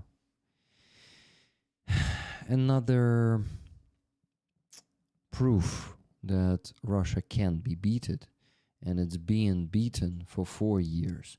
Their damn fleet has been destroyed, and things. Yeah, we have some unique operations happening all over Russia every night. Their oil refineries are burning. So I would probably put it on one of the first places: the success of the destruction of Russian different strategic objects, because in my opinion their oil production and mining, if we can call it this way, facilities burning, and of course their seaports for their oil and gas. That's a very important part that we should keep hitting in, and that is what inspired me the whole year. Not just the spiderweb operation, the every morning wake up to a great news where Russian correspondents are filming something on Telegram, in these circles, showing how something is burning outside. And yeah, I thank all the deep strike teams for performing that, and that is definitely some satisfaction, since we have mostly new red zones and less blue zones on the front line. It's harder to get inspiration on deep state map, but still there was some during the year. We had the most recent operation is Kupiansk operation. We saw something that we did not expect to see. There were some local blue zones appearing here and there around Pokrovsk, especially performed by the famous regiments like 225th or 425th sometimes, but it is nothing, unfortunately, constant. So if they create a blue zone there, unfortunately, usually in a month or two, this became a red one. But still, understanding also sometimes, trying to see a bigger picture, how still, considering all their success on the front line that Russians have, comparing to their initial plans and comparing to how much territory they took in the beginning of the full-scale invasion with that leap they made. I understand that we actually have a pretty successful defense still, even considering all the losses of territory still, and we owe a lot to our defenders for that, and we have the chance while we still have that defense. We still have the chance for survival, but also this year there's common understanding that we cannot really keep the successful defense without an army reform, mostly thanks to Sternenko, who I think all four of us listen constantly. We understand the importance of it, and I really hope that this reform will start happening in full scale in all the aspects of it that is needed, because we have less and less time.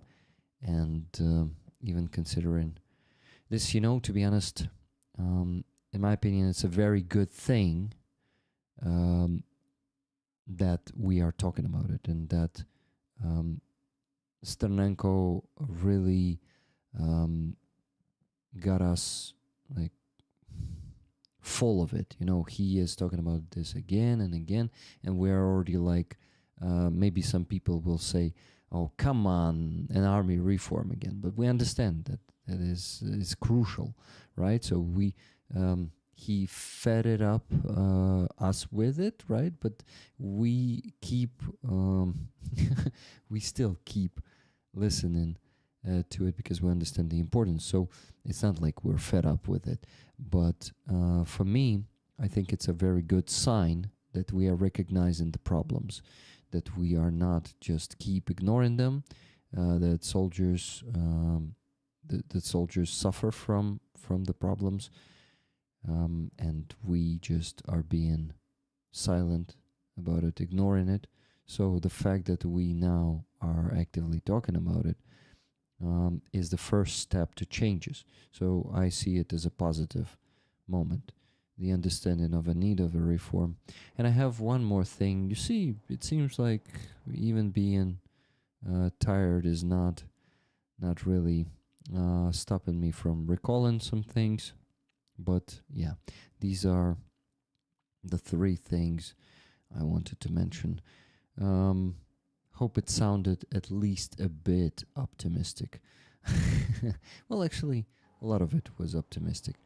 You see, I'm finishing up, and Roman, to not be called out next, turned off his camera. Okay, but I can sum up if I can just briefly sum up what you've said.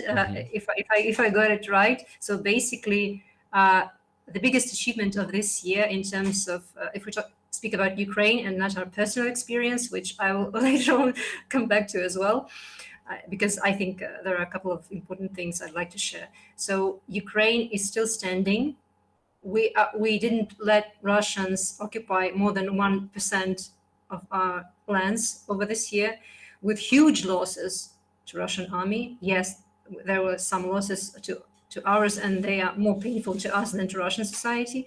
But still, given all the conditions, considering everything, we have done a fantastic job, I think, as a society and as a country. We need to take credit for it, and also thank our foreign supporters. Everyone could do better, but still, considering everything, it's quite a feat that we have achieved. And also, just two things that I wanted to share in terms of the how this year has been to me and my family. So one of my dear cousins, who has been serving since at least the start of the full-scale invasion, got wounded, and it was really a very risky situation. And I think, oops, sorry. It was loud, yeah. Did I? Yes, I did something the wrong problem again. The problem here in Google Meet is that you cannot separately reduce like the level of sound of each participant. You can do it on Discord, but I cannot use Discord because it has problems with cameras of people. If there are more than two people, it starts acting up, and there's some bullshit. So, yeah, Anastasia, sorry, it was just a local reaction of my brain to that noise, but continue, please. Yeah, so there was a big risk to life of one of my cousins who has been serving. Fortunately, he, in a very close battle with the Russian occupier, he managed to just destroy the invader and got out of that very risky situation, and he has recovered. And now back to service. So that was an important event, and fortunately, he's still alive and relatively well. And also, I've moved house recently, but before that, in the middle of the year, this new nice building was bombed by a Russian drone. So I got this first-hand experience, and for me, it's important and also motivating in a way. And I also feel this as an achievement in my life, like overcoming, like getting hit like both in a physical way in terms of my future home, right? Even though I was not here when it was hit by a drone, but also mentally, of course, it was difficult. But then, yes, overcoming this with the help of my family and friends, and thinking how many other civilian Ukrainians have suffered way more than me in this war, and what our defenders have to endure. Yeah, so this is kind of a next stage, next level in this resistance, and I'm grateful that it has been, it has turned out eventually quite well for me. So I'm stopping here. Thank you. Thank you very much, Anastasia. I wanted to. Yeah. Okay. It's interesting. Anastasia is frozen, so she might be disconnected right now. Or is it me? No, it's actually, yeah. Anastasia is here. She muted herself, but the screen was frozen because here, also on OBS, if some window is covering the other window, that window gets frozen. So the one below, and so I got some window above you. This is why you were frozen for me on this monitor. So yeah, it's a bit complicated. You know, an achievement, a great achievement for this community this year is the reaching of $1 million raised. This is something that I talk about a lot because I'm so proud of this result, guys. I'm so proud of your work and so proud of your resilience and consistency. Thank you so much. I'm proud of us as a community. We reached a long way. 2 million, next step. And you know what? You won't be able to notice how we were going to reach that goal. Just in a couple of weeks. Yeah. yeah, it would be awesome. But yeah, in a couple of months, we'll do. So, thank you guys. Thank you. I really want to to remind you that we are fucking awesome, and actually without our friends who are here, Aziza, Roman, Anastasia, we won't be able to raise as much as we did. And yeah, thank you guys. What, Roman? Some campaigns we did with you were outstanding. I mean, the result, right? Last year's €90,000 campaign. Come on, that is a big chunk of money in that $1 million. It's actually 10% of it. So just imagine.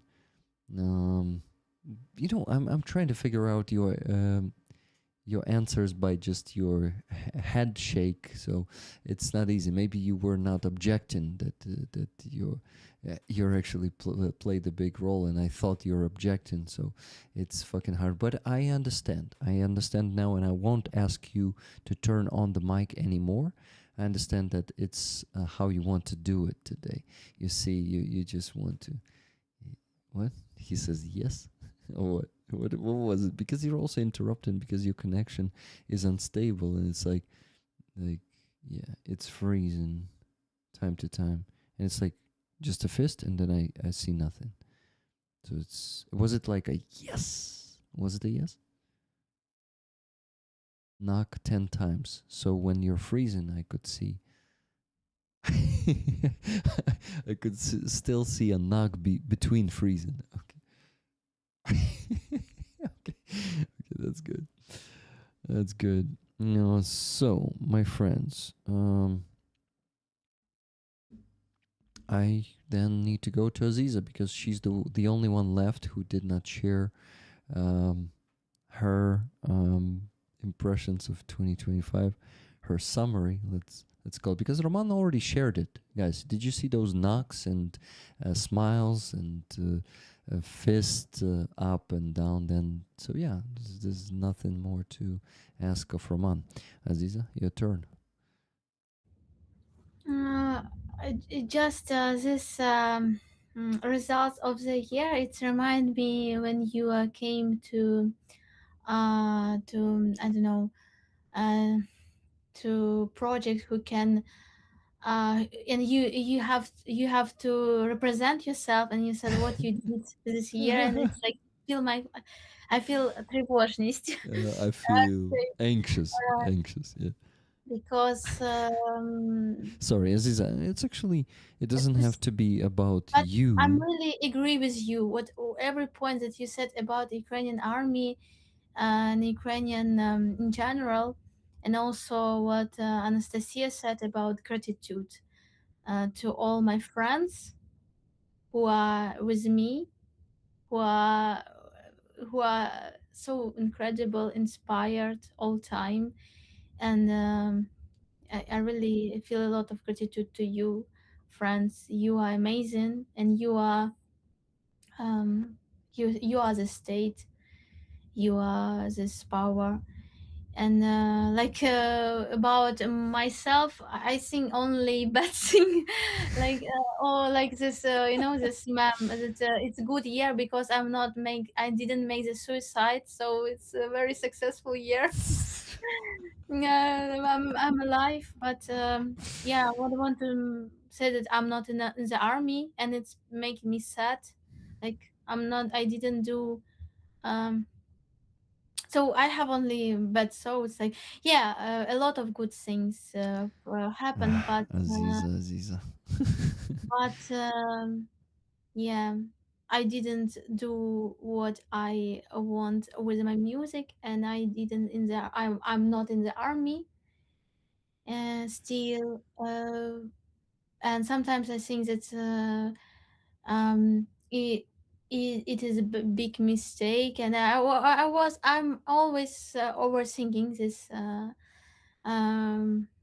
and for me it's like maybe I just living in different philosophies that I never make in my heart like results of the year. I just wanted to feel this new year, new.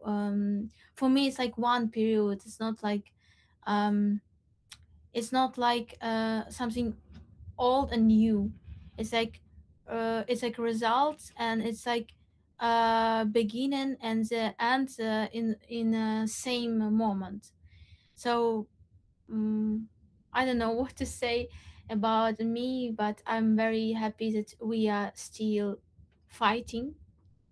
We are still dreaming about freedom for Crimea and for all territories under Russian occupation. And I'm really proud of these people who are not from Ukraine, but they are deep in our context, deep in our history. They really so incredible people, sometimes more educated than Ukrainian people, and it's really a big happiness. In the same moment, it's big sadness about the world.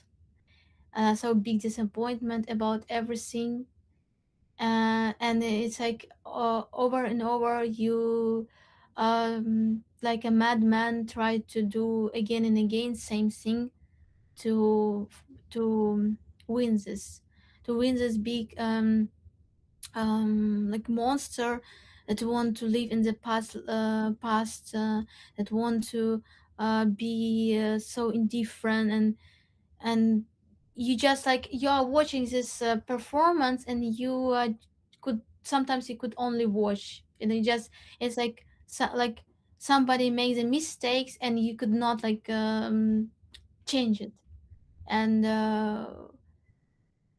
it's sad, but it's great that we are together, like in the beginning of full scale war. It was this moment that we could die, but we are together. We are we are here with our hearts, and it's inspired a lot. to do our somebody said today, like for our we have our goals, like small goals, but it's big goals for us to support our brigade, to support our friends now, to defend their life in our way, to fight for our people in the captivity. So we did it, and in same moment we try to, like artists, like who create the culture and still in this balance between understanding that culture is nothing and culture is also the weapons. You try to create a sword that can have influence of this world, and you continue to support this dreamer inside of you, and dreamer is still alive. So dreamer still has this power to dream, and also maybe it's also we can say that it's more illusion died, because when you live in illusion, maybe you can have good mood, and you can be naive, but when you lost your illusion about the world, but you still dream, you still have the dreams. It's I think it's big power inside of the people, and yeah, I think it's good result to still be a dreamer, still be young, new generation, in the not about the age, but about this feeling that you don't want to, you don't want to play this bad game, continue to play this bad game in this world. You want to change this somewhere in your small, like one part of big weapon that can change everything.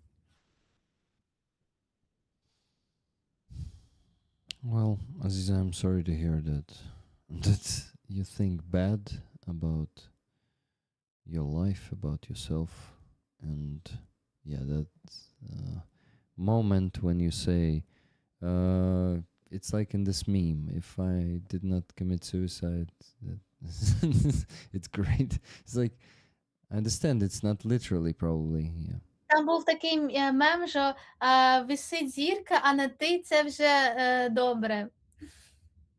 Висить зірка, а не ти це вже добре. Щось висить, ну типу, ну я не пам'ятаю, щось таке. Ну, це оптимістично. Дуже оптимістично. Окей. Роман так не думає. Так, Роман? Скажи нам. Ну, я намагаюся тебе спровокувати.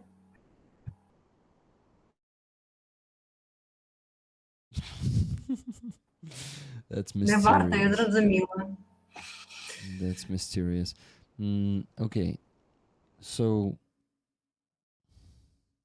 guys, I was working on the spreadsheet, yeah. Nikki, please also, I think you already noticed, but let me see, maybe not. Oh yeah, you noticed, great. Nikki's already put in the free tickets, and you know, guys, I actually have great news for you. What? You won't believe it? You don't want to believe it? We had... Tell us. Wait. So first, it was the donation from Paul Deberitz, $10. He said, "Leave Roman alone. We're happy just to see him. A has a lot of important things to say anyway. A. Oh. Aziza and Anastasia. A. Yes. Indeed. I actually I understood my mistake, and I stopped bothering him, and I told him, don't turn on the mic anymore. So yeah, I understood, and I left him alone eventually.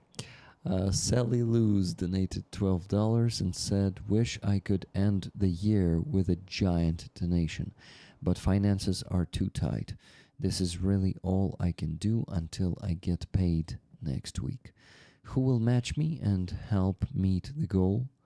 ticket, please. Thank you very much, Sally. And guys, then Mr. T donated $1,000. Yeah. Mr. T donated 1,000 and he said, "Thank you all for everything you do. Tickets for Anastasia. Keepsakes are supposed to be kept. Good luck. Slava Ukraini." Героям слава. Героям слава. Героям слава, thank you so much. I think I won't get the tickets for Motanka, for my Motanka, but I appreciate this so much. Thank you.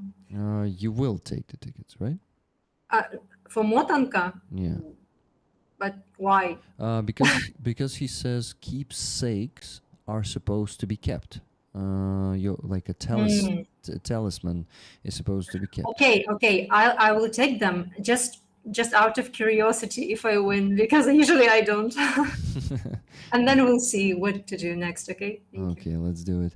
And then Rachel, RF from USA, donated $20 and said, "Sorry I missed the stream. Family Christmas party today. 2 tickets, please." So guys, I'm finishing up the spreadsheet and we will go to sleep in the next 20 minutes. Let's go. So let me tell you how much exactly we raised. 10, 12, 1,000 and 20. Minus 20, $3,238.90. Thank you so much, everyone who donated today. Yes, woohoo! Indeed, Roman. Yes, you could hear it. You see, guys, we actually don't need to speak if we want to know something. Sometimes. So yeah, I will quickly go finish the spreadsheet. It's not that much left. Tickets for rollers. So around 20 more tickets rollers this time. Oh yeah, from Laura S.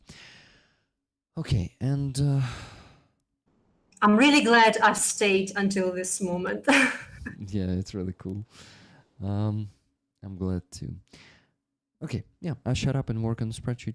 You guys will definitely find what else to recall from this year, but you know what?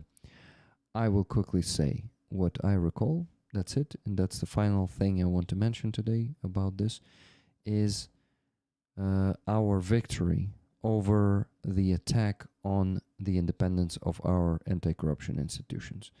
It was such an inspiring and uplifting moment, you know. It was not easy like to see such an injustice, but then we took to the streets, we took action, and we actually fixed the injustice. And now you all see the results in the news. Corruption is being fought, and that's actually an achievement for Ukrainian society. So yeah, that's it. Thank you, everyone. I go work on the spreadsheet.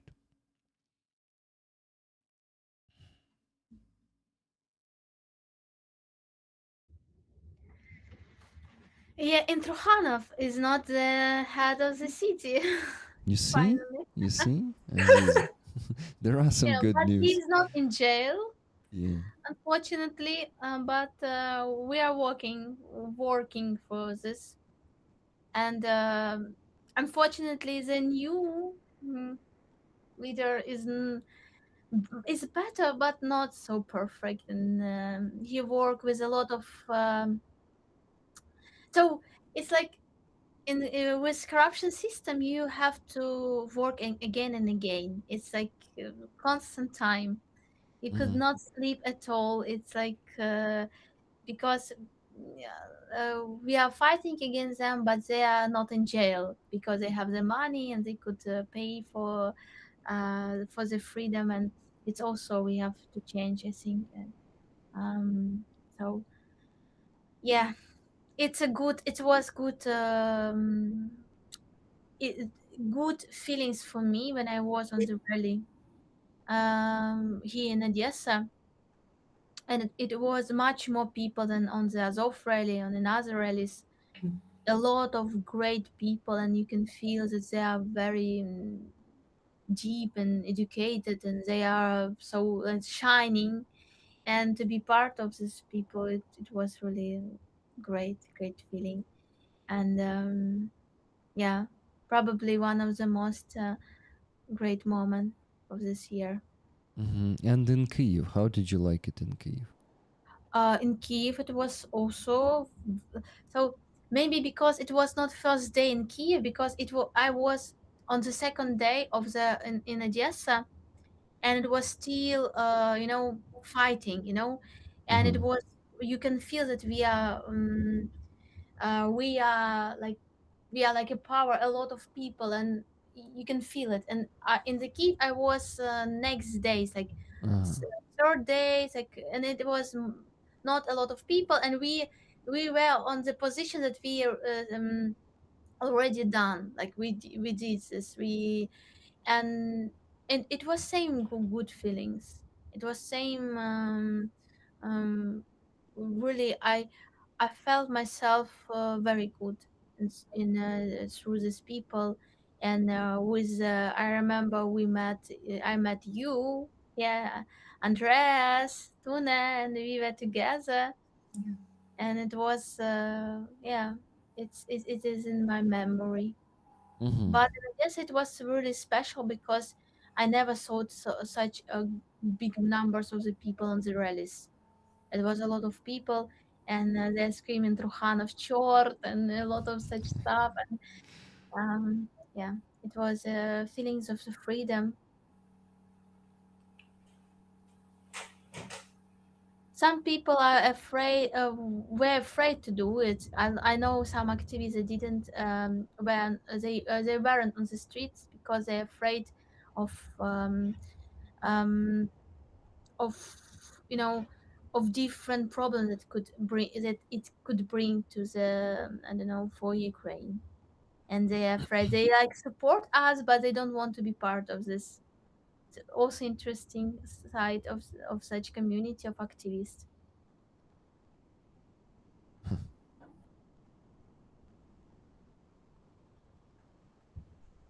Aziza, would you like to sing a bit for us, if I may ask you? It's night. I could not sing because of my neighbors. Mhm. Maybe very, very quiet. Yeah, soft, and I don't know. if there is some lullaby in Crimean Tatar language that you can think of. There is a old Колесо. childish song, but I will try to sing it very, very quiet. Thank you. Denizimiz, dağlarımız, baharında çok var. İçelikten kelge halkın, yana bir ayat kurar. Halk yırları efsaneler, Cemay saklay olarını, hakikat çeviril, gizliyadır. Aydın balalar bir olayık, elli el gibi. Vatan ul bahçedir, sefasını süreyim. Aydın balalar bir olayık, elli el gibi. Vatanı ul bahçedir, sefasını süreyim. Sağ ol. Çok sağ ol. Wait, you woke up, Roman. By thanking Aziza. Yes. Sorry. Oh.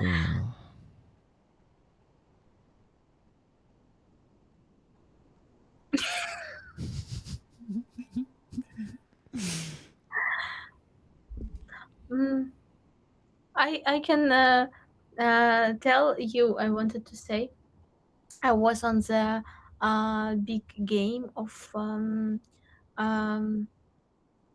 veterans basketball on the Красноколісник. Як буде Красноколісне? Wheelchair. Wheelchair. They had their birthday They are 2 years old, and they also said about it 1 year ago they were only two friends, and now they have big team of different veterans and a lot of like subscribers, people who like them, and also two of them are winner. So they are part of Ukrainian national team, Mhm. and they were like a part of like these big games through the veterans, and so it's really it's in Odessa there are people. Because of these people, I like Odessa. I like Odessa. I like I like I like Odessa because of them, because they're Because they Odessa, Odessa, right? because they changed this with own lives, how they manage, how they work, how they build everything. They change Odessa inside with and for me it's my Odessa. It's something that I like, and it's support me too much. With this is this team has a name Vilni Voine. Maybe you will heard about them because they really I begin to be fan of them, Mm. and I have to dream to train basketball on the wheelchair. So I really like it. So they had the workshops for the people, most of them for the veterans, new veterans, workshops how to play in basketball and different kind of sport. And I tried, and it was so. I think it was one moment during all long time when I was happy. Uh, Mm. because I don't know how to describe this. It was so it touched my heart too much. This incredible people who are so powerful and kind, very kind and full of love to people, respect to each other, and you just in some moment you can feel that you for example you can be absolutely lost everything, but if you find such people and if you can play this with these people, you will be you will have everything, you will have the world, and it's really it's really take from you this тревожность, um, because the world always ask what you did, what you how you if you're all right, if you for this world, and you always feel as if you are not enough good and you have to do something. But I don't know, it was great feeling, but I want to share with you. Thank you. Thank you. Rick, how's it going? Finishing up now. It's Rollers and Nikki who has to finish. But actually, yeah, I think only like 25 tickets, free tickets left to give, so it's gonna take just like 2-3 minutes. Nikki is super fast. I'm looking into the sheet. By the way, I'll be back in a minute because I need to recharge my phone. okay, we got one more donation. It's from Paul Deberitz. $10. He says, there are some moments this year that will stay with me forever. Listening to Aziza sing live in Odessa while looking out over the lights of Oslo at night was wonderful. Seeing Anastasia dance was great fun, and the coffee shop streams with Goober was special. Yeah, Paul Deveritz, I totally agree. And I have so many good memories about the streams of this year. Definitely so many unforgettable moments with amazing, inspiring people. And I even get lost in the number of them, because just imagine every month it's at least 2 coffee shop streams every week, right? So a month it's like 8 to 10 of them. So it's been, oh wow, it might even be up to 100. And if we add Freyazov to it, so it will be at least 100 of outdoor streams out of studio. So it's like a coffee shop stream or a street stream. Also add in some new formats. Yeah, so cool. It's really cool activity that I really enjoy to do. You know, it's always very interesting people, interesting conversations, and a lovely chaos. You know, that I like to create around me, but it usually gives some unforgettable moments. So, yeah, thank you everyone for sharing those moments with me. Roman is like, okay, what is he talking about? All those streams? It's actually, it could be a nice game if we just try to impersonate Roman. Not impersonate, but like try to speak instead of him. Like, oh yeah, Rick, absolutely. Yeah, it's like, oh come on, what are they talking about? Just look at this, like, amazing game. Oh yeah, who said that? Yes, he said. No, not funny yet, but I promise I will train, and someday it's gonna get better. Thank you, Paul, for that extra donation. That brings us to $3,248.90 raised today. Thank you, everyone. What else? I need to just put the last few donations there. 2 of them, yeah. 2 donations, good. So that's, and Nikki is finishing up. Nikki has to give 25 more tickets. Yeah, there are the ones from Laura S. I'm going back to see if there was something else. No, there was nothing else that was missed. Great. Then we go to Rachel. She wanted 2 tickets, please. Rachel.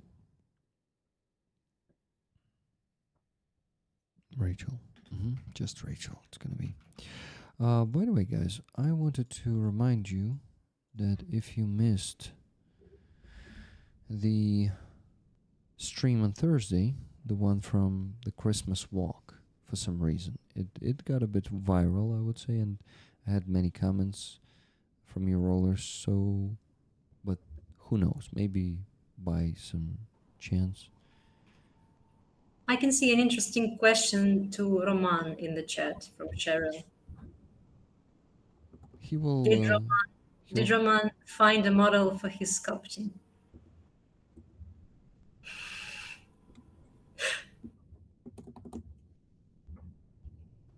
Sorry, Roman, for putting you on the spot. Yes, you may not answer if you don't want to. Sure. No, he will answer. He wants to answer. Look at him. He just wants to answer without turning the mic on. Right, Roman? So maybe just a silent answer.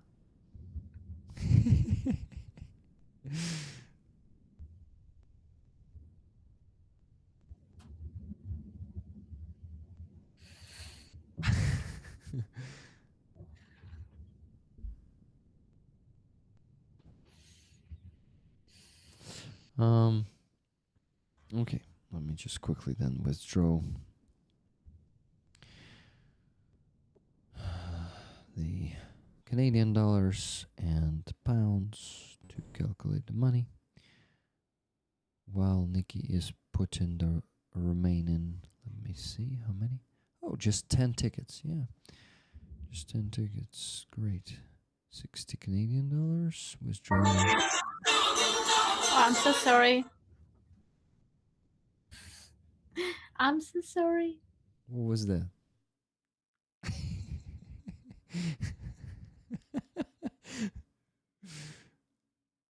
Angry Roman. Aziza, you gotta see his face. Okay, not angry again. No, angry. Roman, it's hard to understand because your camera keeps freezing every like 5 seconds for about 5 seconds. So we can see you for 2 seconds, then we don't see you for no, we see your face frozen for another 2 seconds. So it's like every 2 seconds you're interrupting. And that was the whole stream like this. I wonder why. Mm. Okay, withdrawn 20 pounds and 60 Canadian dollars to my volunteer card from PayPal to count the money. Give me a second, I'll do it real quick. And I think everything matches. Guys, if anyone has the means to buy gifted memberships, this is the last Sunday of the month, so you remember, I will appreciate it. Thank you very much. Yes, everything matches. Amazing. So, I've given everyone the tickets. I did not forget anyone. And this week you guys bought. By the way, Nikki finished with the tickets. Thank you, Nikki. You guys bought 469 tickets. Okay, let's go to the number picker wheel from 1 to 469. And let's do the raffle of Motanka. Let me just put it on the screen. Make it a bit smaller. Yeah, so you could see it. Rick, I think the gifted memberships broke on Jordy Fella's last attempt. Ah, shit. Sorry to hear that. But yeah, super chats still work, right? Thank you, Julia, for 5 gifted. Okay, I shut up and I do the raffle in. Okay, let me take the Motanka so you could see what you're gonna be winning. In 5, 4, 3, 2, 1. I'm spinning the wheel. It's clicking a bit. Clicking fast. And the winner is number 31. Number 31. Let's go see. It was in the beginning of the week. Number 31 is Cheryl. Wow, Cheryl. Congratulations. Are you still there in the chat? Yeah, I can see you there. Wow. Congratulations, Cheryl. Well done. Congrats. Let's see if Cheryl accepts. I think yes, she will. Because, oh yeah, she was buying the ticket. I remember she always puts an emoji of a ticket to the comment. So I can easily remember that she wanted the ticket. So congrats, Cheryl. I'll send it to you hopefully next week. Oh, by the way, you don't see it's Cheryl. There she is. Number 31. Let me make it bigger. Yeah, number 31. Cheryl. I am marking it green.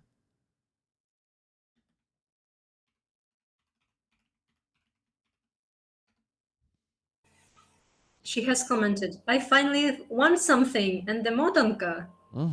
Yeah, Congrats. that's definitely your day, Cheryl. Congratulations. Okay. Guys, last thing for me to do is make those 2 donations. So let's start saying goodbyes for tonight and go to sleep.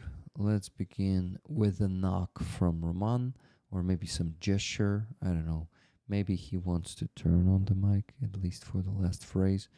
But I doubt it. I think he has chosen his path, this stream, and he will keep walking that path, not turning aside of it or something. Thank you, Roman. Thank you for being here and actually actually making us laugh.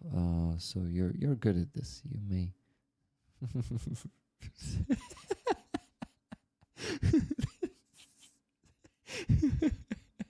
This is funny. You see, guys, I think it's a mime stream for Roman today. So, yeah, why not? Thank you very much, Julia, for $5 Canadian super chat. A super chat instead. Guys, I told you that for Wednesday we planned the stream with Roman and Lila on 31st of December.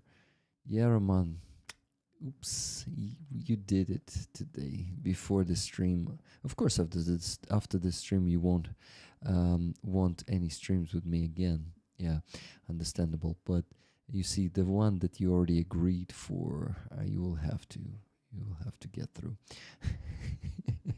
Oh, yeah, yeah. Making serious faces now. No, it's only this. I'm not showing it to everyone. I'm showing it only to you. No. And he's watching all three of us. Okay. Yeah. So, Aziza, let's maybe ask you. Thank you so much for time together, and thank you for your supporting for like if this is the stream last stream in this year. You are incredible. We love you. Take care of yourself, and thank you guys for this conversation. It's like sometimes it's like it's like different me, but like different worlds, but we connected, we united, and we can share our thoughts, and we can find something new with something that we are used to know everything, but we can learn something new again and again. Thank you so much for sharing this. Love you, hug you, take care of yourself, and hope we will meet soon Next year. next year. Hope we meet next year. Thank you, Aziza. Hugs to you. From me too. The tired, sleepy hugs. And yeah, I think Anastasia, you're left. Of course, I also am. I didn't say anything yet, but I will fix that after you. And fix your camera. It's not focusing on you. But that's a minor better. detail. Says someone who is sitting in the darkness. Yeah, but that's a power cut. I'm sorry, guys. I'm just so grateful. I feel very nice. Thank you to all the donors who helped us close this Sunday/Monday fundraiser. Yeah, it's been going tough at first, but you're amazing. I'm just keep being kind of surprised and inspired and amazed by this level of support you are showing, and just thank you. That's all from me tonight. Thank you. Thank you, Aziza, Anastasia, Roman. Guys, I am making the screenshot of the payments I made to Hostamel Shelter and Helena and Anton, showing it to you right now, sending it to myself, showing it, and then saying goodbyes for not this year, technically, but that's the last Sunday stream this year. So late night this year, but please. Oh shit! No, that's a wrong one. Not so fast, Rick. Your guests need to sleep. Be faster. Fucking focus. And you see, guys. While I'm just saying what I am doing, it is becoming faster. And now And maybe one more thing I would like to add, and I think Aziza will be the first to understand this. Gelecek sene Bahçesaray'da.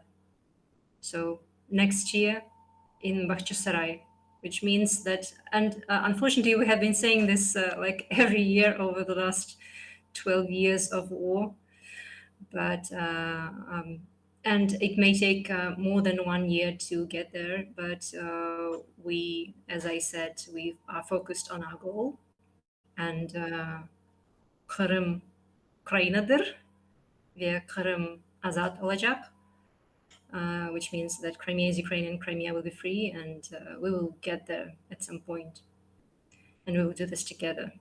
Thank you. So, guys, on the screen you can see both donations made. Oh, sorry to interrupt you guys. So, yeah, made 3 and 2 minutes ago. Thank you so much for this great year of overwhelming support and unforgettable moments, guys. I'm going to be short. I am very grateful. And, moderators, thank you for your work today on the stream. Thank you, Rollers, for all the support to all of us. And live long, prosper, and donate. And Slava Ukraini. Heroям слава. Heroям слава. I could see that. Heroям слава. Good night. Good night, everyone. Bye. Bye.